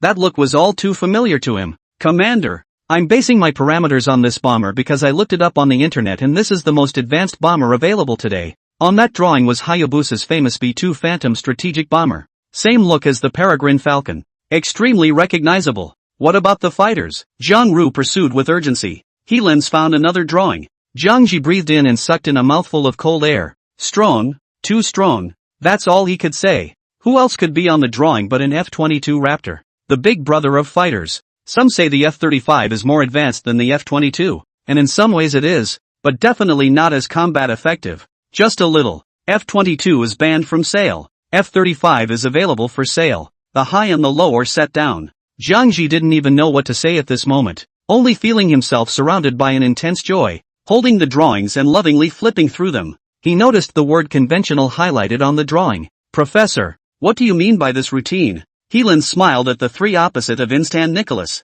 Commander, there's a surprise for you behind this one. Okay, Zhang Ru laughed out loud and didn't ask any more questions. The difference between conventional and strategic is the flight range, the duration of operations, and the ability to carry nuclear warheads. Strategic bombers can operate across the globe. The B-2 Phantom bomber once flew for 77 hours straight, air refueling 10 times, at 55,000 kilometers round trip. No one has yet been able to build these 3 records. Clunking lessons to the world. And conventional bombers just bombing the close ones. Nowhere near such high standards. The engine ran continuously for 77 hours. Technology is difficult. Nolan, how long will it take for the production line to be manufactured? Jiang Ji asked in passing as he flipped through a thick pile of drawings, checking the alarming data one by one. The Phantom Light Eye, with a maximum speed of Mach 3.5, far exceeds the standard Mach 3 for Generation 6 aircraft. Cruising speed Mach 2. Full body stealth coating. Absorbs all kinds of radar waves. Unmanned intelligent driving. Over the horizon radar. Vertical takeoff and landing. It is a multi-role fighter. No more than a day at most. Nolan, who had come with him, answered from behind him. New production lines can be added to the base chariot factories, and as long as the drawings are available, they can be given to the base corps to build the production lines, which are then assembled at the chariot factories. Hurry up, take it and get it. The Iron Curtain can stop for a while, and produce the Phantom Light Fighter first as fast as possible. Jiang Ji handed over all the drawings to Nolan and commanded seriously. Yes, Nolan dared not be careless and took it all the way out. Norton, contact Alpha and tell him to wait a little longer. Pay attention to the vigilance. And this time, give Cupid City a direct hit. Jiang Ji had a strange light in his eyes, looking forward to it. Well, I'll let you know. After Norton left, Jiang Ji also deliberately instructed the 3 professors to get some rest. Their bodies were also very important. There were going to be some tasks ordered. Forget it. Stop for a moment. It didn't take long for him to leave as well. And finding Norton outside, Zhang Ru hurriedly explained things. Norton, some defenses must be set up on that loop from Hama City into the desert. Don't save funds. Leave 200,000 for emergency backup. And the rest, spend as you see fit. Norton's mind tightened. There must be something going on for the commander to say that. Nod seriously. Also, we can't just rely on missiles and fighters to destroy and deplete the enemy's air defense system. Cheap rocket technology. The base should have it, right? You find Nolan. Go get me a set of production lines for rocket launchers. I only have one request. Saying that, Jiang Zhu stretched out a finger. A large quantity of food. Fire hard. Bomb hard. Anti-aircraft missiles are expensive. You want to use them to fight rockets. I'd love to see that. Understood. Norton recorded one by one in his mind. Jiang Ru nodded. There was nothing much to do next. Electronic fighters, split warhead missiles, and hypersonic missiles.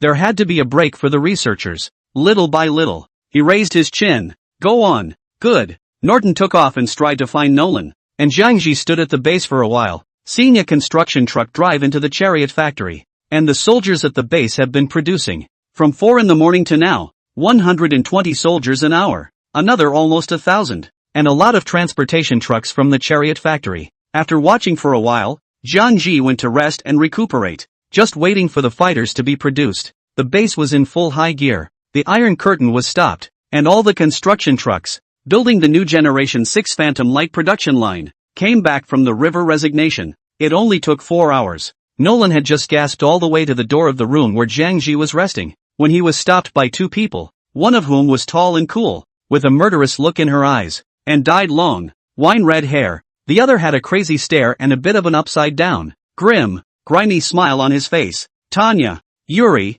I have urgent business for the commander, get out of the way. Nolan hurriedly explained. Tanya coldly explained. The commander gave me a word before he rested. The production line is ready, don't worry about how much money. Just build 4 of them, and asked me to pass it on to you. Nolan lurched. What the hell? How did the commander know it was going to be ready so soon? He had wanted to surprise too. There was a bit of embarrassment on his face.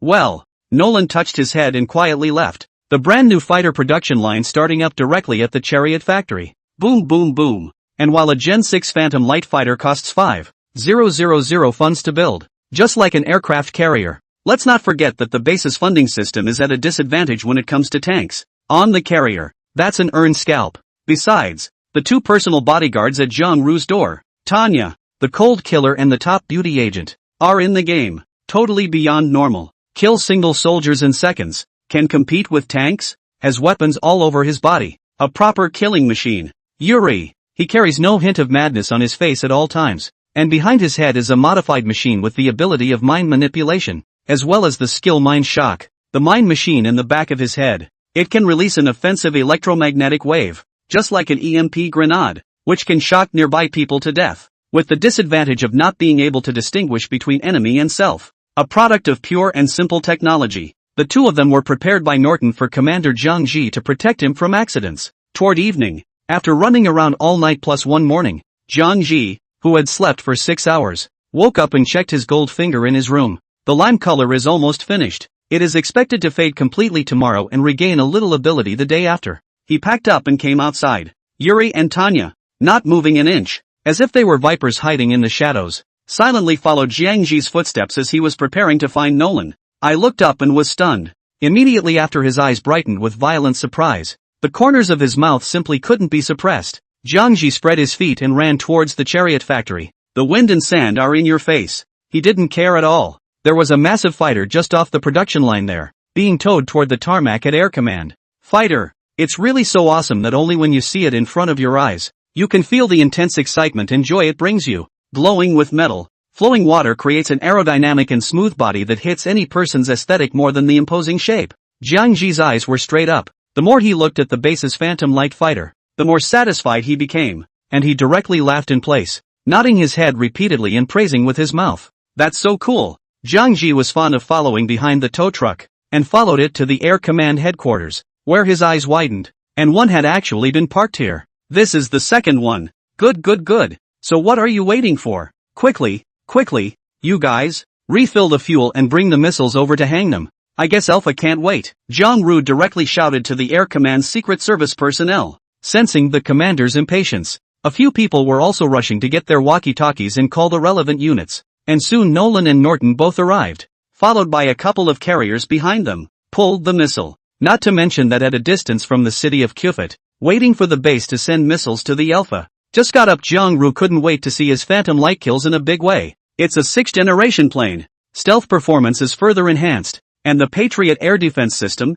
against this advanced stealth fighter, is purely blind. The scanning principle of radar is to emit a variety of radar waves. Touching the object will reflect the waves, and then according to the computer calculation, the purpose of the stealth coating is to absorb radar waves and infrared rays, and in the eyes of the radar, the stealth fighter just doesn't exist. That's why it's called stealth. There are many types of radar waves: long wave, short wave, X wave, S wave and so on. The more wave bands absorbed, the more advanced the stealth material. Zhang Yu did not know how many kinds of radar waves Phantom Light could absorb. He was assured of Heelan's. With these 2 points, infrared guided and radar guided missiles, it would be difficult to lock onto the base Phantom Light fighters, and more advanced fire control radars would be needed. Coverage of absorption bands of stealth materials. Engineers at the base quickly gave the fighters suspended air-to-ground tactical missiles, and fuel trucks drove by to refill aviation fuel. The 2 pilots, in their gear, were sitting upright in the cabin, ready for takeoff.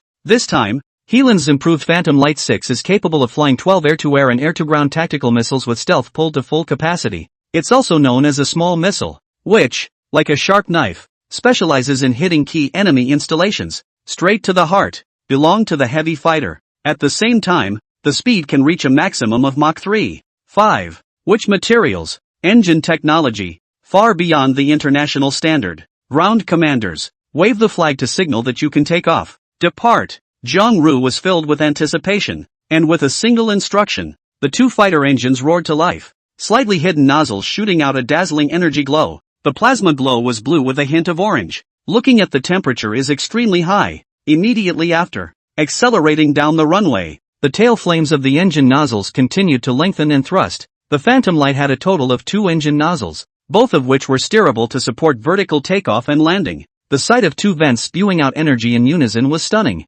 Swish! Reaching the end of the runway in an instant, the fuselage pulled straight up at 90 degrees, terrifying and amazing, and then climbed at breakneck speed, plunging into the middle of the clouds and disappearing. Bull! Jiangji couldn't help but give Heelan some praise. That's awesome. The first flight is the actual combat. I'm afraid I'm the only one in the world. Immediately after that, Zhang Ru hurriedly brought Norton to the air command. The officers remaining on the base were all busy. 40 V-3 missile vehicles, all from the middle of the base, drove outside into the desert, where 3 huge cruise missiles were originally lying flat. The carriage rises a little at the moment, tilts 60 degrees toward the sky. Alpha, this is the base. It's ready for troops. Zhang Ji was excited, taking the remote contact and contacting Alpha. It was dark by now. Alpha had been waiting 60 kilometers from the city of Kufit, and had not rushed forward. Even so, this afternoon, direction of Kufit City, several tentative rockets were fired, killing 2 soldiers. If not for the fact that Alpha had long ago ordered a dispersal break, casualties are going to be higher. Above his garrison, the drones from Kufit hadn't stopped and had been scouting for movement, and Alpha had turned a blind eye, just telling everyone to be careful. But his belligerent heart had been holding a fire for a long time. Right now, as soon as he received Zhang Ji's order, Alpha stood up full of fury and directly roared as if he were a tiger roaring in the mountains. All gather, depart. His face was very fierce, and this time, he would be ruthlessly avenged. Boom, boom, boom. In the middle of nowhere at night, an armored car follows a tank. The engine instantly roars to life. The lights turn on, and the soldiers ride on it. Slow start. Report, Commander. The other side has started moving. Kufit City. At the same time, someone hurried to Black Mamba's lounge and reported loudly. The Black Mamba violently opened his eyes, revealing a bloodthirsty and grim gaze. Seek death. Call it down. All alert and ready to fight. He stood up, threw on a black jacket,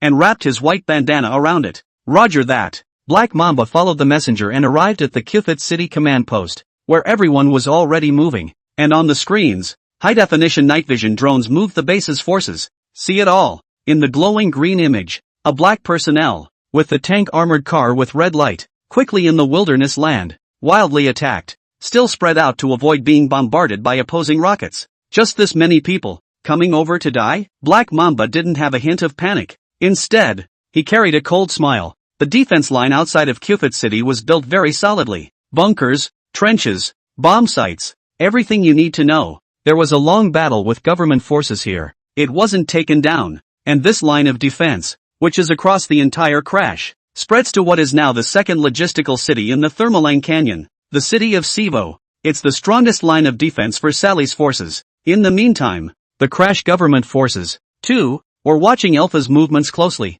and as soon as they made their move, the top government forces gathered together. In a surveillance room it looks like, unknown forces of Crash started attacking Sally's army. The news went viral, and in the government army's surveillance room, a few officers with 2 Dongjin lookalikes, all stood in front of the screen. The 2 Easterners immediately reported the situation to their superiors. Intelligence back home. Although it didn't alarm the bigwigs, the East Kingdom's intelligence department didn't dare to be slow, and there were 3 people in charge who quickly monitored the dynamics. Which one do you guys think this is? And are they sure they can take Kufit City? The hall leader who took over the task of investigating one of Crash's unknown forces asked with a frown and a face full of doubt. The other 2, a man and a woman, were intelligence team leaders. He 3, like Hayate Anthony, had gotten orders to investigate as soon as possible, so he had been keeping an eye on the situation on this side of the base. Intelligence team leader, Yang Cohen smashed his mouth. Bureau Chen, right now, the biggest possibility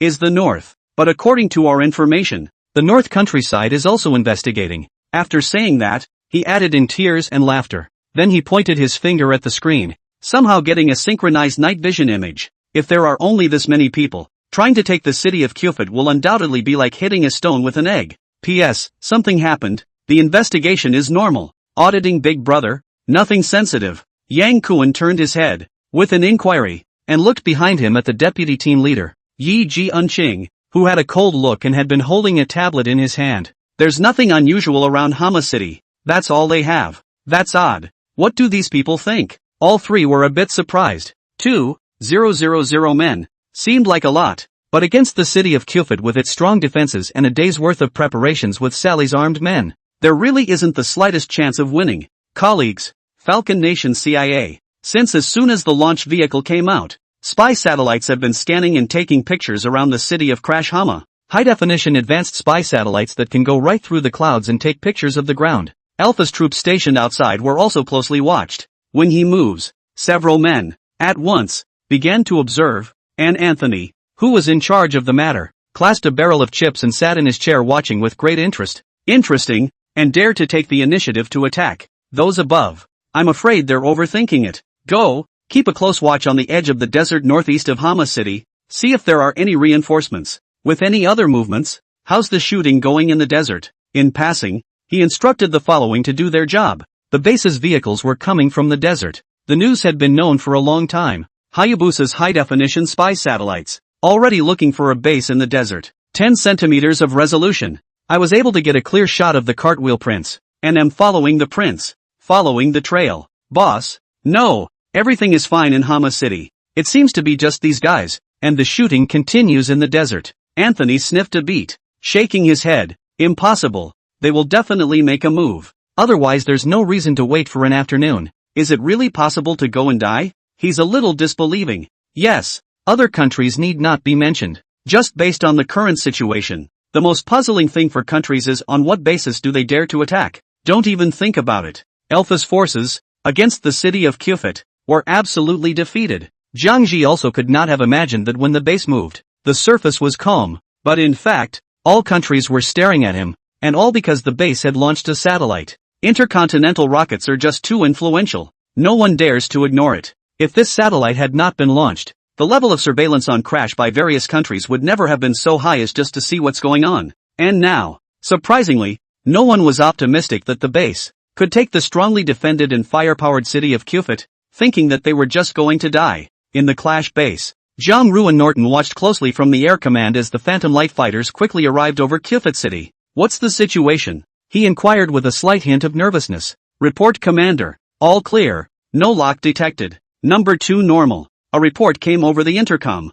Zhang Ru relaxed. Sure enough, Professor Heelan's stealth technology perfectly ignored the Patriot air defense system. Okay, the spy satellites are analyzing the images and standing by for instructions. Roger that. Roger that. Not a single person in the world has noticed that 2 fighter jets, at this time, are flying recklessly in Crash's airspace. Patriot air defense system of the Sali forces. The self-developed air defense systems that the government forces had procured from Erlang were, at this moment, collectively silent and voiceless, unable to detect the Phantom Light fighters at all. Just like a few years ago, there were rumors of ghost bombers being seen over people. Who knows how many times it came. The Phantom Light fighter, as it is now, is able to go wherever it wants in Crash Heelang, blind to all but the naked eye. Air command on another computer. The base's satellite, orbiting in sync with the Earth, had photographed the entire city of Kyufit and was analyzing, by computer, the buildings most likely to be radar. Full city scan. Slow. Too slow.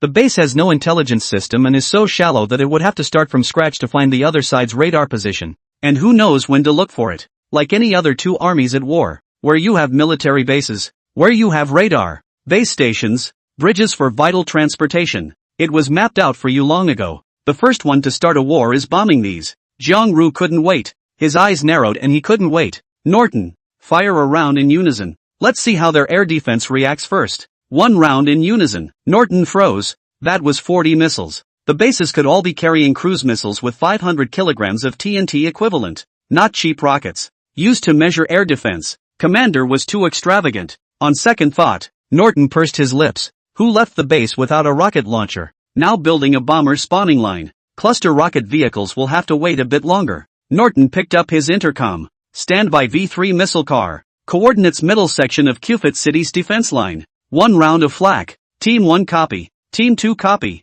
Jiang Ru immediately ordered loudly. Spy satellites are ready. Aim at Kufit City, wherever anti-aircraft missiles are launched. Analyze them first. Understood, Commander. Simply firing anti-aircraft ballistics will reveal where the air defense systems are aim-placed, and then finding the anti-aircraft radar will be relatively simple. All set. The base's massive missile trucks, one by one, entered specific coordinates, followed by 40 operating soldiers, simultaneously pressing the red launch buttons. Mappings all deleted. Shelved. Vetting Big Brother. Rumble. In the desert outside the base, there was a loud jolt, like a flash crash, and smoke rushed mixed with flames from the launchers that held the missiles. Common squirted out. The scene of smoke all around. 40 cruise missiles, booming up into the air, was a heady one. Zhang Ji looked through the glass window to the outside of the base. Half of his face was imprinted red by the firelight, his eyes gleaming as the missile quickly lifted off into the air, constantly adjusting its position and accelerating in the air, with a sharp whine that broke the air, straight to the city of Kufit. The base was only a little over 300 kilometers from the city of Kufit, which was fleeting for missiles that broke the speed of sound. Woo dash! Woo dash! A piercingly tight air raid siren sounded all over Kufit at once, and the bearded black mamba in the command center, his face staggered as he looked at the blinking red lights on the ceiling. He looked again at the footage coming from the drone on the screen. No rockets were fired. Where'd you get that? A nearby phone jingled and the receiver pressed the speakerphone, and an elated voice came from there. Boss, it's in the desert. We saw it in Hama City. The missiles were launched from the desert. Good. Black Mamba clenched his fists and said, take some people and go in and feel out the exact location. No problem, boss. After hanging up the phone, Black Mamba impatiently pulled out his ears. Turn off the air defense sirens. It's probably just some broken rockets. Nothing to be afraid of. The fortified defenses of the city of Kufit, completely resistant to rocket bombardment. Ha! Just said half. The Black Mamba suddenly realized what?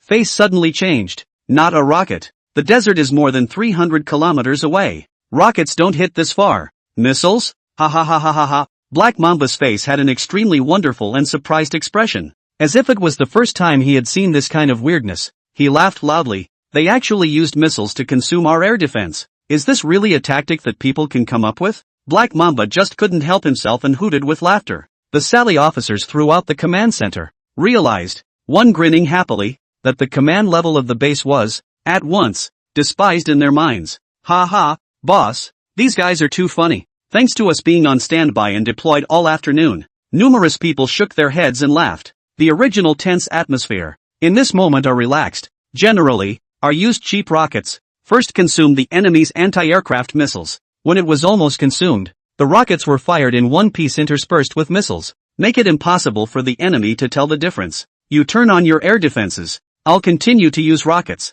You don't. I'll use high-powered missiles and main a dogfight. There is no defense. North Country intelligence. Several middle-aged men who smelled like political commissars were watching in front of the screen when the missiles were launched from the base not long after. It was then discovered by the North's intelligence services. Observing it this time, they didn't get it wrong? One man spoke up, and several others shook their heads. Even though their country had been through wars before, neither is so hoity-toity that it uses missiles to deplete the enemy's air defenses. The speed at which wars are fought and money is burned is not something that ordinary people can imagine. 1 minute of the close defense guns being turned on is not enough for an ordinary person's year's salary. Unless these guys don't have any real-world combat experience, otherwise they can't fight like that. Speaking of which, the more I look at it, the more it looks like that country. Another person said in an uncertain tone with a tentative voice. The others nodded. Then, another person asked the sole question, but why is it that watching the video, those soldiers smell like us?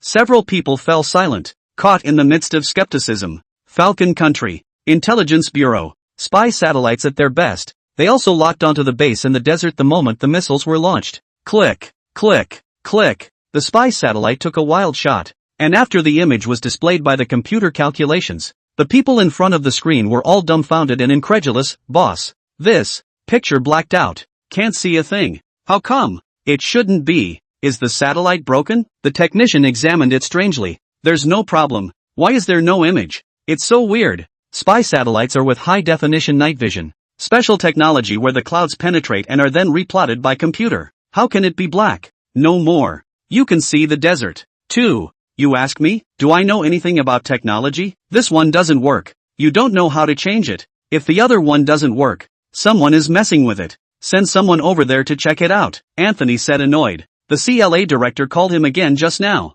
still in a calm tone, asking him for the results, and Anthony knew that the more Karen did, the more serious the consequences would be. He took out his cell phone and sent a few pictures identifying the base's location to his boss, Karen. First, edited by the way to say, I think it was those two together that did the trick. One family, no worse for wear, with a lot of smokers, went straight to testing the air defenses with missiles, and the North took care of getting out the people. To be honest, the moment he saw the missile lift off, Anthony also kind of felt something was wrong, and it took him a moment to think about it before he reacted. This man is a tiger. If we really test the air defense with missiles, we'll be in deep shit. Base this hand. To the countries monitoring the look a little confused, the East Country Intelligence Team leader Yang Kuan opened his mouth. Maybe, others have information. Kufit City air defense system did not start? His words had just fallen. Dozens of bright missiles, trailing flames, could be seen with the naked eye from the city of Kufit in the middle of the night sky of Clash. They loomed among the clouds. Boom, boom, boom. And at this moment, in the middle of Kufit City, anti-aircraft missiles erupted from several places, bursting out at extremely fast speeds. The ear-piercing cracking, sonic boom was extremely loud in the night. The sky instantly exploded with several blazing fire clusters, sparks splashing in a long string, as dazzling as fireworks. Now what? Xi Qing seemed to be unconcerned about the face of his top boss, and his faint words clearly had a whiff of a joke-watching intent. Yang Cohen silently touched his nose. Then I really can't read it. Boom! Explosions were still going off over the city of Kufit, and anti-aircraft missiles, which demanded a lot of speed and could easily break through several times the speed of sound, were used to intercept them. Plus Hayabusa's newest Patriot air defense system has great computing power. 40 cruise missiles, almost a total loss. Only one, which hadn't been intercepted at first, landed 2 kilometers near the ground and was intercepted, erupting in a fireball that lit up half the city. It's scary, but with 40 missiles, and nearly 60 or 70 anti-aircraft missiles consumed, all of Kufit City's air defenses were activated. The Black Mamba didn't mind this at all. Instead, he couldn't stop the corners of his mouth from curling with joy. Good, good, good. Rocket-proofing yourself will hurt. Missile defense that doesn't hurt at all. However, on the other side, the corners of Jiangji's mouth were also slightly raised, and on the computer screen, the 4 air defense radars of Kufit City that covered the entire city. At this point, all analyzed. It's still unknown who will have the last laugh, and the fun has just begun. Synchronize the data. Jiangji looked at the screen expectantly. The 4 defense radars that were found, ordered by the Air Command, the technicians of the base quickly operated. First sent to 2 Phantom Light fighters. Over crash. The 2 fighters that were circling. The pilots wore tactical helmets with a glass screen in front of them that floated a translucent map. Talk to the target that needs to be hit, marked with a red dot. The map can be zoomed in or out as the pilot's eyes focus and disperse, as well as brainwave control. It's a state-of-the-art tactical helmet, and the U.S. Army has similar ones that cost $1 million U.S. dollars for just one helmet. The base only needs 5,000 funds, fighters, pilots, equipment, all inclusive. Commander, copy that. Yes, Commander. The 2 pilots replied with a sentence. Then on both of their channels, confidently exchanged. Draw a line. You can have the left. I'll have the right. No problem. The other pilot responded cheerfully. 15,000 meters in the air. At this altitude, the fighters could not be seen with the naked eye, and the 2 phantom lights began to move away from the city of Kufit. With that, a fierce Harrier flip reverse direction. Valve opened to maximum. The fighters exploded into their fastest speed, a speed that was like a shooting star across the night sky, followed by the 2 of them calmly maneuvering as they swooped down the city of Kufit. The speed reached Mach 3.5 at one point, 10,000 meters,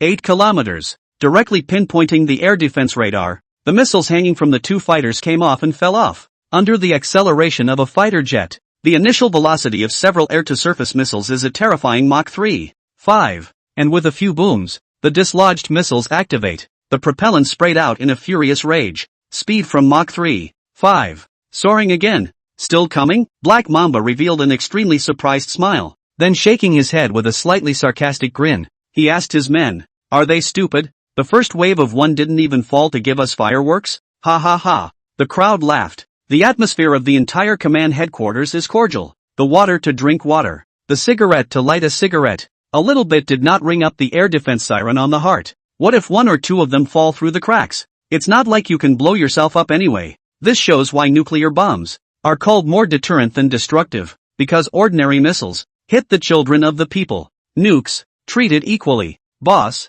come on, we can also give their troops a taste of rockets. At this moment, an officer of the Sally Armed Forces proposed. This person's face was full of disdain and complacency, and he looked down on people. Let them see what real war is. Ha ha ha. Black Mamba let out a long laugh and said, yes, I was just about to do that. Come on, get ready to have the rocket force. Put some color on them. The officer-level people were talking and laughing, while next to them, one of the soldiers who had been staring at the air defense radar suddenly changed his face dramatically. It's not right, boss, he cried out in horror, his voice this moment, all screaming, come look, no, it's too fast, it's launching directly from above our heads. What? A smile froze on Black Mamba's face, and several people, startled by the news, rushed up to see that the radar showed a dozen missiles, almost on screen. It leaps a huge distance in a second. The bottom right corner flashes amazing speed. Mach 6. Grass. What the fuck is going on? Black Mamba's forehead erupted into veins,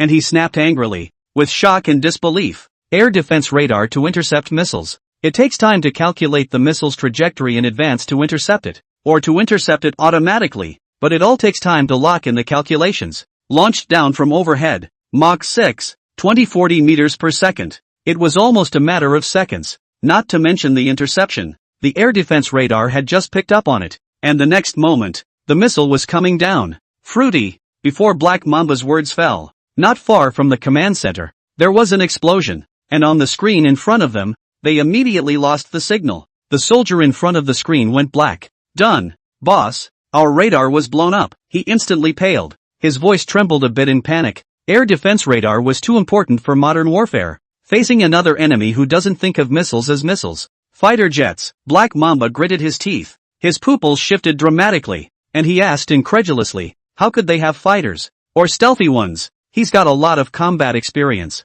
Of course, it instantly occurred to me that being able to accurately target blasts from overhead was almost impossible with the exception of stealth fighters. Check the other 3 radars. Black Mamba commanded loudly, and some cold sweat broke out on his forehead. Not as imposing as earlier. Stealth fighters that represent a bit of a deeper meaning. It's either a big goose or an Eastern power. In person? Boss, the other 3 have no signal either. They're all destroyed. What now? The soldier's face was full of anxiety as he kept operating on the computer. Not a single trace of signal. Activate the backup, Black Mamba yelled, waving his hand to signal everyone to hurry up and arrange for battle. Quickly, move. Order the rocket force to attack. Whatever it takes. Wipe out their ground forces first. He was in a hurry. During the time he was speaking, his eyes drifted from time to time to the surveillance outside the command post. There was a surveillance that could see into the air. You can see that the Black Mamba is a little nervous. Command rushed to give the order to attack. And outside the city of Kufit, a very large number of rocket launchers were spread out,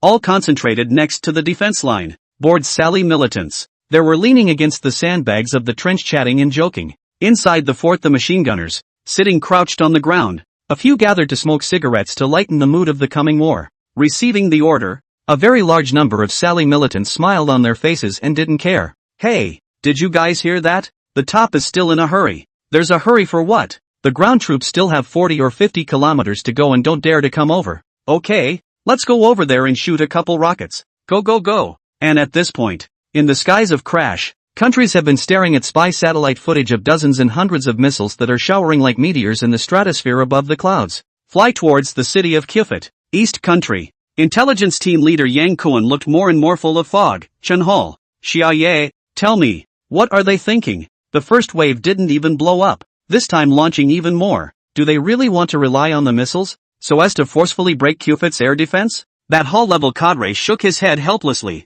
It's confusing. At this time, they didn't know that the air defense of Kufit City had been destroyed by the base. The countries monitoring the city of Kufit, one by one, watched with puzzlement as a huge number of missiles swarmed in the air, heading towards the city of Kufit. As they watched, everyone suddenly realized something. The pupils shrank in unison. This distance. Looking at it, Director Chen's mind was stunned. Suddenly stood up and stared intently. No movement in the air defense? What? Nothing? Intelligence team leader Yang Kuan and Yi Si-ching hurriedly came over. The two men looked changed. Doesn't make sense. The first wave of this distance when the anti-aircraft missiles have been launched. What's the situation? They were confused. And Yin Yinching was the first to pick up the tablet and check the other satellites that had captured the images, as well as the global big data, which relied on keywords to collect the data. All countries have this screening system. Yi Jianqing quickly stopped his movements, frowned and said seriously, Bureau Chen, team leader, look at this. She actually found a video taken by someone from Kofit City.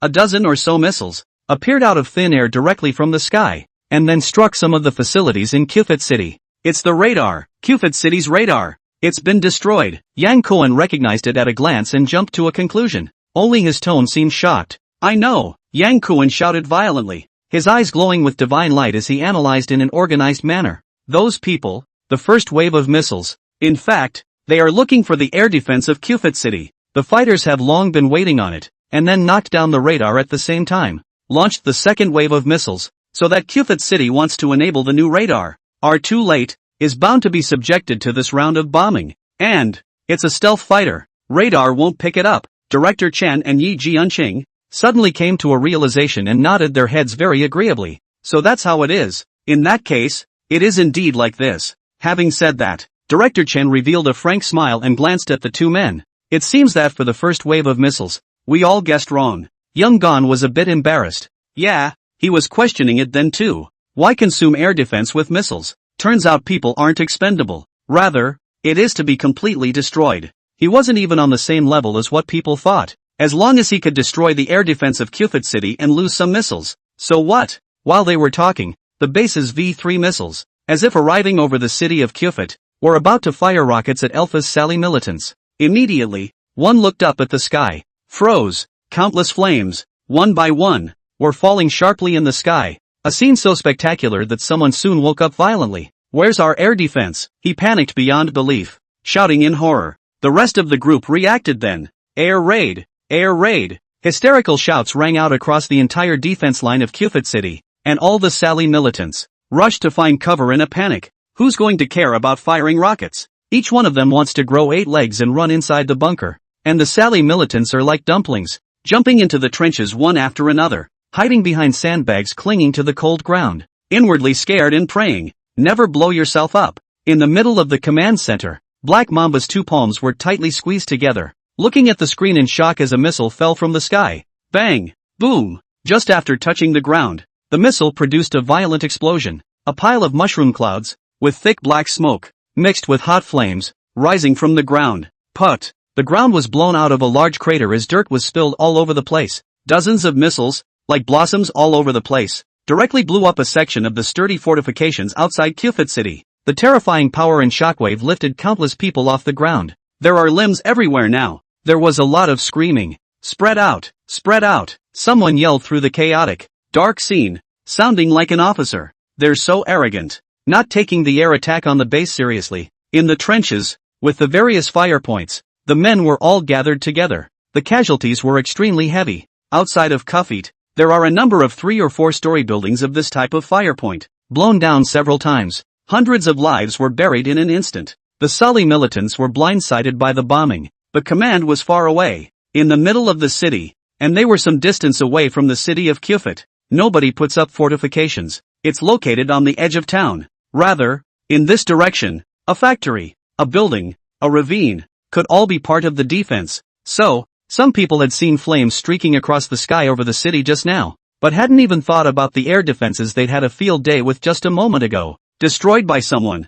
Thousands of people in the defense line. A moment was bombed a person. And the North, Hayabusa country's intelligence department, has been monitoring the base of the country. The Intelligence Bureau atmosphere. This will all be very strange. Who the hell is it? There are actually stealth fighters. This is something they never thought of. All over the world, stealth fighters have participated in combat. Only Hi-8s, the other 2 major powers, have not been rumored to have had any real-world combat experience at all. And now, another stealth fighter has popped up. Who is it? The mysterious base in the desert had taken the threat level to another level, and this tactical operation against the city of Kofit had once again made the power of the base more and more mysterious in everyone's mind. At the same time, they have hindsight. It turns out that the missiles were fired to draw out the air defenses for further destruction, not at all what they thought, and that the others were fools. Instead, it's brilliant. It's not simple. We have to find out quickly. Live military exercises are coming up again. Who on earth could be up to something? For the first time Anthony looked squarely at the base. The advent of stealth fighters. He was all surprised just now. Had to face up to the fact that he could bypass the Patriot air defense system. What about Iron Dome? What about the SAD anti-missile system? But he knows that the Sally forces are using the latest Patriot air defense system. The same model for quite a few military bases in Falcon Country. It shows that stealth is very powerful. If we can bypass SAD again. The Iron Dome. Hey, half of Hayabusa. Everyone else can come and go as they please. And at the thought of that, Anthony's mind, the importance of the base, another 2 levels up. However, being in the base of Jiangxi, at this time cannot care about these. 40V3 missile car next to an engineering vehicle, help to replenish the filling of missiles. Don't pay for coolant to be used either. Just now, after a round of missile strikes, Jiangxi ordered a second round of strikes, spaced just 5 minutes apart, with 40V3 missile vehicles at the base. This time, all 3 missiles on all missile carts were fired without the slightest reservation, directly in the city of Kufit. Artificial bombing zones. One thing leads to another. The Sali forces, which had just been bombarded, had not yet recovered from the rubble and artillery fire, and countless people, with their faces covered with stains, looked in horror at the distant sky. More stray flames appeared than just a moment ago. It seems like the whole sky, covered by missiles. The mere sight of it brought out fear, and with the air defense broken, the Sally armed crowd was once again in a state of pandemonium. Drafting? Come on. The backup air defense radar isn't ready yet? Black Mamba slammed the table and burst into a rage. No one under the command dared to speak, only dared to explain anxiously. Boss, it's getting there. It'll take at least half an hour to pull it out of the warehouse and calibrate it. Now they were all panicking. If so many soldiers died and Kufit City was lost, even if the command was fine, they wouldn't be able to escape punishment. The Black Mamba vented and then rushed to take remedial measures. Hello? Fire me rockets. Don't hold back. Take their ground forces and bomb them to death. Yes. Now. He took the phone and hurriedly ordered the other soldiers who were hiding their fire points. There are a lot of hidden fire points around Kufit City. Small military bases in garrisons. It's perfectly possible to attack Alpha's forces with rockets. And the rocket thing is simple and crude. It doesn't need to be guided and basically relies on experience to bomb an area. Trying to bomb the advancing troops in the field. The hits are touching. With a hateful gaze, Black Mamba stared at the images coming back from the drone and cursed. If I can't hit your lair, I'll destroy you. Of the 3 hidden bases, quickly adjusting their locations, they fired dozens of rockets towards Alpha's forces, adding up to over 100 in total. Boom, boom, boom. Violent explosions were coming from outside. The earth was shaking. Black Mamba was holding onto the table and staring at the screen dead on. He couldn't care less about the outside of Kufit City right now. It was bombed too badly. The entire defense line, directly bombarded over one by one. No one could do anything in the face of this kind of firepower. And the battle raged outside Kufit City. Mushroom clouds constantly. It seemed as if a meteorite had fallen from the sky. A violent explosion that connected into a line, blowing up all the buildings on both sides of the road that could be blown up. Who would dare to hold their ground in such a situation? Sally's soldiers, one by one, abandoned their positions and ran their asses to the city, as ordered by their superiors. Whatever. The city of Kufit is so big, can they still bomb the whole city if they hide inside? That would be directly equated with terrorists. As for the defense, it was also entirely too late to rush out and hold on when their ground forces arrived. Which, I must say, was a very good method. War is not child's play. No one is stupid enough to hold fast and wait to be blown up. Base. Norton counted the time and looked at the screen and inquired. Commander, they've abandoned the defense line. Alpha estimates it'll be another half hour before they arrive. Strong attack next? It's going to get into the alley-oop session again. The link. It's the hardest part. You don't know. The enemy will come out of nowhere to shoot you. The house, the roof, the toilet, the restaurant. We'll talk about it when the time comes. Jiang Ru shook his head without answering positively. He wondered in what way he could avoid a street battle and take Kufit City the fastest. Except for the massive bombing. It seemed that the only way to go was to rely on the soldiers to attack hard. And this was undoubtedly a waste of time. Tangling and fighting in a city where the other side kept reinforcing. It becomes a constant battle. Jiangxi didn't want to fight a protracted war. There was no point in spending so much time here. If he could occupy 1 or 2 oil fields, he wasn't afraid of depletion. He turned his head, looking to a detailed map of Crash on a side table. The Sully forces can be constantly supported from the rear. The other city on the flank, Sivo, could also support, and the army on Geralon's side, could still kill. So that when you look at it, Alpha was a bit of a lone wolf. With modern warfare, it's basically a whole line pushed through together. There's no such thing as a sharp knife sticking in. Means to die. 2,000 is too few. And with the existing 1,000 soldiers at the base,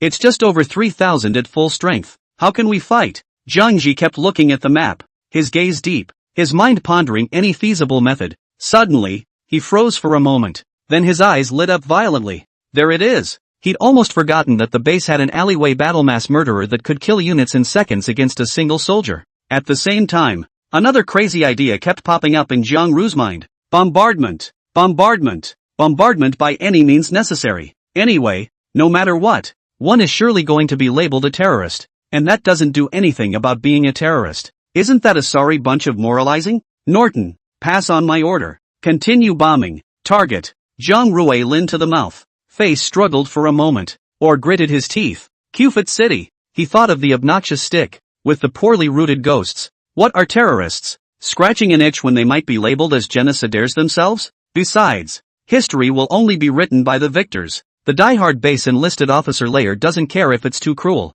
Norton will carry out Jiang Ru's orders 100%. Yes, the base's 40 V3 missile vehicles, once again, began to fill with ammunition, and Nolan received a new production order from Jiangzhou. Direct production of 51-man mass murderers. Expect to finish in 30 minutes. The other side. What Black Mamba had commanded was finally all ready at this point, and Black Mamba looked at the images coming from the drone with vengeful excitement and anticipation. Wait for death. Wait for death, you guys. He went a little morbidly insane. Mumbling, I'm going to blow you all to pieces. What's the point of breaking our defenses? Useless without ground troops. Boom, boom, boom. Rockets fired out in unison from the 3 hidden fire points around the city of Cufit, aiming at the Alpha forces. The base's super radar completely covers that distance. An immediate alarm was raised on spectral imaging. Countries have also noticed this. When they see the rockets smashing into Alpha's forces in a parabola, there were flashes of approval. East Country. Director Chen, who had been paying attention,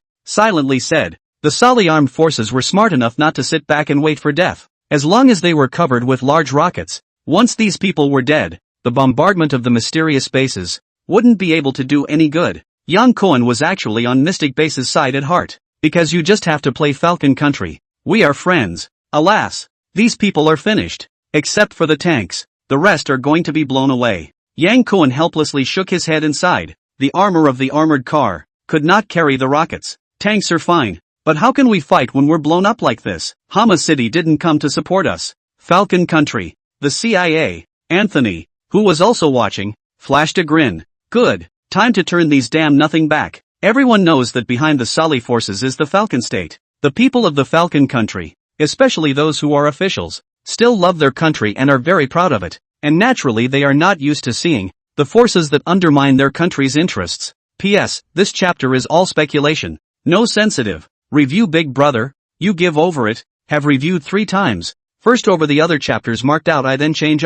Pity. The North countryside is lamenting. The countries that were paying attention to the situation all showed different expressions, and those in the camps of the Northern Kingdom, the Eastern Kingdom, and Erlang, of course wanted Hayabusa to have more enemies. Falconry, Northern Alliance countries, and they gloated and prepared for a good show. Blow up the bastards and stop adding to the chaos. A black French leader cursed maliciously. However, 30 kilometers from the city of Cufit, a road followed on both sides, all spread out with Alpha's troops, an armored vehicle pulling soldiers, at least 20 meters apart. Alpha, in the end command vehicle, received an alert from the base that the other side had fired rockets, and in the next second, the small radar on the armored vehicle synchronized to monitor the incoming rockets. Multi-purpose chariot, red alert allied unit with 12mm machine gun, and 2 9-shot anti-aircraft missiles. Alpha is not arrogant. Letting the air raid sirens blare, he calmly pulled out his walkie-talkie. Keep moving, turn on the anti-aircraft safeties,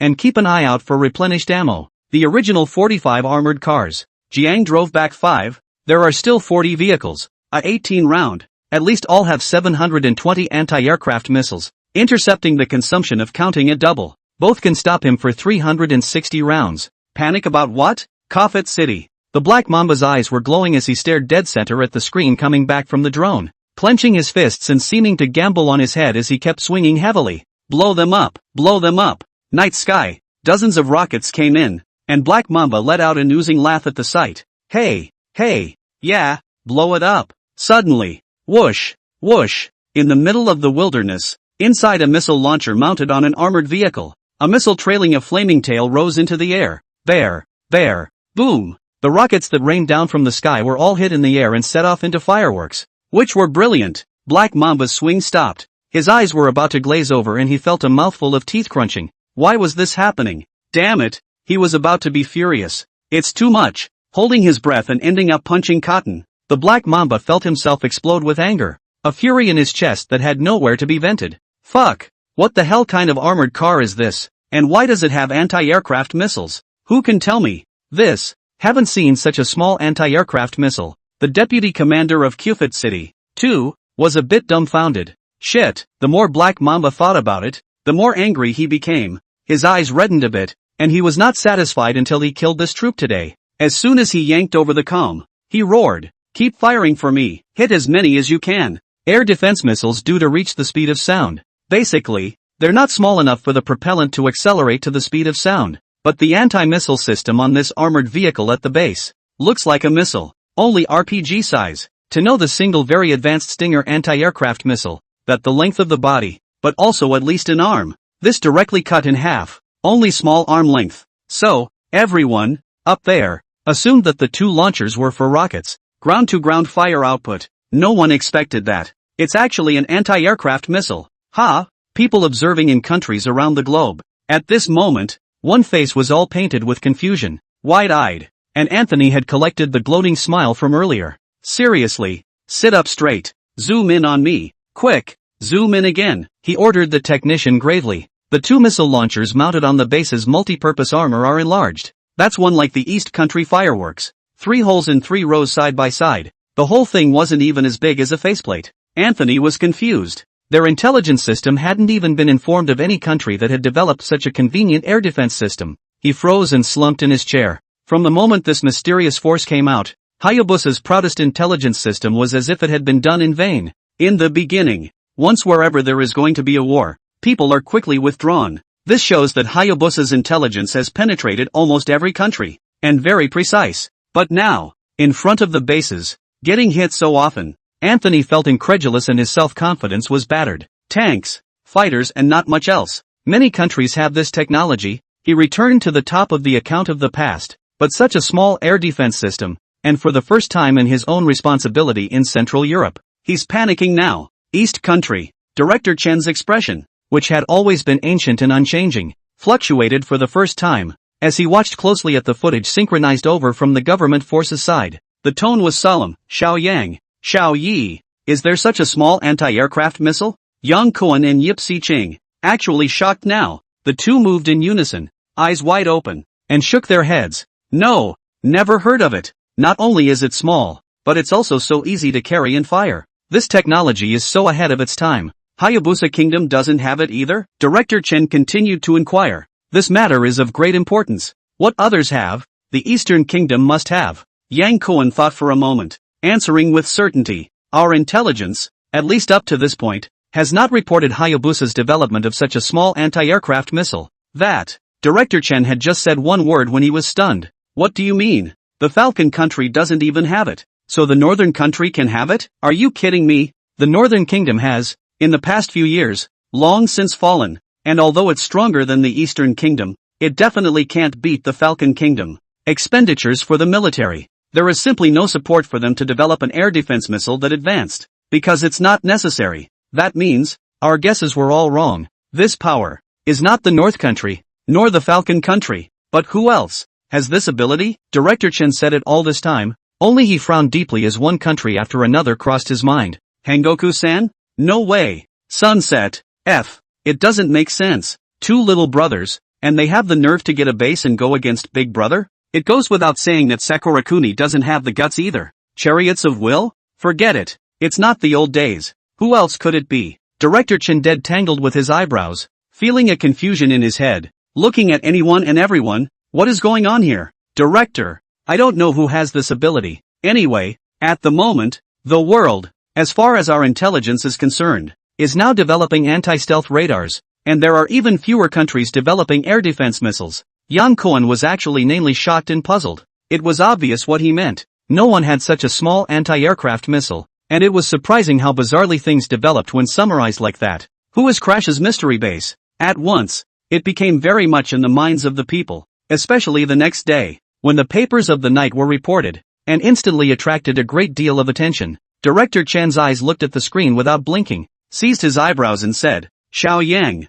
you'll contact Clash our special agent later. Hurry up and figure out what's going on." "Aha!" Yang Kuan nodded solemnly. The crowd continued to observe the situation. Qufit City. Black Mamba commanded the troops who had withdrawn to the city, also pulling out rocket launchers and grenades. He didn't believe that he couldn't blow up this group today. However, once again, a swarm of missiles appeared in the sky, lighting up the night sky and whizzing towards the city of Qufit, which gave a lurch in the hands of one of the Sally militants. Looking at the flaming tails of the missiles in the sky, he swallowed hard. Hit the outside or the inside? The soldier who was moving the rockets put down his hand movements, his eyes a little panicked. It should be hitting the outside, right? There are civilians inside. Who dares to bombard on such a large scale? Air defenses were destroyed. Saw any of the missiles? All of them can make the soldiers on the battlefield scared. Don't say that much. Hurry up and move. As soon as we finish bombing those ground troops, we'll be able to hide. All they wanted to do now was to hurry up and finish their mission and go hide among the underground bunkers. Massive bombing of civilians. No matter what your starting point is, you will be labeled as an evil person and will face international condemnation and international sanctions. Command. Black Mamba and the others didn't care much when they saw the incoming missiles. Solid thinking made them think that no one would bomb the city. Qufit City is an industrial city. As an important supply city on the front line, with well-established production lines for ammunition, vehicles, weapons, medical care, and foodstuffs, it holds a high strategic position in wartime. No one wants to destroy a ready-made industrial supply city. Well, move it. One by one, the Sally militants carried the ammunition, occasionally looking up into the sky. Gradually, they jerked their heads, full of heart palpitations. "Run!" In the crowd.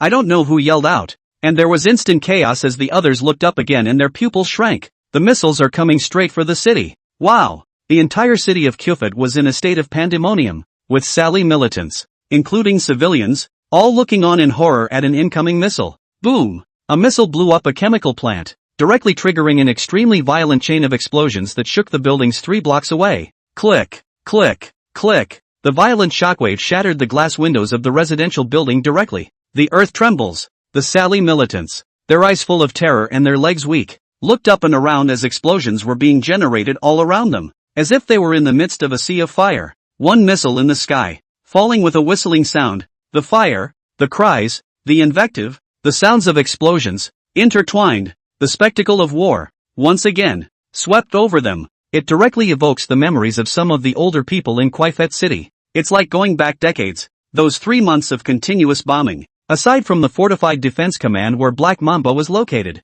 the Sally militants outside of Qufit City were in complete disarray. The various walkie-talkies of the command were all cluttered with yelling. It's impossible to give orders with precision in a mess. The Black Mamba sat paralyzed in his chair, stunned and disoriented, watching the hell-like scene in Qufit on the screen. How dare they? Aren't you afraid of public outrage? No one can answer Black Mamba's question. Senior officers were busy stabilizing the military, and there were shouts all over the command. One with a walkie-talkie, arranging for the Sally militants to find cover on the spot. Why isn't the backup radar ready? Boss, contact the top. We need support. If this keeps up, Qufit City won't be able to carry a few waves of bombardment. The opposite side is clearly trying to bomb them to death. And no air defense. What to do? You can only take a beating. This is the importance of modern war air rights. That is, the base bomber did not have good. Otherwise, early bombing of the city of Qufit his mother do not recognize. Don't scream. I know what to do. It's now or never. Let us people preserve our living forces and fight them to the death. Black Mamba's eyes flamed and he roared. At this point, Alpha was 20 kilometers from Qufit City, and on the way there were several waves of ambushes by people who had been placed too far from Qufit City. Not bombed. He relied directly on the defense of the king of the land tank and crushed through without any casualties. That's how it is in the wild. No anti-tank mines were deployed. The tanks were completely rampaging, and no one could do anything with the big guy, ambushing the Sally militants in the trenches. You can only wait to die, without the need for Black Mamba to contact him. Sully, far away in Eagle Harbor, had been following the battle and had thought that 5,000 men had been deployed in the afternoon. Thought it would be easy to harvest this troublemaking force. Sully with his lieutenant. At this point in time, All had fallen silent, looking at the bombed Kufit city and forcibly suppressing their inner rage. A few rounds of bombardment from the defense alone. They suffered at least 2,000 casualties, followed by a bombardment of the city of Kufit, with an estimated 1,000 more casualties, without even touching a finger of the enemy. Over 3,000 casualties themselves.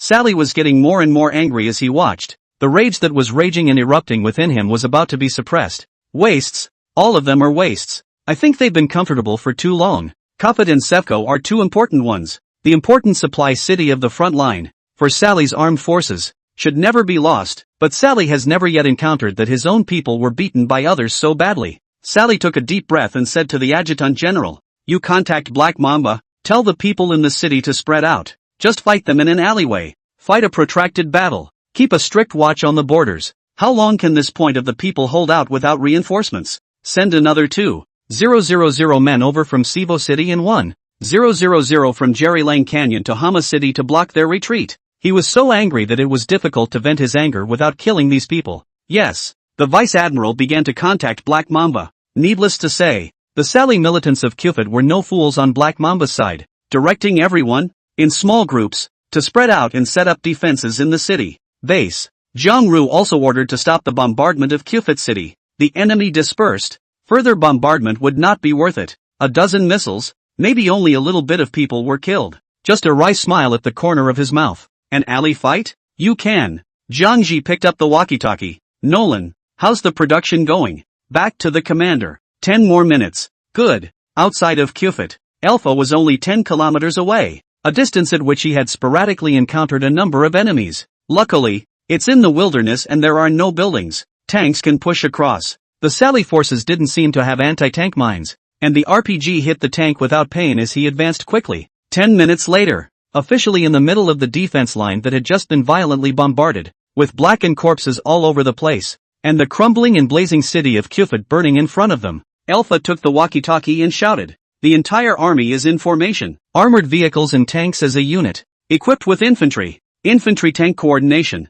Slowly advance. Armed straights are free to move. Looking for key locations such as command posts across the street as well as ammo dumps. Roger that. Roger that." The short fight. The official start of the alleyway battle, known as the meat grinder and the fight to the death. How long will it take to take this one? East Country. Intelligence. It's entering the attack session. No need to look at it. Director Chen withdrew his gaze and began to think about how to do this debriefing. Alley battles are traditionally the most time and labor intensive. Begin to fight for the logistical supplies of both sides, with the ability to keep up with the troops, ammunition supply lines, supplies, manpower, any one of the lines out of order. Both will lead to the defeat of this battle. What follows will center around the city of Kufit, with both sides pulling out all the stops, blowing up bridges, cutting off supplies, and disrupting the rear. Let's see who can top that. Bureau Chen, what do you think? Will the mysterious forces be able to take Kufit City? Yang Cohen's face was a bit intent. It was the first time he had seen a war fought so fiercely.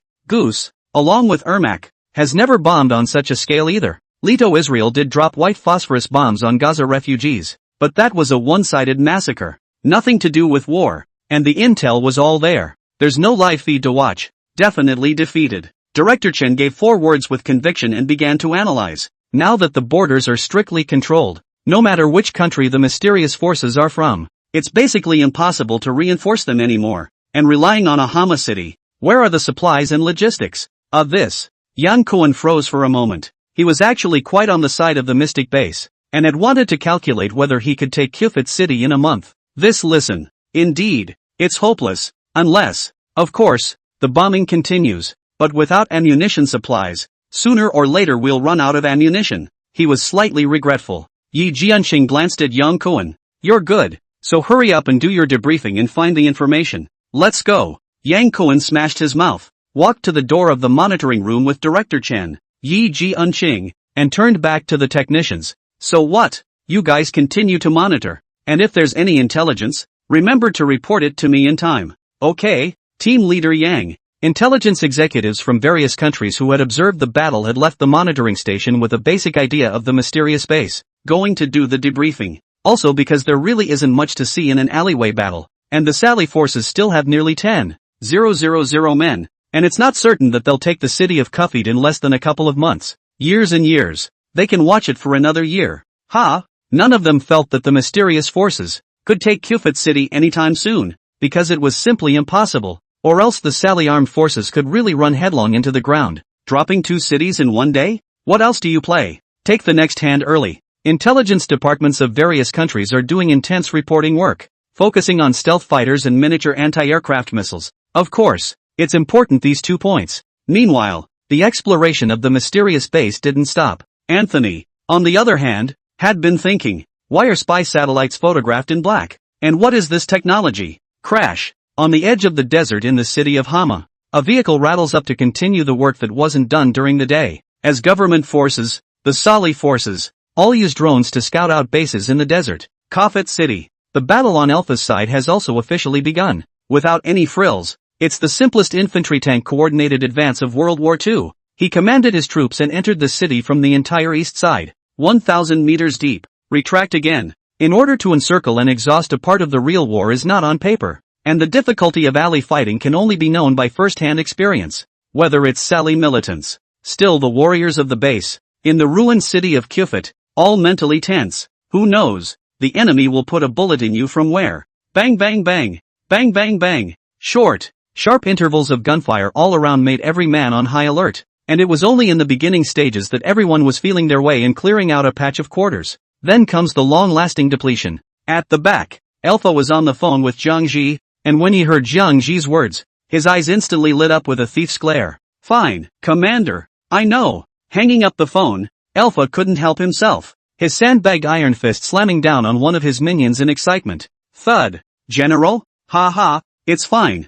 I'm so happy. Great. The commander will give us reinforcements. Kufit City will be a nightmare for the enemy. Alpha happily patted his men's shoulders with a blazing luster in his eyes. He was looking forward to the enemy's screams in fear. The other side. Without the big bombardment, the Black Mamba gradually stabilized the situation, withdrawing some of its troops and others in small groups. The rest went out of the city trying to form a flank around Alpha. It's amazing how both sides are trying to wrap up the opposite side. The fighting was fierce, but the 2 sides were simply too outnumbered to be caught in the middle of a grueling, protracted battle, and it pained Alpha to hear one casualty report after another. That's all you have on your own. He took out his walkie-talkie. Shrink the defense line. Don't advance. Support from the base will be here soon. Cover each other well. Roger that. Roger that. The units all began to fall back. The Sally forces had at least 10,000 men here. Not something the base 2000 could push through. Black Mamba received news of the battle and finally smiled as if he was relieved.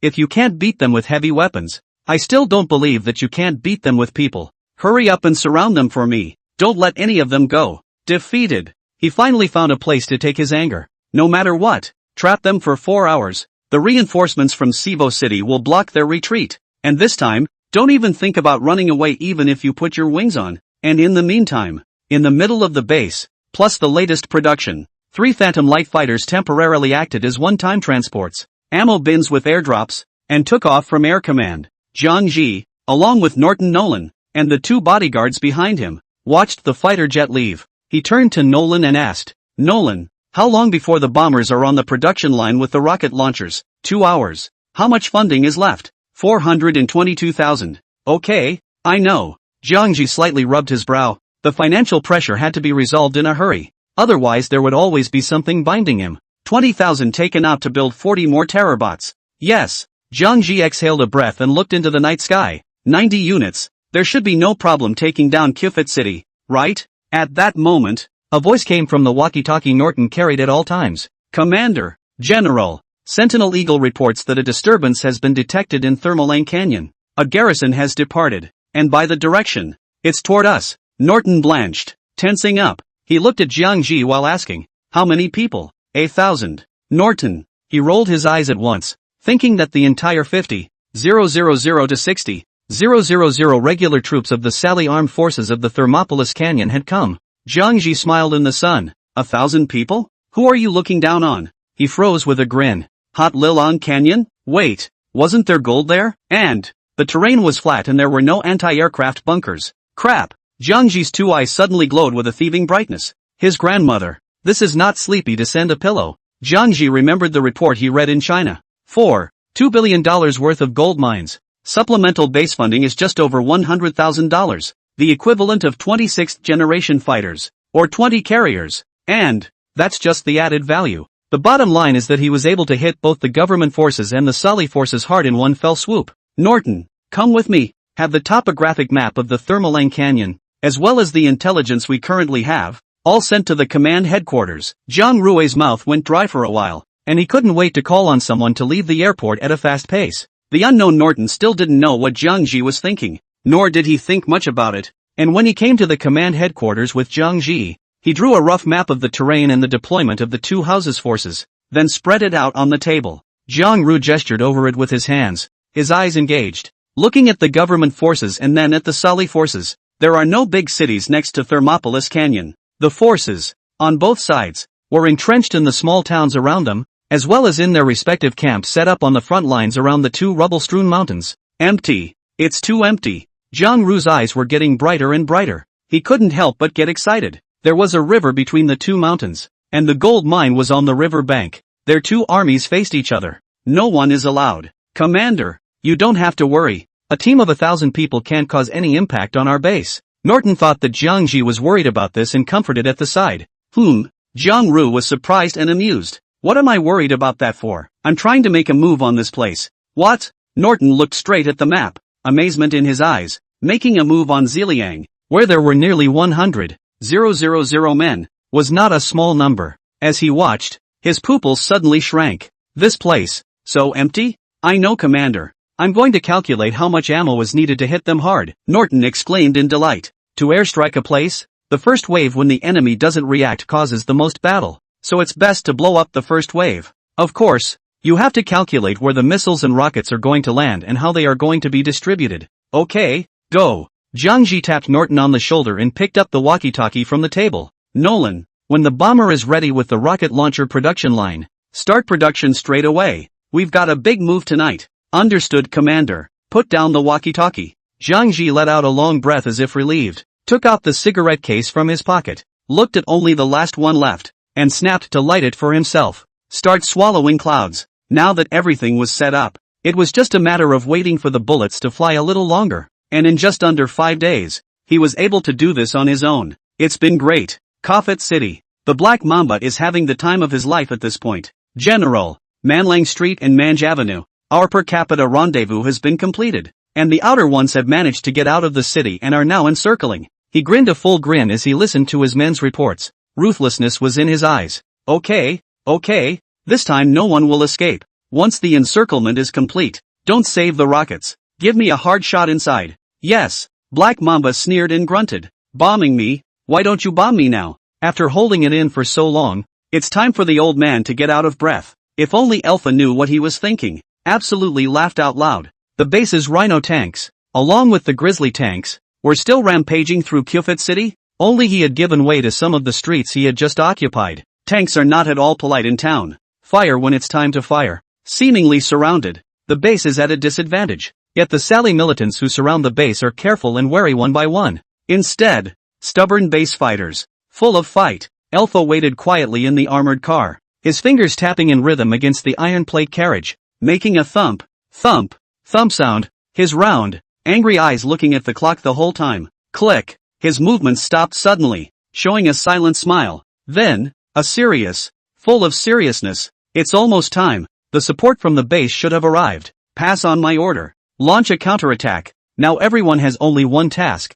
Attack freely. Make Kufit City a complete mess for me. The more chaos the better. Several of the chief stewards, who were responsible for giving the orders, immediately sent them to each company. The base fighter got excited, especially the armored car and tank drivers. At this moment, just like doping, one by one, loudly responded to receive, and then, their feet could not wait to be stuffed into the gas tank. Boom boom boom, boom boom boom. The streets were filled with the roar of engines, and the base's armored units, without any more statutes, drove armored cars with tanks, charging the bison through the city of Kufit. See the street and drive inside. Boom. The whole 100 or so armored units, like fish in the sea, spread out in all directions, unorganized, undisciplined, just a rampage, all messed up, with so many armored units spread out in one point. It didn't take long for there to be an armored vehicle running amok on just about every street in the entire city of Kufit. Chug, chug, chug, multi-purpose armored vehicle, MAPV,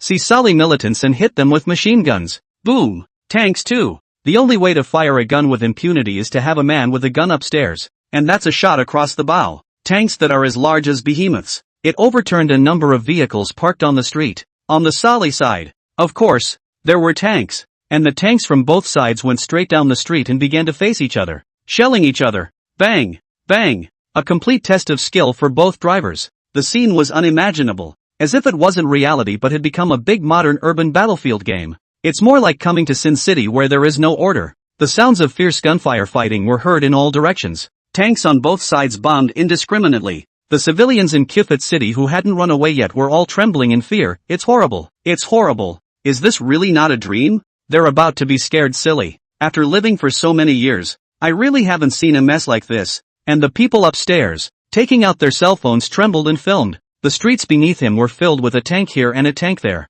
in against the bombardment. In the sky, there was also a helicopter gunship, firing missiles towards the tanks on the ground, and 2 rounds of Vulcan machine guns constantly bursting into flames, sweeping the city of Kufit. High-speed bullets with tracer bullets formed a distinct arc of fiery red, and all places were plunged into a war of fire and smoke. He fearfully posted the video online. With resignation, with aggression, someone save us. This is not Earth. This is hell. What have we done wrong? Why does the war never stop? And at the moment, in the middle of the dark, unseen deep space, 3 Phantom light fighters flew by, ammo bins opened, and an airdrop with parachutes scattered down, as if dandelion flutter. It filled the air over the entire city of Kufit. Death is descending. Nightmares will come, and in the darkness of the night, fires appear, accidentally lighting up the air with a single airdrop floating down. That's what? Someone saw it, and with confusion, stared blankly into the sky. More people didn't care. The attention of the Sally militants was all on a single piece of armor whizzing by in the street,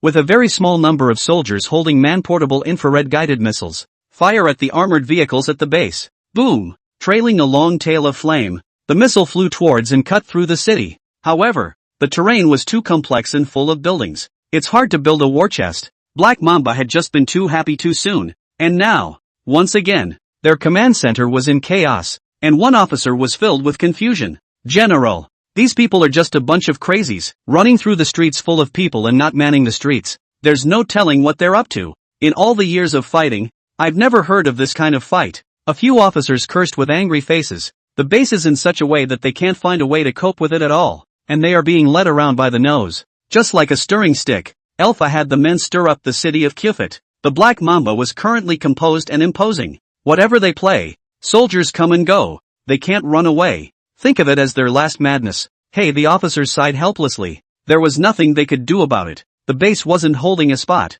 It was just scurrying around the city, and they could only be passive as they saw a man fight a man. Report! Suddenly, a Sally-armed soldier rushed in with a hurried face. Chief, officers, a soldier just reported that some airdrops have been spotted over the city and are now on the ground. I don't know what they are. Airdrop? Black Mamba and the officers of the ministry, with their heads full of fog, looked at each other. Send someone to see. Quickly, it must be the enemy. Yes, sprinkled Sun Street. A squad of Sally's militants, armed with guns and filled with curiosity, watched an iron box that fell from the sky with a parachute in front of them. The top told us to see what's inside. After saying that, the captain turned on his walkie-talkie and reported, Sir, we have one in front of us. We're going to see it now. Good. Remember to report back first thing. Copy that. In the command center, Black Mamba, along with the officers of his department, were listening to the intercom and waiting for the results. Street. A couple of soldiers with guns didn't mind walking over there with big grins.